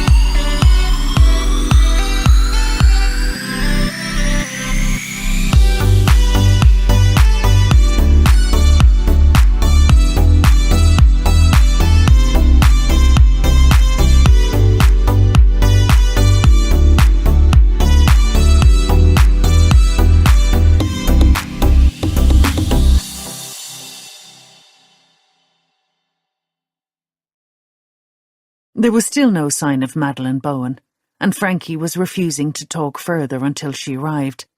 So Lottie began an impromptu brainstorming with the team. "I say we lean hard on Barden," Kirby said. "I thought I told you to stay out of it." Lottie glared at him, then realised she sounded childish. She relaxed her shoulders and slid onto a chair. "Sorry. I know we've had a hectic few days, but we need to keep going. We have 3 murder victims. An attempted murder, and we still can't locate Orla and Helena. One of them could be the killer and is keeping the other one captive," Boyd said. "Agreed. But we have to treat them as victims until we know more," Lottie said wearily. "They might not even be alive at this stage, but let's remain positive." Lynch said, "Earlier today, I was certain Owen Dalton was the murderer. He owed so much money and his investors must have been screaming for their share to be returned." "That's unlikely now that he's dead." McEwen kept his eyes down and tapped his iPad. "You always have to state the obvious," Lynch retorted. "Sometimes it has to be said aloud." He raised one eyebrow without looking up. "God, but you're a dose," Lynch muttered. "Enough," Lottie said. "We're tired, but we need to concentrate our energies on finding the 2 women." "We need to pin down the killer's motive," Boyd said. "It's someone who loves causing pain." Kirby kept tapping his pocket as if he could light a cigar. "It has to be Frankie. What if we let him go, then follow him? He could lead us to the women." "He's going nowhere until I talk to him again," Lottie said. "What is keeping his solicitor?" "She was in her office earlier today," Lynch said. "Very cagey, and shut up fairly quickly when we mentioned that Amy had once been fostered by Kathleen Foley." Kirby said, "She was definitely spooked by that." "I wonder why," Lottie mused. "See if there's anything worth looking at about Amy and Kathleen Foley and their links to Madeline Bowen." "Damien O'Loughlin drew up Kathleen Foley's will," Lynch said, "and the transfer of title on her home at Ballinsky to Helena. Kathleen claims that she didn't tell Helena about it." "But what does it all mean?" Lottie threw her arms upwards before letting them fall, twisting her hands into fists. "We don't know yet. But we must consider Tyler Keating's role," Lynch said. McEwen said his car was found in Jennifer's lockup, having been moved there 4 weeks ago. The GPS shows it had been located prior to that in the Ballinsky area, close enough to Kathleen Foley's house. Lottie said, "Did we find out anything further about the widows group?" Lynch stood and walked along the photos on the board. "We initially thought the group was exclusive to widows. Then we discovered that wasn't the case. But all the female victims and those who are missing were members of the group at some stage. Was it more than just a social outlet? Was it a front to hide something? Did Gary find anything when he dug into it online?" Lynch said, "He says it's like any other closed Facebook group. Eilish Lawler was the administrator, and to join you just sent her a request. He couldn't find anything in the DMs or comments that looked suspicious. It was set up by Eilish, and Jennifer was the first to join. We have no way of knowing who actually met in person, though." "Okay," Lottie said. "Maybe Amy can give us more of an insight, Kirby. I know this could be viewed as a conflict of interest, but she might talk to you about it." "I'll go back to her later and see what she says." Lynch continued, "We tried following the money, and Owen Dalton's murder kind of puts the kibosh on that. Like I said, he owed back the initial investments of Kathleen Foley, Tyler Keating and Frankie Barden. Gives Frankie a motive to kill him." It gives someone a motive to take out Tyler Keating. But Frankie and Kathleen haven't been targeted. Lottie stood. Frankie and Amy had a previous relationship. She's been badly injured. He is currently married to Owen, our latest victim. Can we trace a definite link where the other women have had an interaction with him? They all attended Smile Brighter, Boyd said. So did half the town, Kirby pointed out. McEwen said, just because he once might have beaten your new girlfriend doesn't mean he murdered 3 people. Garda Martina Brennan coughed. Can I say something? Open forum, Lottie said. I did a deeper background check on Frankie Barden. He went to college in Athlone. He was originally studying Irish mythology, but after year 1 he changed college to study dentistry. Tyler Keating lectured part-time in Athlone, Kirby said, and Owen Dalton lectured there too before giving it up, Lynch said. Lottie joined her team as they formed a curve at the board. Jane Dorr had a theory about the locations where the bodies were left. She mentioned mythology. Not enough to pin down Barden for murder, though. OK. What about the missing women? Boyd said. Have you found anything in Helena's background check, Martina? Lottie asked. Yes. Just a few minutes ago, I got confirmation that she was once married. In Las Vegas, if you don't be minding. It was never registered here. Boyd swirled round. Her mother said she didn't have a husband. That she was a pathological liar, that she invented imaginary friends and hated Amy. Maybe Kathleen Foley is the liar, and not her daughter. Lottie paused. Bring in Mrs. Foley. I want to talk to her here and see how she performs under stress. Martina, work with Detective McEwen and do a thorough background search on Kathleen and her family. Sounds good to me, McEwen said. And Kirby, those files from the lockup. I did an initial read-through, but make the time, she said, preempting his excuse. Gardelay entered the room. Inspector, Madeleine Bowen is asking to see you. Good. Hopefully Frankie Barden won't invoke the no-comment mantra now that his solicitor is here. No, boss. She's here with Kathleen Foley. Chapter 90. Boyd had pleaded to be allowed to go home. Jackie had been ringing him, and when he tried to call back, there was no answer. Always drama.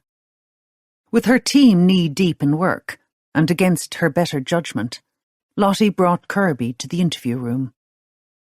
Madeleine Bowen seemed very well put together, sitting beside a nervous-looking Kathleen Foley.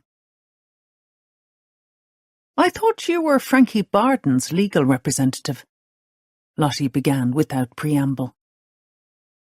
I've informed him that I can't represent him, but I've agreed to meet him later to advise him, Madeleine said. Kathleen, Mrs. Foley, phoned me in a distressed state after 2 of your officers upset her. She is here for an apology and an explanation as to why you have failed to locate her daughter. Let's get on with it. Determined voice and harsh intonation, she jutted out her chin and nodded at Kathleen to speak. My daughter is still missing, and I've told you everything. Why can't you find her? Kathleen, we are doing everything in our power to locate her. Lottie forced a sweet smile. I need you to be totally honest with me. I have been honest. Economical with the truth, more like, Kirby said. Would he ever learn to reel it in? Lottie wondered. That's a preposterous statement, Detective, Madeleine said. I apologise. Kirby spoke quickly. Lottie knew he was far from sorry. It's okay, Kathleen said. Your detective is correct. I have not been totally honest with you. I'm listening. Lottie folded her arms. Helena was married. When she was 21, she was pregnant. She lost the baby 6 months into her pregnancy. A little boy. Noah, she called him. She went into a kind of psychosis. Wouldn't accept his death. Her husband, Gerald, left her. He's living in New York now. She never fully recovered. Why didn't you tell me this originally? You specifically told me that she was delusional, a liar even, and imagining a son and a husband. I'm sorry, I panicked. I was afraid of what she might say to you. But it's been a long time and she's still living in some sort of fantasy land. I tried to get her to move on from that part of her life, but she struggled. Your daughter is suffering from a type of depression. Lottie couldn't believe the insensitivity of the woman in front of her. She needs professional help. Don't you think I haven't tried? I've worked hard all my life and paid for the best in the country. And still she's getting worse, not better. Kathleen, do you think Helena might be a danger to herself or others? God forgive me, I believe so. Was she ever violent towards you? Kathleen shook her head. No, but she has succeeded in alienating me. Even after all I've done for her, supporting her and her business. Madeline leaned forward. I think that's enough, Inspector.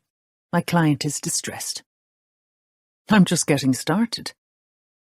Lottie checked Lynch's notes before her next question. Why was Tyler Keating's car parked close to your home for the last year? That's enough, Madeline repeated. I know nothing about it, Kathleen said. That's the truth. We will find where it was kept. I hope you do, but it's nothing to do with me. Did you know Jennifer O'Loughlin? I believe you have one of her paintings on your living room wall. I never met her. Helena gave it to me. How many times do I have to— We're done, Madeline said, rising, her formidable voice matched by her physique. I'm not, Lottie glared. Kathleen, you said that Amy asked you to invest in Owen Dalton's yoga studio. You've also said Helena drained your finances. So my question is, why did you put money into a venture you knew nothing about? Kathleen's eyes softened. I loved Amy. I let her down. I suppose it was partly guilt, but she practically begged me to invest. I had to borrow the money. 20,000 is a lot of money to pump into something because of a girl you fostered 30 years ago. I did my research on it. It was to be a state-of-the-art luxury venture. Was Frankie Barden threatening Amy? Kirby asked, shuffling forward, shoving his belly into the table. The change in Kathleen was subtle, but Lottie caught it. A wariness had crept into her eyes. I believe so. Amy left her job with you, Madeline, Lottie said, a few months before Tyler Keating went missing. Kathleen, his car was found close to where you live. What do you know about him? Nothing. Only that he took money that wasn't his. How do you know that? Kathleen's lips puckered, and the little lines beneath her nose deepened into an ugly sneer. I know because he swindled me out of my previous home after my husband died. How did he come to target you? Kathleen, Madeline said, let's go. You don't have to say anything further. Lottie wasn't giving up. Is that why you killed him and hid his car near your property? Madeline said, Inspector, as far as I can see, you are on a digging mission. You have no evidence that Tyler Keating is dead, and there is nothing to connect my client to any criminal activity, including murder. Mrs. Foley came here to find out what you're doing to locate her daughter. But you've badgered and insulted her. Come, Kathleen." Lottie had nothing on which to hold the woman, and that frustrated her greatly, because in her gut she knew Kathleen was still hiding something. Was she covering for her daughter? Why had she lied about Helena? Was it even relevant? She watched the two women leave and listened to Kirby wheeze out of his chair. "Frankie next, boss." Chapter 91. His apartment was small enough to have no hiding places, and Boyd knew it was empty the second he stepped over the threshold. There was no point in shouting out their names. Jackie and Sergio were not there. He slumped onto the couch and picked up a piece of Lego that his son had been playing with, anger quickly replacing his frustration. Why couldn't she have waited and talked it out? Perhaps she knew he'd never agreed to her ridiculous idea of them living together. And now he had lost the son who had only come into his life a few months ago. The hollowness inside him was all-consuming. Was this what Lottie had felt like when Adam died? Because Boyd knew he was going to go through a grieving process for his son. Wallowing in self-pity wasn't going to help, though. He had to do something. He had to get his son back. He needed Lottie's help, but first they had to solve the murders. Then he could go after Jackie and bring his son home. He wanted to thrash the place. Instead, he went into the bedroom. He lay on the sheets and inhaled his son's scent. Tears came hard and fast. Drained of emotion, he fell into a troubled sleep. After a hasty meeting between Frankie Barden and a junior solicitor, Lottie knew she was beaten for the day. She watched them leave together not a half hour after Kathleen Foley had walked out with Madeline Bowen. Outside, the media scrum had increased in size as the days passed. Superintendent Farrell was holding them at bay with press releases and briefings, but the headlines were critical of the lack of progress. The fact was, her team had made progress over the last few days, but more people were dying. Despite that, she felt in her gut that they were closer to a conclusion, even without substantial evidence. Her gut. Yes, that again. Still, she could do with forensics giving her something on a plate. A DNA hit or a fingerprint. Anything to bolster a suspicion. So far it was an unravelling thread. That thread had a beginning and an end. She just had to find her way through the tangled middle. But before she could do another thing, she had to go home to eat and to sleep. Chapter 92. She scoffed down a chicken breast with 2 roast potatoes, compliments of Chloe, before checking on her mother. Rose was lying on the bed they'd set up in the sitting room for her, staring at the ceiling, her eyes fixed, unseeing. Lottie stood by her side. Her mother's stare never wavered. Frightened now, she reached down and tapped Rose's shoulder. The woman shuddered, startled, moving her head from side to side as if to refocus. "Why did you wake me up like that?" "I didn't think you were asleep." "Did you eat?" Rose struggled to sit upright, and Lottie placed her hands under her arms and shimmied her up on the makeshift bed. Why couldn't she have been reasonable and taken Lottie's bedroom? She was quickly learning there was nothing reasonable about dementia. The tall woman with her short, sharp silver hair was no more. It broke Lottie's heart to see her like this, and despite the lies and revelations of a few years ago, she wanted to help her mother. But how? "I had my dinner," Rose said. "I think." "What day or time is it? I feel like I'm living a Groundhog Day. If I went back to my own house, I would get better." These lucid periods were what gave Lottie hope. "I've applied for a carer for you. When that's approved, you can go home." "I don't need anyone. I'm perfectly capable of living on my own, of minding myself."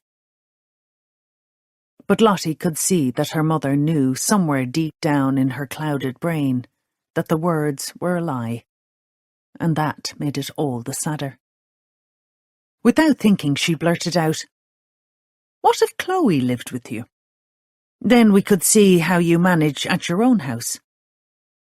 Her daughter would go apeshit for not discussing it with her first, but Lottie didn't expect Rose to accept the offer anyway. "Would she? Do you think it's possible? I really miss my house, Lottie. Everything is familiar there. It might help my brain recover." "I'll talk to Chloe. I'm sure she'd be delighted." She crossed her fingers behind her back. She didn't have much confidence in a positive outcome for that conversation. But if push came to shove, she'd go live with Rose herself for a while, and bring a pair of Sean's noise-cancelling headphones with her. There would be fewer rows that way. "I feel better already." Rose lay back and pulled the sheet to her chin. "Think I'll take a nap now. Even though we never saw eye to eye, you are a good little girl. Send your father in to me when he gets home." Lottie left her mother to rest, and braced herself for an awkward conversation with her middle child. "You can't be serious." Chloe flapped around the kitchen in her bare feet. "And where are my shoes? If Katie took them again, I swear to God I won't be responsible for—" "It was just a suggestion. A way to help out your granny." Lottie tapped the table with the spoon, counting in her head to keep her nerves from snapping. Chloe paused, having found one shoe beside the basement door. "Resorting to emotional blackmail now, are you? I have to get to work and I only have one shoe." "I saw the other one in the sitting room." "How on earth did—" "Oh, forget it. I'm going to be late. Not that you care. After I cooked a roast dinner and all." Lottie hunched her shoulders, waiting for the door to slam, but Chloe let it swing shut slowly as she exited. She needed to lie down. If she stayed up any longer, she wouldn't be able to function in the morning. A strong smell of perfume preceded Katie into the kitchen. "Louis is asleep. If he wakes, just give him juice, and he'll fall back asleep immediately." "Where were you off to?" "I told you, when I asked if you could watch Louis for me. I've another date." Katie feathered Lottie's head with a kiss, and picked up her bag from a chair. "See you in the morning. Hey, you're not staying over somewhere, are you?" With a wink, Katie said, "One can only wish." In the silence of the kitchen, Lottie tried to recall when she had agreed to babysitting, without success. The investigation was swamping her brain. Things were going a mile a minute on that front, still with no resolution. She needed sleep. As she climbed the stairs, she hoped Louis wouldn't wake. Of course he did. She brought him into her bed, where he settled into an easy slumber. She lay staring at his closed eyes and long lashes far into the night, going over what Foley and Barden had said, and trying to make sense of what was behind the murders and abductions. Was it as simple as the age-old motive? Money. If so, what was all the drama with broken bones and taking the eyes from the victims? It had to hinge on something much more devious than money. If she discovered what that was, then she would have the murdering bastard. Chapter 93. She was too weak to move when the door creaked open. If he wanted to kill her now, she would gladly agree to be taken out of her misery. Silence. No talk. Just the rustle of paper clothing. The crackle of the plastic underfoot. She didn't feel pain anymore. Her body was numb. She knew she couldn't allow her mind to freeze. She had to think of a way out of this. Appeal to his better nature. She thought. Someone who has murdered people won't have any goodness in their soul. No. She couldn't allow that thought to derail her determination. If you let me go, I won't say anything to anyone. I'll say I fell down the stairs at home, and I'll go to the hospital to get fixed up. Please let me out of here. I want to leave. Of course you'll be leaving. As soon as I'm finished with you. You won't walk out, though, unfortunately for you. Her chair was righted, and she no longer lay on the floor. What do you want from me? I want you to admit your role in everything you've done. How you planned my downfall. How you wanted to shame me. I don't understand. I think you do. I really think you do. The voice. She knew it. In that instant, she realized she had been wrong about absolutely everything. That was her last thought before something hard smashed into her leg. Even the numbness didn't dim the pain. She lost her last grasp on reality and began to sink quickly into the realms of darkness. I am exhausted. I didn't think all this would take so much out of me. All this planning and execution. This running around from place to place. The physical drain on my strength. The mental strain. It's difficult being good on the outside while a demon crawls around like a black eel inside my stomach. I thought I had mastered the art of deception. But with the authorities closer to the truth, I feel a bit lost. Floundering now. No, I cannot allow any doubt to derail my end goal. They all have to pay, some more quickly than others. Having two here at the one time is hard work. But I have to make them suffer before my time runs out. After I'm done, I have one more to target. She will have to acknowledge my role in all of this. I can't let her live. I keep thinking I made a mistake. Somewhere I left some trace behind. The plank of wood, perhaps. I stashed it in the small yard at the rear of the shop. Is that it? I wore gloves. I should be okay. But I feel an unusual tug of sadness. Owen. He preyed on the wrong person, so he had to go. I hope that by throwing his death into the mix, I will have wrong-footed the detectives so that I can continue with my mission. I cannot rest until then.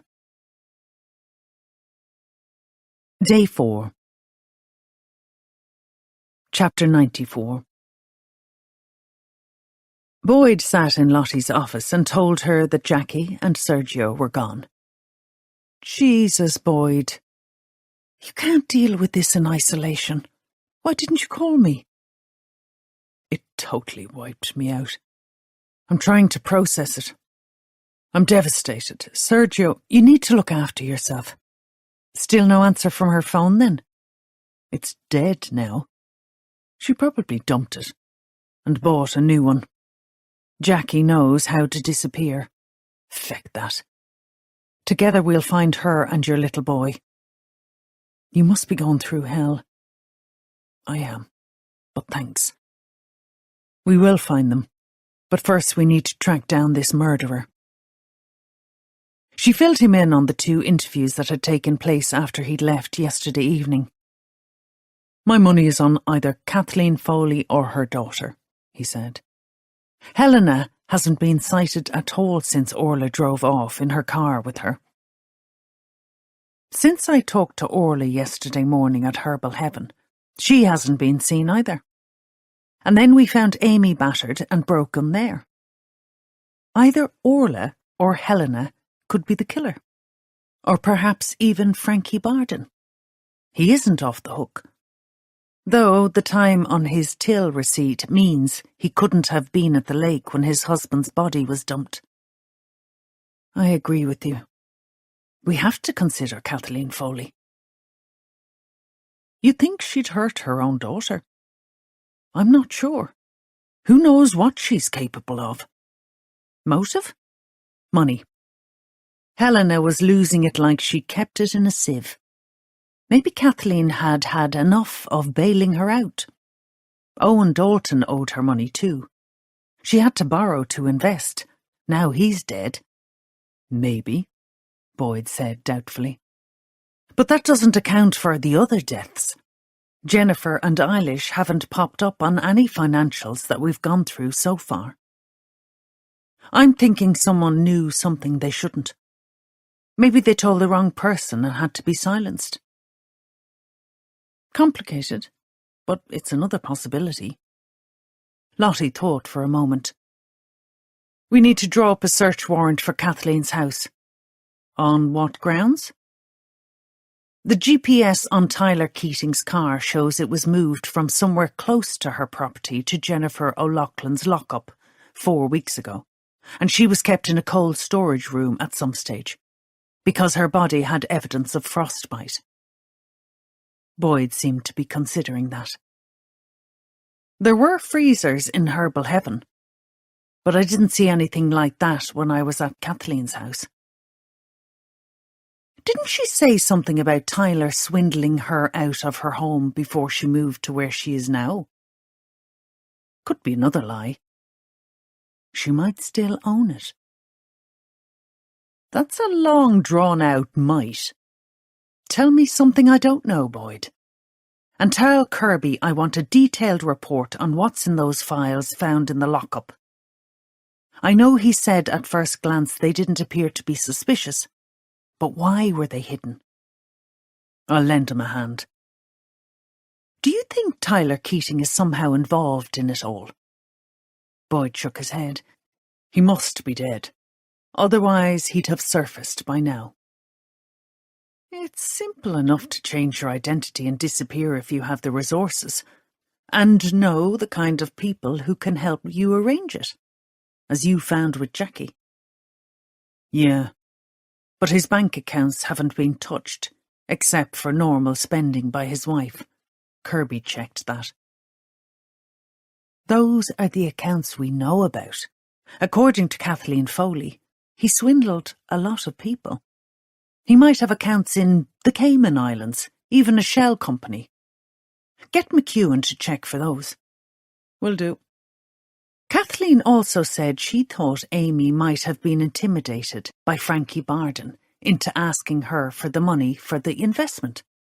Frankie intimated that Amy was abusive. But if Amy is to be believed, he was the abuser. But is he our murderer? You just said he couldn't have dumped Owen's body. I know. Where is he now? Did we have eyes on him? We had nothing to charge him with. No evidence to link him to any of the murders or sites where the bodies were left. God, we have nothing to charge anyone.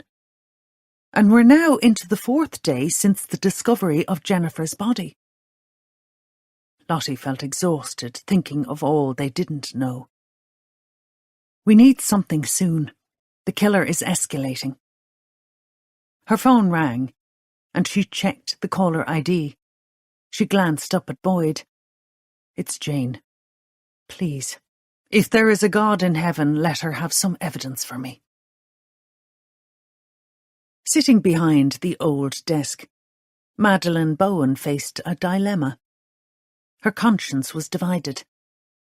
She owed it to her clients to keep their business confidential. Damien O'Loughlin, the one person she'd always trusted to help in her decision-making, was dead. The time had come for her to make a stand. She had to decide on what was right and what was wrong. She'd been doing that for some time, but it was not straightforward. Yet she had always believed that everything she did was for the greater good, whatever that might be in a corrupted world. Rubbing her eyes, she leaned back in her chair and tried to think of a legal way out of her dilemma. But of course she knew it would come down to morality, not legality. She stood up, massaging her arms, bemoaning the fact that it had been necessary to skip her morning gym routine. She paced over and back on her worn carpet. She had to come up with a logical course of action. She owed Kathleen Foley that much. Chapter 95. Lottie hung up and read over her scribbled notes as Lynch and Kirby joined them. "Jane has completed the preliminary post-mortem on Owen Dalton's body, and she has some evidence for us." "How?" "He was in water," Kirby said. "His bones were broken like the other victims," Lottie continued without answering, "and the eyes were removed by a surgical implement. We can conclude that the 3 victims were killed by the same person." "Frankie Barton would know his way around a surgical implement," Kirby growled. "And Kathleen Foley is a retired nurse," Lynch said. "What do the lab say?" The blue nylon rope used to bind the victims was standard, readily available. "What has you excited?" "Tell us," Boyd urged. "Jane has received some lab results. Jennifer's dress was sent for forensic analysis. A fibre was found nestled within the hem." "Okay." "The piece of timber Kirby found behind Helena's shop had blood on it." "Amy's," Kirby said. "Yes." "So it was used to break her bones," Boyd said. "What about the blood in the freezers?" "Not human.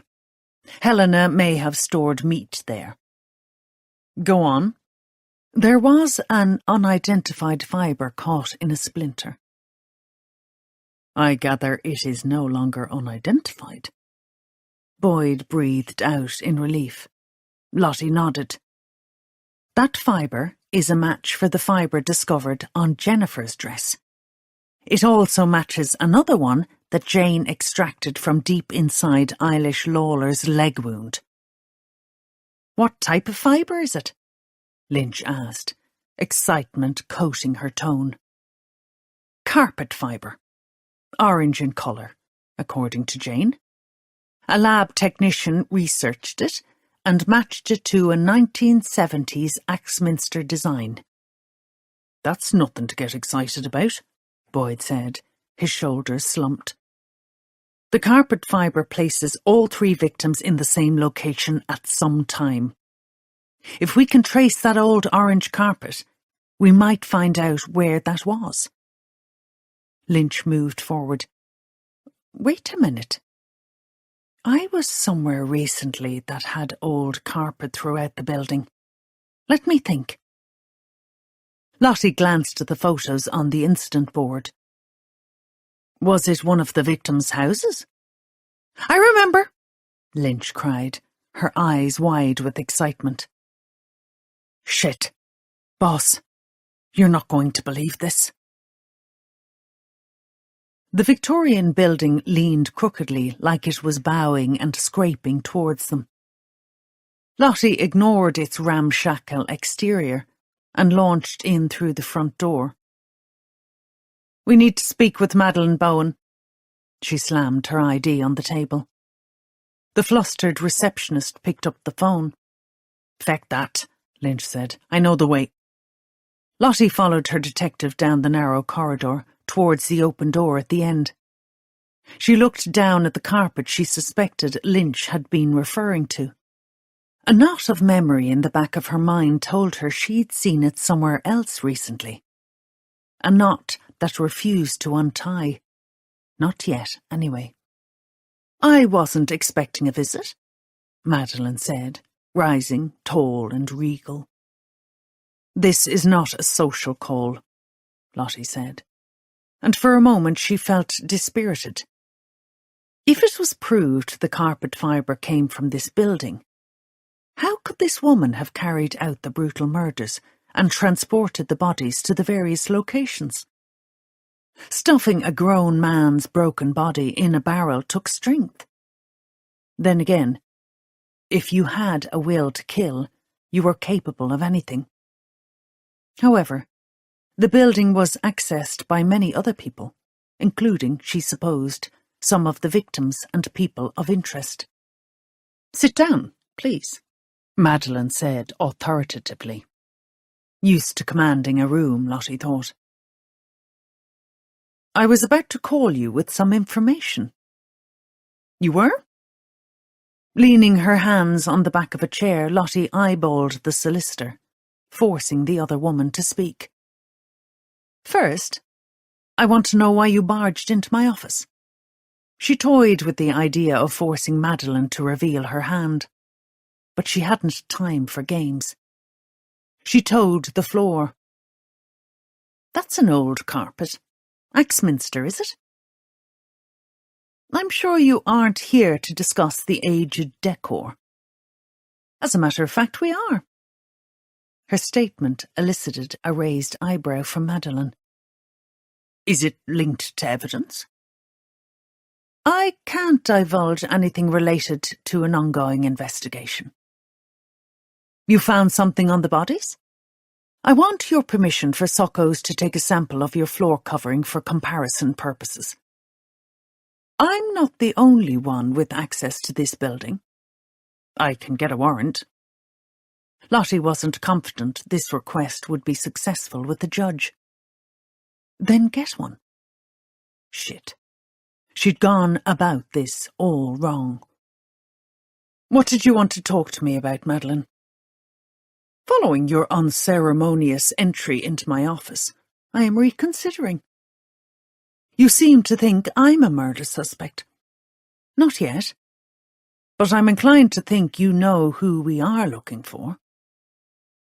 Madeline was quiet for such a long time, it reminded Lottie of how Rose had slept with her eyes open. She gave the solicitor a verbal nudge. "2 women are missing, and are in danger of being murdered, if they're not already dead." The woman focused her eyes on Lynch, then moved them to Lottie. "I want to speak to you alone, Inspector." Lottie nodded to Lynch, who left and shut the door behind her. "You may sit," Madeline said. Lottie resigned herself to a long-winded explanation couched in legal speak. She was surprised, then, when Madeline leaned forward, her tone low and conspiratorial. "I must make it clear that I had absolutely nothing to do with these murders." "Go on." "I believe everything started with Tyler Keating." "I gathered that much." "I'm deeply ashamed that my firm could be linked to this debacle. And I'd like it if you could keep my name out of it." "I can't guarantee anything of the sort, as well you know." Lottie wondered how anyone could refer to murder as a debacle. Madeline sighed. "Tyler's wife had worked on some of our client accounts for a short time years ago, and he engaged our services for the purchase of his house. Damien compiled the contracts and registry for the purchase. Amy was Damien's legal secretary. Then last year, Tyler went missing. What are you trying to tell me? I couldn't prove anything, but I now believe Tyler was corrupt, and it has absolutely nothing to do with Bowen's solicitors.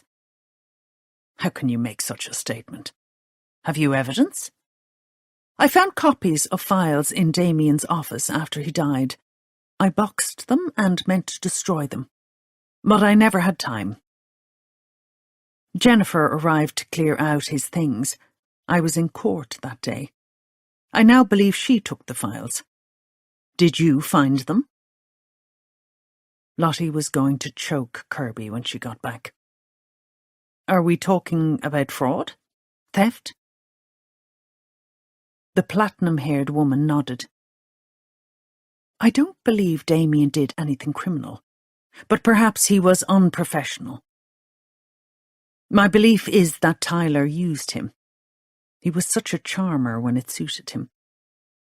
From what I have ascertained so far, grieving widows were his target. So, you're confirming Tyler stole from widows? Those who had property and money? It's possible. And Orla Keating would have had access to those clients' financials. She may have been the accountant for the people Tyler targeted and defrauded. Why didn't you do something about it? I didn't know. I left the property clients to Damien. I've met Orla.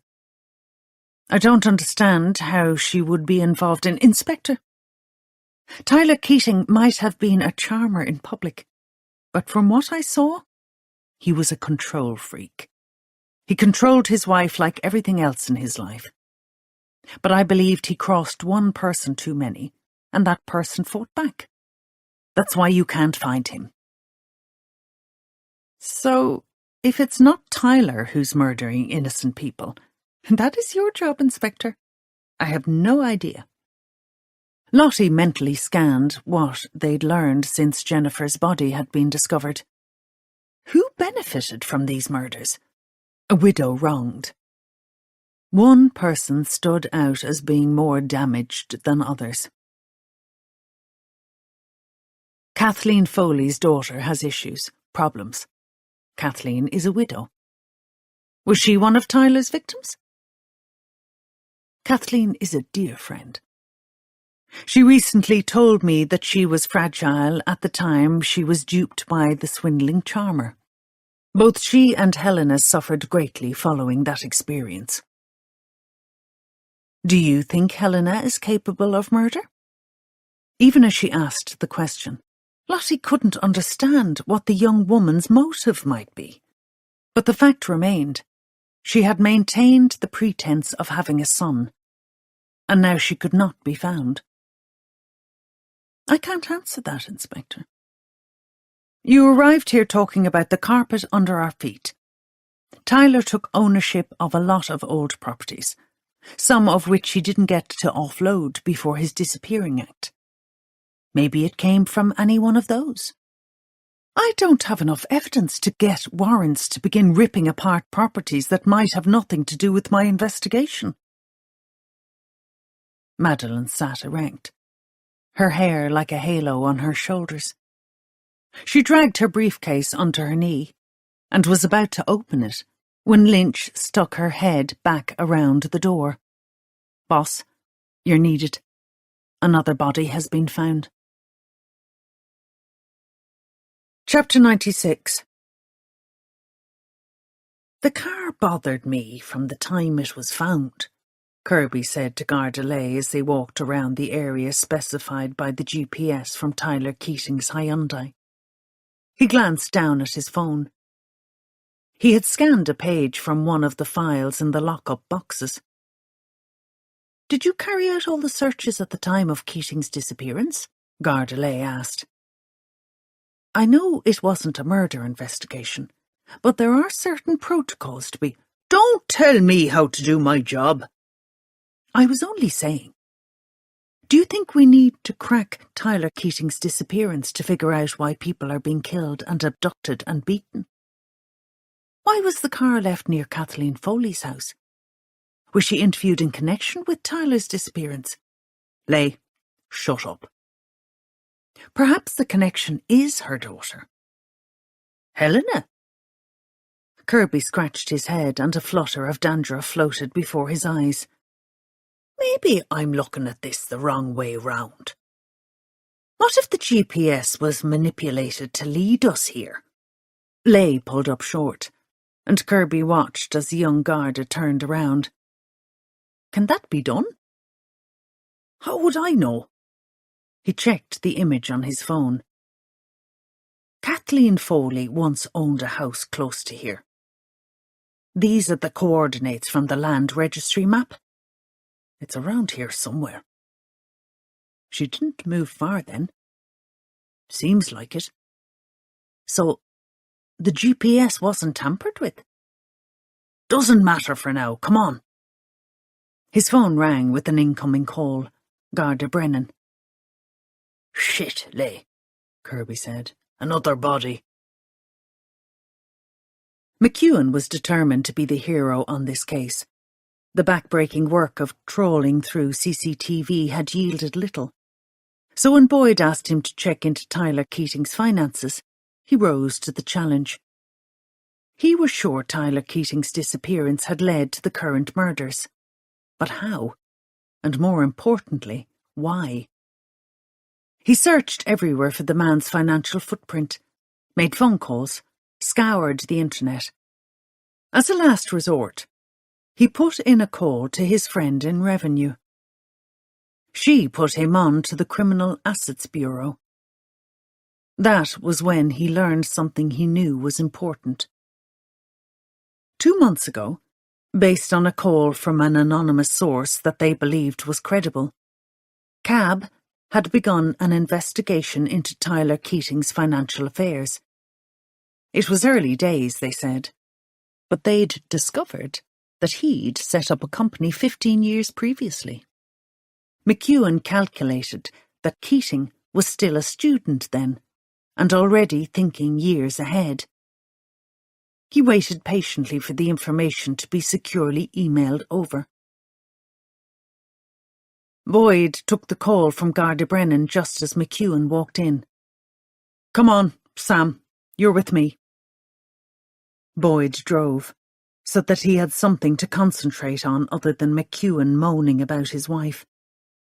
I've no idea why the killer would have chosen the Lomond area of Ragmullin to leave another body for us to find, McEwen said, once he'd finished his tirade on the state of his marriage. There are a lot of businesses and residential areas around here. Martina said the body is located by an old mill close to the new bridge. It's also a well-lit area at night, McEwen said.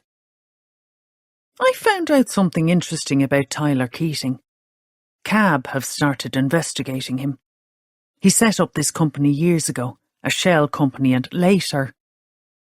Boyd parked behind the squad car with its doors open and lights on.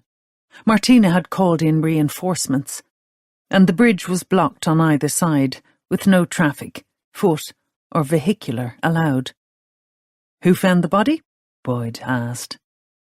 That guy over there. Martina pointed to a thin youth, kitted out in jogging gear. He was out for a run. Saw something yellow fluttering in the breeze. He's a wreck. Not a suspect, then? I doubt it. The guy is a total mess. Lead the way. They walked down the side of the bridge onto the field. The ground underfoot was soft, despite there having been little rain in the last 3 days. Boyd glanced at the sky, with its ominous bulging clouds. He was glad he had his tough shoes on, because McEwen's smart leather loafers were soon covered with mud. Under the bridge trusses and buttresses, he saw for himself the yellow material fluttering in the breeze on the body dangling, barely off the ground. We need Sockos and the state pathologist, McEwen said. I've made the calls, Martina said sharply. Boyd moved forward, conscious that they hadn't suited up to preserve potential evidence. But he had to see who it was. The yellow dress swirled around obviously broken limbs. Short blonde hair fluttered in the wind. The face was eyeless. Ah, no. Fuck. What the hell does this mean? The three of them stared at the figure, mouths open and hands hanging loose by their sides. There was nothing any of them could do for the victim. Lottie and Lynch joined them then, slipping and sliding down the embankment. Christ almighty, Lottie swore. I was terrified it might be Orla or Helena. It's neither of them, Martina said. Not unless they sprouted a penis, McEwen said. Boyd fought the urge to punch him. Lottie turned and pressed a finger into McEwen's chest. Get out of my sight, now. Don't you dare touch me! That was when Boyd did attempt to punch him, his fist glancing off the detective's chin. Lottie sighed loudly. The murders had got to all of them, and they were still going round in bloody circles, just like Frankie Barden's body, hanging from a rope, his feet trailing the ground, beneath the newest and longest bridge in Ragmullin. Chapter 97. With Leigh by his side, Kirby studied the map on his phone. He was glad Boyd had said he wasn't required at the latest crime scene, because now his bones tingled with anticipation. He felt they were close to the conclusion of this murderous episode. Following the map, they made their way on foot across a field until they came to a 2-story house, a dilapidated garage to one side. It was situated just over a kilometre from Kathleen Foley's present abode. The GPS had placed Tyler Keating's car close by. Unseen from the main road, the house would have been hard to find without the map. An old railway goods carriage stood some distance away. Was that where the car had been located all along? House looks derelict, Leigh said. Master of the understatement. Kirby kept walking. Stay quiet and keep your head down. Someone could be in there, watching our approach. We should have put on the Kevlar. Do you have your weapon? I'm not stupid. But he was. He hadn't given a thought to personal protection. Leigh must have seen the worry cross his face. It looks deserted anyway. Clever lad. Who would even think to investigate this place? Us? Kirby sighed. From the outside, it was obvious that the house was in serious need of repair. Trails of ivy tracked up the drain pipes and along the gutter. A shrub sprouted out of the chimney. He made his way forward carefully, telling Leigh to stay well back. He peered through a ground-floor window, but it was as if years of grime had congealed into black. He took a step backwards, surprised to find Leigh standing right behind him. The windows are covered with something on the inside. To keep nosy people from looking in? Maybe.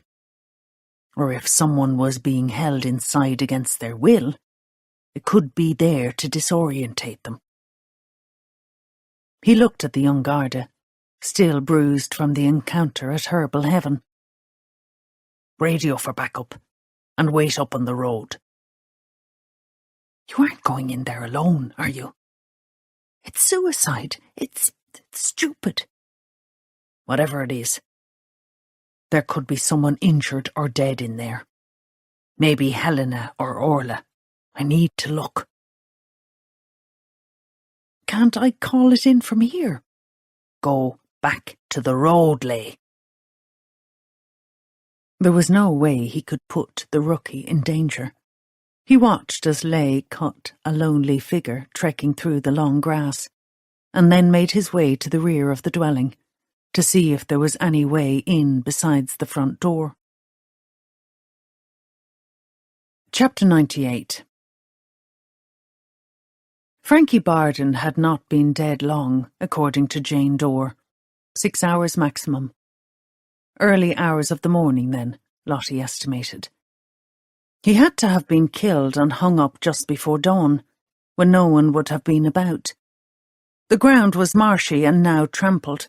Footprints would be useless. However, Grania did point out the tracks of 2 wheels. Some sort of small trolley, she thought.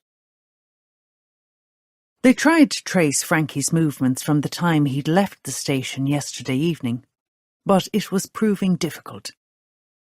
No one in the Canal View area where he lived could remember seeing him. "You do know you shouldn't have hit McEwen," Lottie said. "He had it coming, and it made me feel good. After Jackie and Sergio, I don't know. I have this anger simmering and it was good to let fly. I get that. But despite you barely making contact, he'll report you to the super." "I don't care, to be honest." "Don't say that. It could damage your career.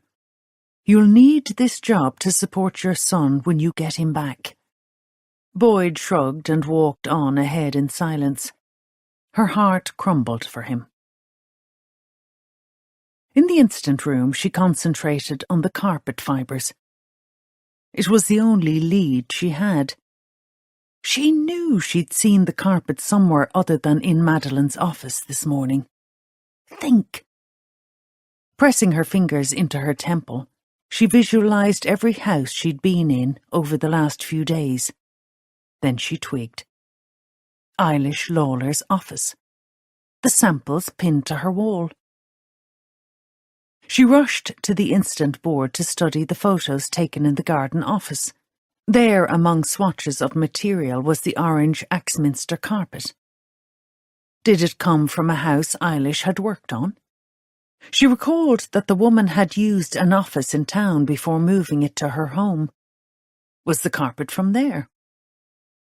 Pulling up files, she searched for all she could find on the address. The building had been owned by Eilish and Oisin Lawler. A year after his death, it was in the ownership of a company called Widow Island. What the hell did that mean? Her brain was a riot of information, and she was unable to see her way through it. And squarely, in the centre of the riot, was the image of Frankie's body beneath the bridge, grotesquely damaged and naked beneath a yellow dress. She shook herself to keep alert and went over all the notes about Eilish. "Boyd, hear me out." "Okay." Eilish worked on Jennifer O'Loughlin's house. She also designed Owen's deluxe studio. I suspect she worked on his and Frankie's kitchen. It's a similar design to her own house, and is this about the Axminster carpet? Yeah. What if she had taken samples from some other property, but never got to do the work? I didn't find anything in her notes to identify such a place. Did she inadvertently come across something that led to her being killed? And why is her old office building now in this Widow Island company name? McEwen found out about a company Tyler Keating set up? It looks like Damien O'Loughlin and Tyler Keating were involved in illegal property dealings. Maybe Eilish sold her office in town to this company under duress. Boyd sighed. This is all speculation. We need evidence. There has to be something in those files Kirby was going through.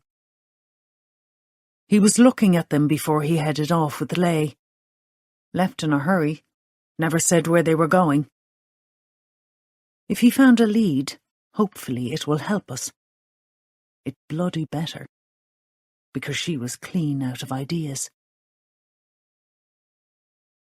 Chapter 99.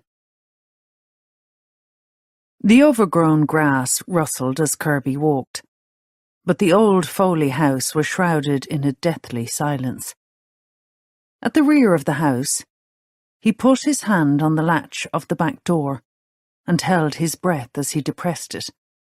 The door opened. Taking a step across the threshold, he quickly put the crook of his elbow across his nose and mouth. Too late. The stench of feces and blood filled his airways, and he dry-retched into his sleeve.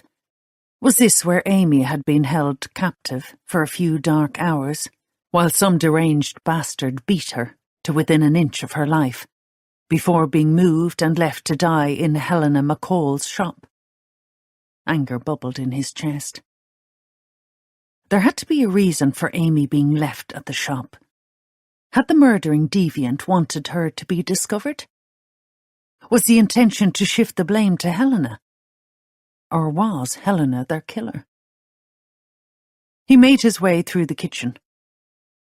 There was evidence that it had been used recently, a box of cereal on its side. Cornflakes attracting an army of ants across the scratched wooden table. Unwashed cutlery and crockery filled the sink, and another colony of insects crowded around food-stained plates. He lifted the lid of a garbage bin. His heart almost stopped. Blood-soaked crime scene protective clothing. Christ almighty, fuck, he swore. He stepped into a large utility room. Cold air caught in his throat. It was like an icebox. He backed out and made his way from the kitchen to the hallway. Finding a pair of gloves in his pocket, he blew to expand them and shoved in his sweaty, awkward fingers. Pausing, he listened. Not a sound. Save for the creak of old floorboards and a rising wind outside. A sliver of sweat tracked from his hair down his neck to pool along his shirt collar. A sudden blast of fear crashed through his chest, and he wondered if he'd been stupid to come in alone.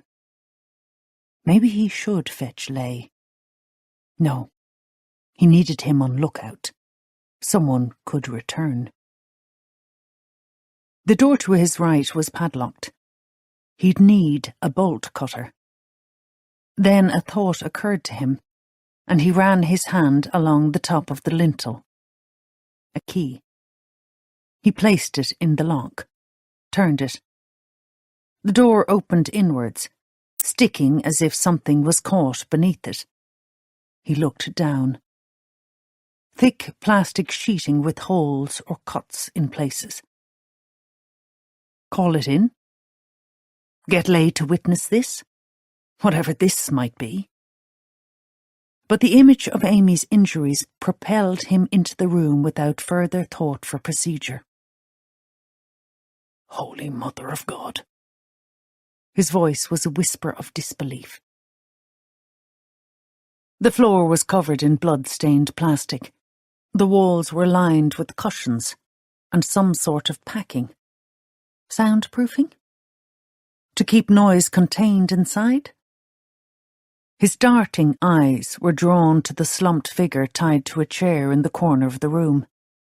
Broken, bloodied, silent. He made for the figure. It was difficult to determine if it was male or female. Such was the amount of blood and protruding broken bones. The hair was damp and matted. Falling to his knees, he listened. A soft, slow breath feathered his face. Alive. A woman. His fingers fumbled with the knots on the thick blue nylon rope.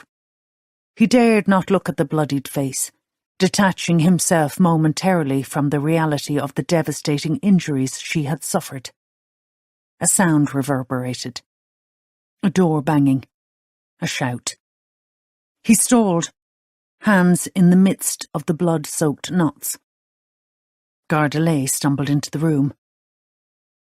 I called it in and... Oh my God! Leigh exclaimed. What? Oh, God. What is this place? The killer might come back. Keep watch and call an ambulance.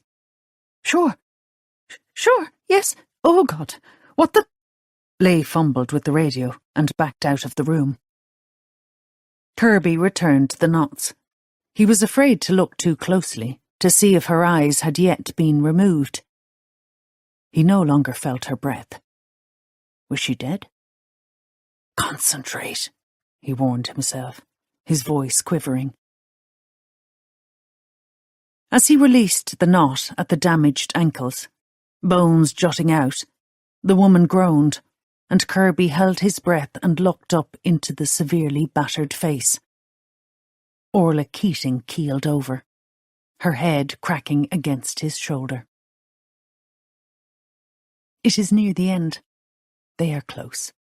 I can smell them as if their investigation was leaving a burning smoke trail. I thought I'd have my work completed before they arrived. But all this running around, trying to be in two places at once, has exhausted me. But do they know who I am? Why I am doing all this? Will I have to make it crystal clear for them? No. They'll figure it out. Eventually. And then realization dawns on me as I hear the sirens and cars and ambulances appear on the brow of the hill. It is already too late. I've always been ahead of them. I need to keep it that way. The one I had to abandon in the house won't survive, but I mourn the fact of missing out on that death. I glance at my rucksack with the other treacherous eyes swimming in their glass jars. I should have got hers, but time closed in on me. I did what I had to do, and now I have one remaining task. A final person to meet. To tell them that this was all for them. Then I am done. I will disappear into the ether, never to be found. Just like the man that was Tyler Keating. Chapter 100. Orla Keating was rushed to hospital with life-threatening injuries and would not be providing information anytime soon. So, Lottie divided Damien's files from Jennifer's lockup among the team. There had to be some sort of proof of a killer, and their motive within the buff manila folders. Helena was still missing. Could the sad, damaged young woman be the killer? McEwen arrived, looking none the worse for Boyd's punch. She decided to deal with the fallout later. What did you find out about the company established by Tyler Keating? Cab set up an investigation after a recent tip-off. They discovered the company called Widow Island. It's linked to a foundation helping children who have lost a parent. Based on what we now know, that's a crock of shit. Flicking through pages in the file open before her, Lottie wondered how Tyler Keating had convinced Damien O'Loughlin to get involved in the corruption. Money and greed, she supposed. Tyler was a part-time lecturer, well able to get his point across. Combining what they'd learned from Cab with what Madeline had said, it seemed the pair had used the foundation to extort funds in the form of property from unsuspecting grieving widows. Everything I've looked at so far, she said, and what Kirby discovered, involves bereaved women signing over part of their estates to Tyler Keating's company. Damien O'Loughlin was the solicitor in each case. And I'm sure Orla Keating was able to doctor the accounts, said Kirby. Her name doesn't appear on these files, Lottie said. But we know Tyler was also an accountant. We can follow it up when we arrest the murderer. The file that led me to where Orla was being held contained a deed of transfer showing that Kathleen had signed the house over to this widow island. OK, let's recap, Lottie paced. Could Jennifer have found out what her husband was up to from something she overheard in the clinic? Or did she discover it when she took the files from Damien's office? Boyd said, "Doesn't matter how she made the discovery. The fact that all these dealings affected grieving widows must have inspired Eilish and Jennifer to form the Life After Loss group." "Why allow Orla into the group?" McEwen said. "If she was involved in the scheme." "She mightn't have been a willing participant in the fraud," Lottie said. "I think the widows group was set up to gain enough support and information to unmask the corrupt dealings." Kirby scratched his chin. "Maybe Orla joined them in order to help, after her husband disappeared." Lottie folded her arms in determination. Or she wanted to keep an eye on what they were up to. The women who have been killed or physically abused this week may have been working towards exposing the fraud. But they then became targets of someone who didn't want it to be exposed. Boyd agreed. So who had so much to lose that they resorted to gruesome murder? Lottie was as bewildered as her team. "I can't figure out why Frankie and Owen were murdered, if that scenario is true." "I don't like it. But I think the killer has to be Helena McCall," Lynch said. "She's still unaccounted for, and it's possible she had access to her mother's old property, where Orla was found." Lottie said, "But if it's her, why would she want to keep the fraud secret? It could even be her mother." Garda Lay entered with a sharp knock on the door. "Luke Bray is downstairs. He seems agitated, asking for Detective Kirby. He wants to see those photos again." Kirby stood up, and Lottie nodded for him to go. "You okay now, Garda Lay?" she asked. "Right as rain, thanks. That house was such an awful bloodletting den. Those poor victims. How are you able to sleep after witnessing such horrors, Inspector?" "Not very well," Lottie said. Luke Bray was dressed in his work clothes, and sweat bubbled in pools around his eyebrow piercing. "I should have told you before, but I was scared. After I thought about what happened to Amy, I phoned her in the hospital." "Yeah, pull the other one," Kirby said. He tried to sneer, but was too exhausted to get it right. "You can think what you like about me. I don't care. I want to tell you who gave me the money to open the back door of Herbal Heaven." Kirby opened the folder of the photos, updated with all the people of interest in the case. He laid them out on the desk. "Her." Luke pointed to one image as soon as it appeared. Kirby leaned over and stared at it with surprise. "Are you sure?" 100%. I know her." This was going to throw a spanner into the discussion they'd just had in the incident room. They'd been totally wrong. Chapter 101. Clouds shifted over the evening sun with a sense of foreboding. The sky faded as the weather broke with a streak of lightning and a deafening clap of thunder. A persistent deluge followed. After fruitlessly waiting for the rain to subside, Lottie decided to proceed. She jumped out of the car, tightened the Velcro on her Kevlar vest, pulled up her hood, and tugged her jacket zip-up as far as it would go over the bulk.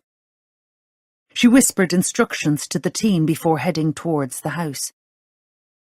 It was in darkness, save for light escaping from a gap in the curtains of a downstairs window. Lottie closed her eyes to get a mental picture of the layout. She put her finger to her lips and beckoned her team to their stations before marching up to the door and knocking loudly. They'd already been to the house of the person identified by Luke, but no one was there. The friend's house was her last hope. The door remained closed. The silence was once again shattered by a clap of thunder, and the downpour continued. She knocked again, then pressed her hand on the bell. "Kathleen!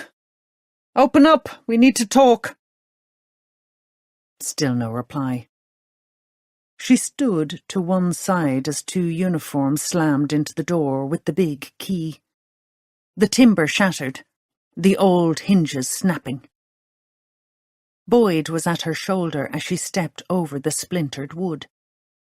Torch beams gleaming behind her lit the hallway. She headed to the door to her left just as Kirby and McEwen arrived from the kitchen, having broken in through the back. She nodded, acknowledging them, and opened the living room door. "Stop!" came a voice from inside. "Don't come in." Lottie blinked, eyes adjusting to the dimness of the room, lit only by a standard lamp by the window. 3 people were there. A woman lay on the couch, listless. "She's unwell," Lottie said. "She needs to go to the hospital." "She's going nowhere."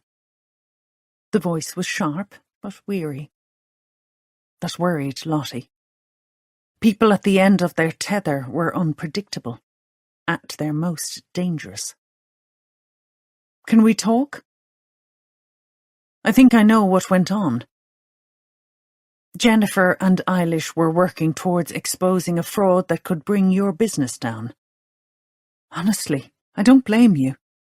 I'd be mad myself." Wrong word, she realized too late. "How dare you? I am not mad. I have never been more lucid in my life. I can see the wrongs in this world, the naked greed that led to corruption. They were the ones who were mad. All of them tried to implicate me and my life's work, and drove me to seek revenge. Will you sit down and talk it out with me?" Lottie chanced. "I'm done talking. Time for my last action. Come in, and you can bear witness." Taking a deep breath, Lottie moved forward. She felt a tug on her jacket. Boyd, behind her, trying to prevent her from walking into the viper's nest. She shrugged him off. "Only you, Inspector," screamed the voice. "You may leave, Detective. Close the door behind you." "It's okay, Boyd," Lottie said, quickly assessing the situation. The house was surrounded. She was safe, wasn't she?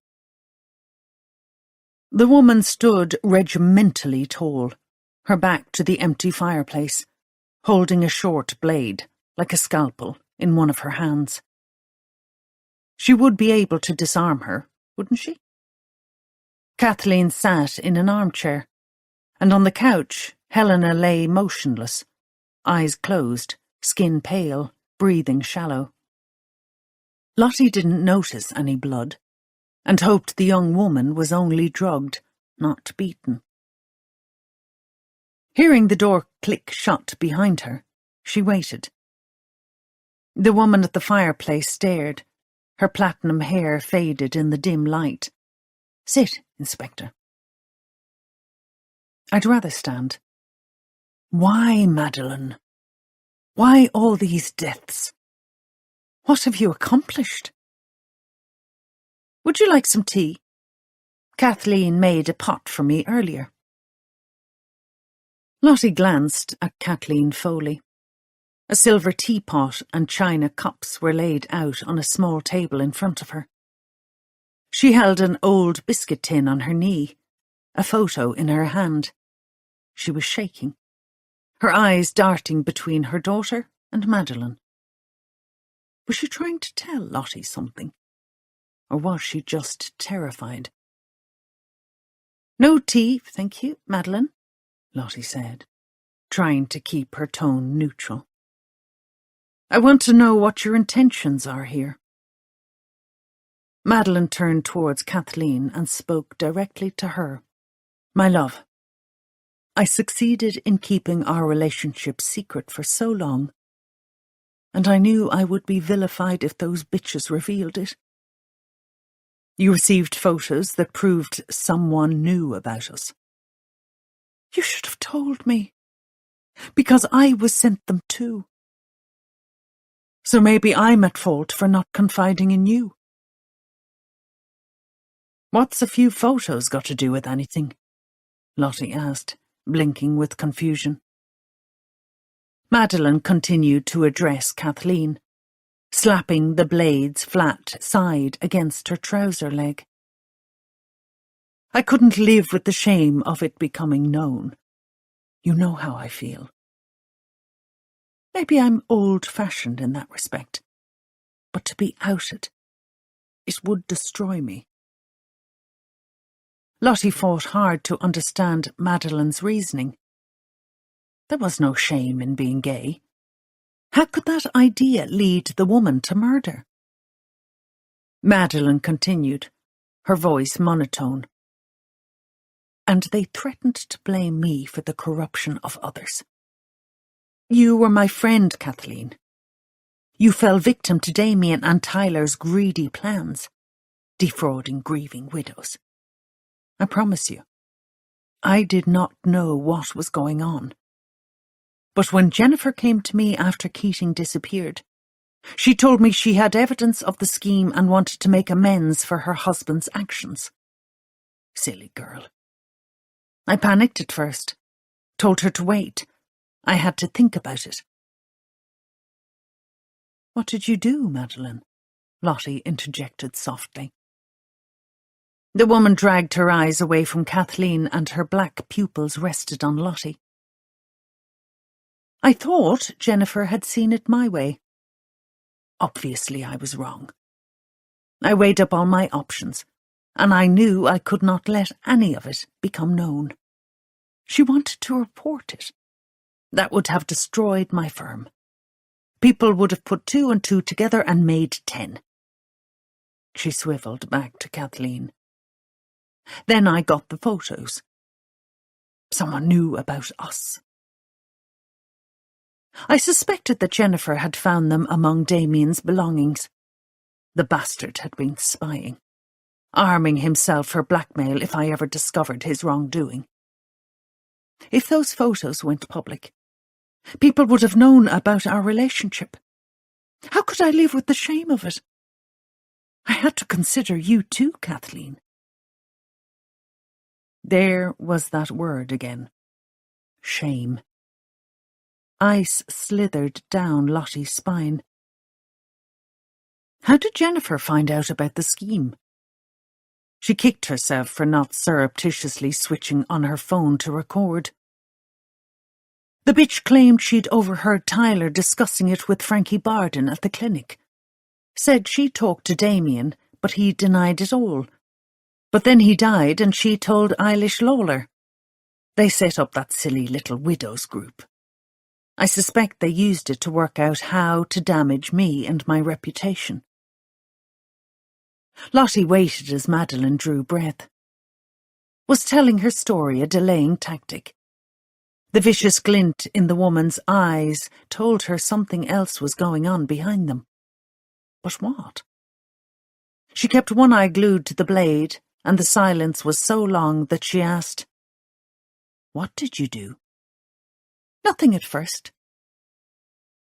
That Tyler creep had disappeared. Not my doing, unfortunately. Then a month ago Jennifer appeared on my doorstep again, mouthing off about her little group, saying that Helena was struggling because her mother had sunk money into that damn studio and could no longer fund her shop. I was incensed. You should have told me at the time, Kathleen. I would never have allowed things to get so out of control. A sly smirk crossed Madeline's face as she glanced at Lottie. My dear friend and her daughter had suffered loss after loss, even before our relationship developed beyond friendship. I owed her, Inspector. I owed her big time. Owed her for what? Sweet little Amy, of course. My firm had dealt with her case.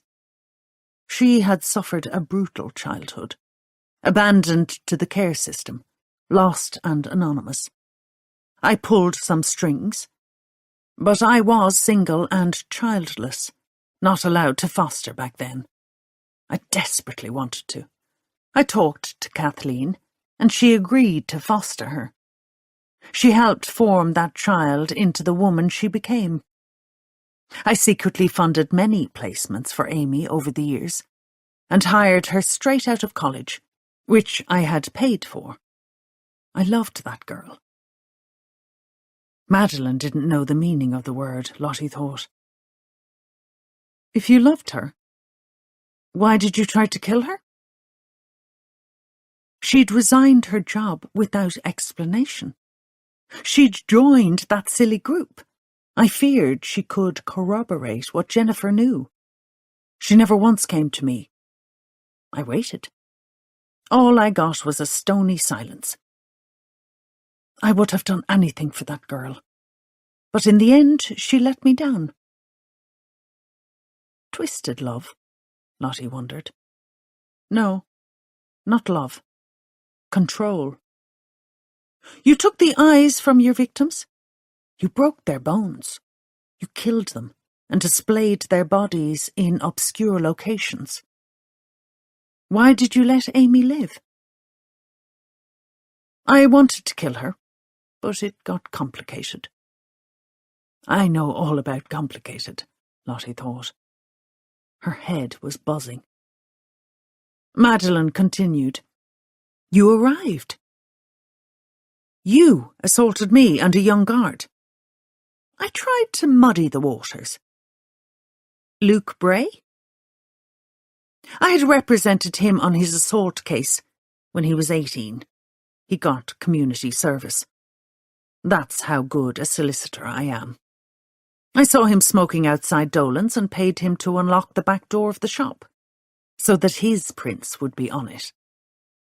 In a way, I was glad you got to Amy before I could go back to her. Is Amy related to you? God, no. Her parents were crack addicts who used and abused her. I rescued her when she was 3.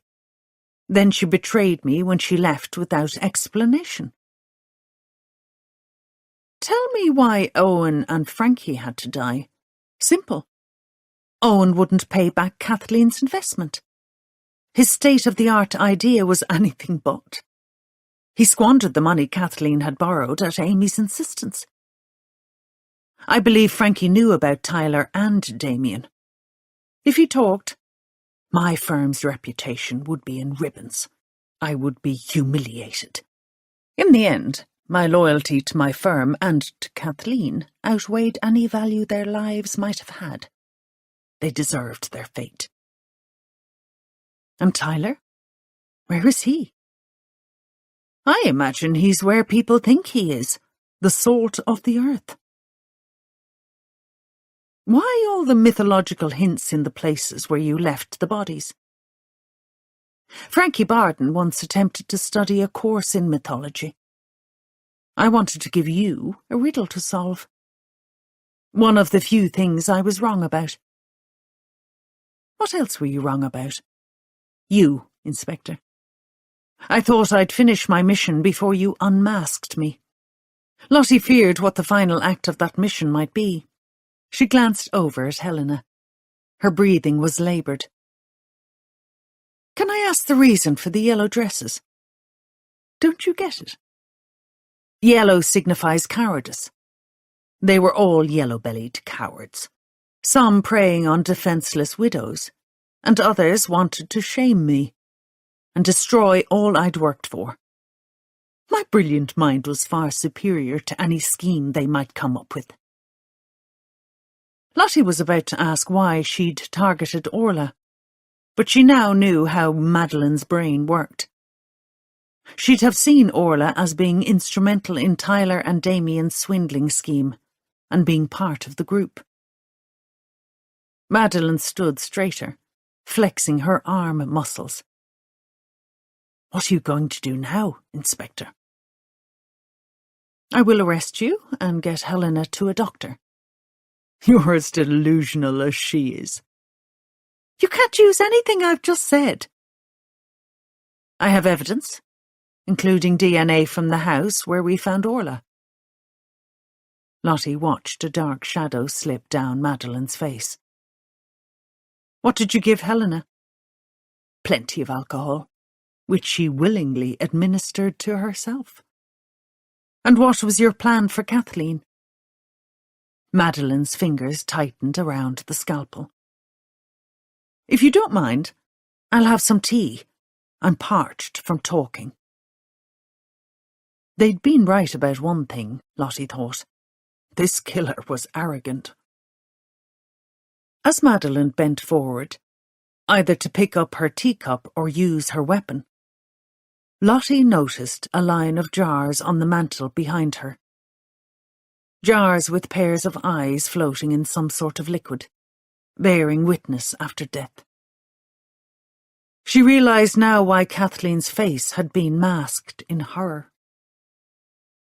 Lottie hadn't time to be shocked by the jars. Kathleen burst out of her stupor. The biscuit tin fell, scattering the photos. In her hand she held a small bronze ornament. She whacked it hard into the solicitor's face. The scalpel flew into the air as Madeline fell, upending the table. Crockery smashed across the floor. The noise brought Boyd and Kirby bursting into the room. Leaving them to deal with the two older women, Lottie moved towards the couch. "Helena, I'm taking you to the hospital. Can you sit up?" The young woman opened her eyes and nodded weakly. Lottie put one hand behind her head and the other around her back, up under her arm, and raised her to a sitting position. "You're safe now." Helena glanced at her mother. Kathleen nodded silently as she was led out of the room by Kirby. Boyd had Madeline sitting up, her hands in cuffs. A trickle of blood seeped from her temple. "Why?" Helena whispered. "Life after loss," Madeline groaned. Then her voice sharpened.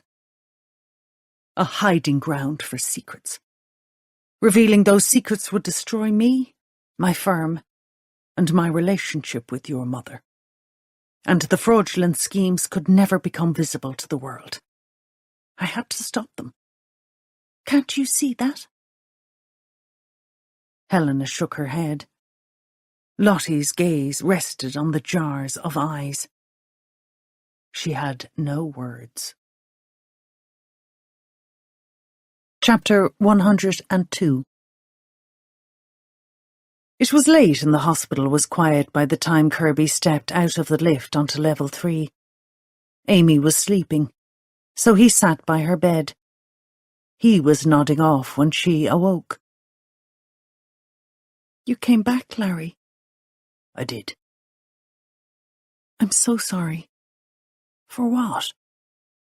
He felt his stomach muscles clench. This was it. The confession.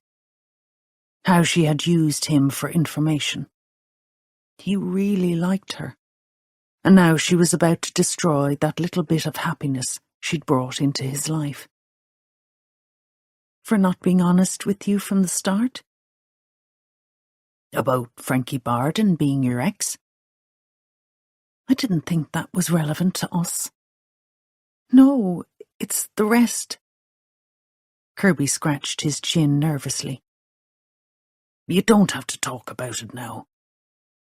I do. If we are to have any chance. Chance of what? Maybe all would not be lost. Us. A relationship. Okay, fine. Did you only meet up with me to get information? Her eyes never left his.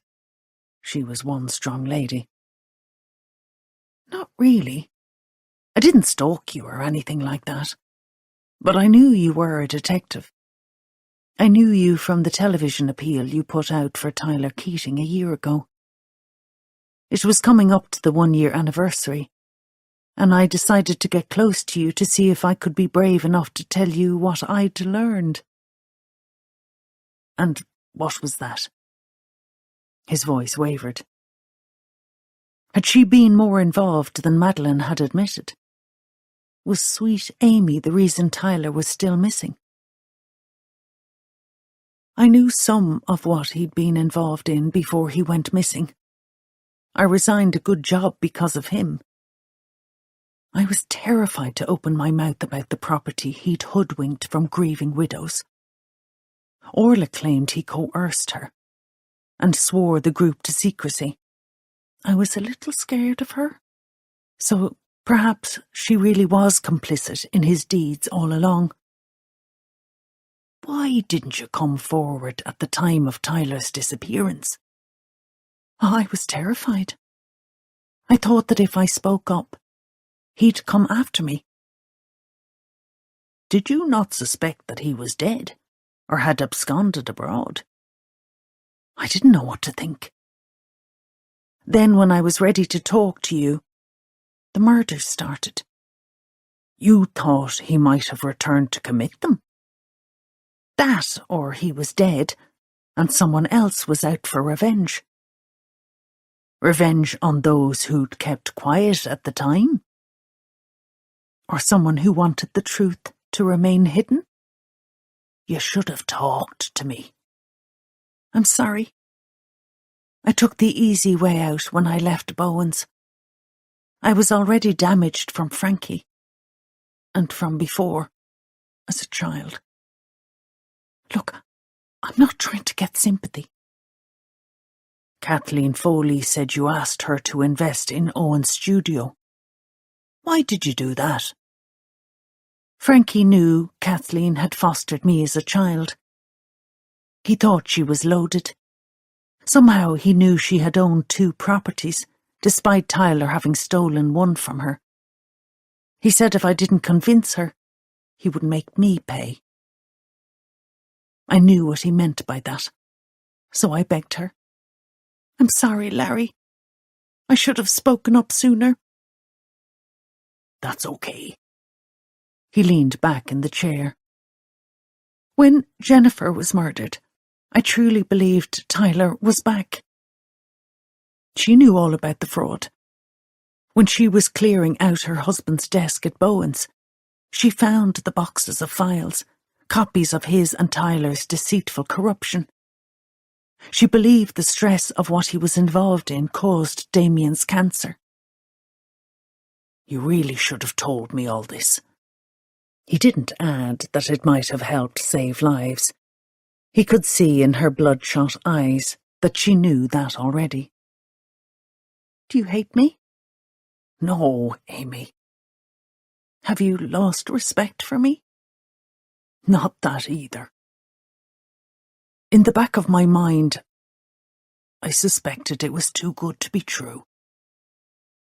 He saw her eyes fill up and a little piece of his heart shattered. I'm so very sorry, Larry, for hurting you, and for being a sneaky bitch.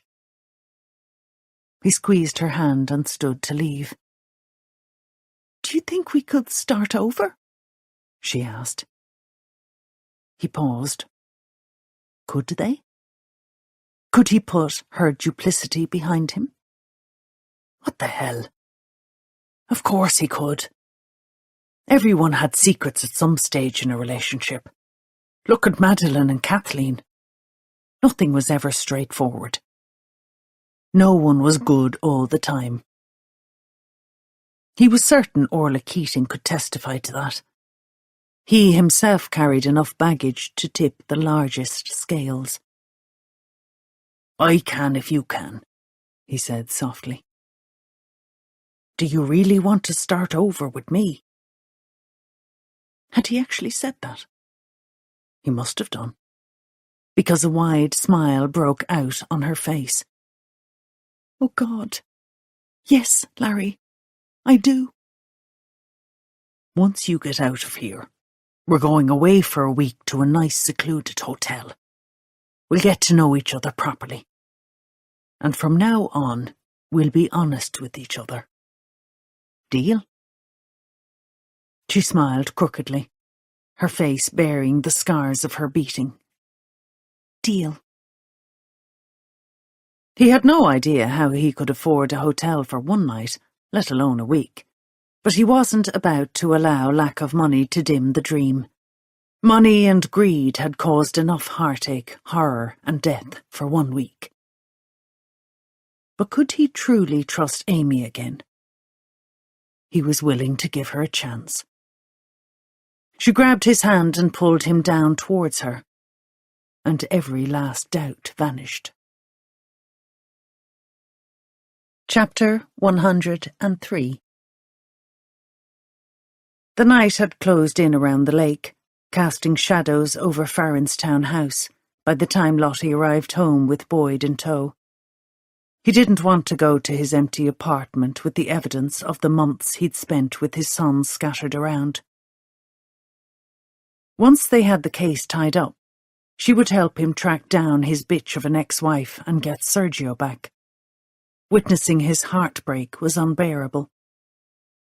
The kitchen smelled of cooked food, and in the oven, a Pyrex dish held the remains of a stew. First, though, she needed tea. She flicked on the kettle. Boyd unscrewed the cap of the Merlot he'd brought and searched for a clean wine glass.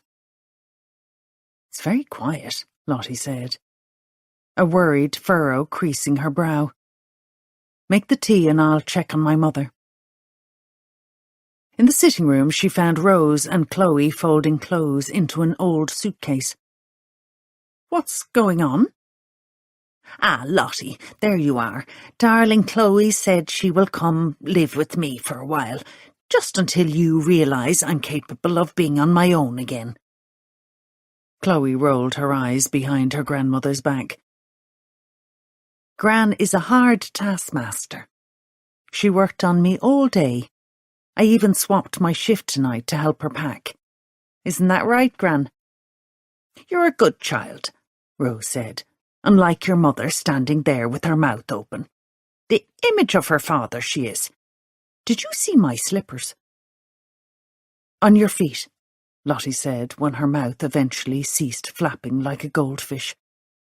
"You can't leave tonight. It's late, and your house will need to be aired before you go home." "I may be getting old and have a bit of that dementia yoke, but I'm not totally senile yet," Rose said sternly. "We're going tomorrow, aren't we, Chloe? Now be a good girl, Lottie, and make us a cup of tea. I'm parched. A slice of brown bread with plenty of jam on it would be nice. What would you like, pet?" She turned to Chloe. "I'll have the same, ma'am." Chloe winked, and this time Lottie rolled her eyes before she returned to Boyd in the kitchen. "You won't believe this." She took the mug of tea from him, inhaling the grape aroma from the glass in his other hand. "Try me." She told him about Rose and Chloe. "Isn't that what you wanted?" he said, sipping his drink, leaving a red stain on his lips. "Yeah, no, I don't know. Shit, Boyd. I don't want to ruin Chloe's life. Rose isn't easy." "I think Chloe is independent enough to make her own decisions. Like her mother." He winked. "I kind of backed her into it, didn't I?" "Chloe Parker won't do anything she doesn't want to do, so quit fretting. If it doesn't work out, it doesn't work out. You have no control over it. Thank you, wise old owl. Less of the old, please. She poured more milk into her tea to cool it, and they sat side by side at the table, shoulders touching. I really miss him, Boyd said, and bit back a sob. Come here. She held his hand in hers. Jackie is a scheming bitch. She uses people, including your son. If we have to turn the world upside down, we will get him back. She has more of a right to him than I do. Not if we use what we know about her. Just keep thinking of the great months you've had together and plan for his future with you. He gently kissed the top of her head. There are still a few things I don't understand, she said. How did Madeline Bowen come to have access to the old house that Kathleen used to own? She probably had keys because of their long relationship, or she took them from Tyler before she killed him. She hasn't admitted to doing anything to him. She confessed to the murders and abductions, but is resolute in her denial about his disappearance. Maybe he really did skip town and is living it up somewhere with a new identity. Wouldn't surprise me, Lottie said. And why did she move his car to the lockup? Once Jennifer's body was discovered, she wanted us to suspect that Jennifer had killed him, perhaps. Boyd drained his glass and reached for the bottle. Maybe, but she wasn't convinced. That file from Madeline's briefcase has a list of Damien's clients cross-referenced with those Orla Keating did accounts for. I'll hand it over to CAB to help their investigation into Tyler's fraudulent dealings. Orla was more involved than she'd like us to believe, Boyd said, and sipped his wine. For sure. Are you staying the night? Is that an invitation? Yes, old owl. I would love your company. Do you just want to talk, Mrs. Parker?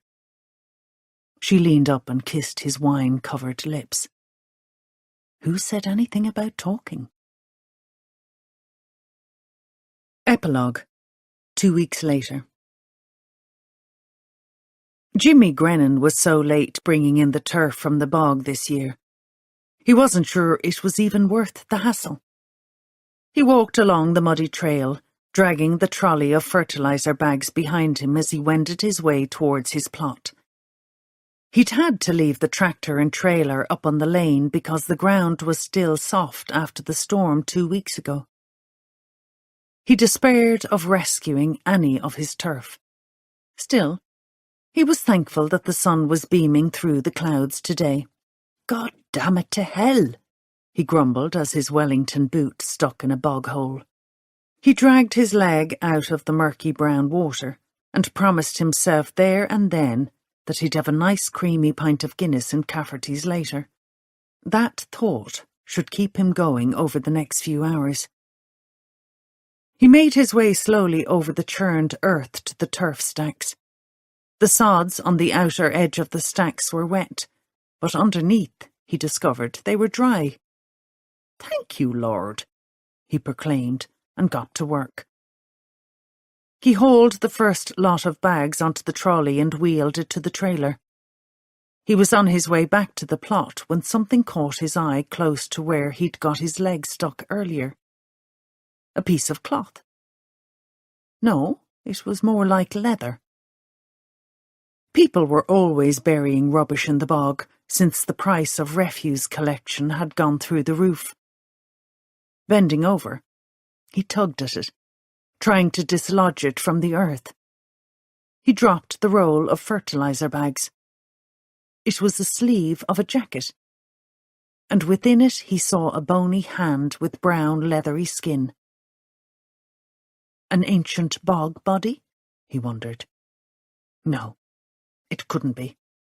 They didn't have leather jackets, did they? He got down on his haunches, careful not to fall into the stagnant water, and stared with his rheumy eyes. A ring on one of the fingers. Silver. He dragged away more of the turf, realizing that the recent rain had unearthed this poor soul from his boggy grave. As he jostled his memory, he thought he knew who it was. A curlew sounded across the bog. A breeze chilled the air. As he brushed away the soggy soil with his fingers, Jimmy uncovered more of the jacket, then a shirt collar, a leathery neck. Skin turned tan from the bog.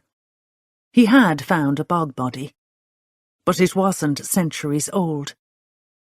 It had only been buried for 12 months. Jimmy Grennan knew he was slow on the uptake at times, especially after a few pints, but he was right about this. He recalled the appeals he'd seen a year ago, the man's photo on lampposts, the dry-eyed wife in front of clicking cameras, pleading for information about her missing husband.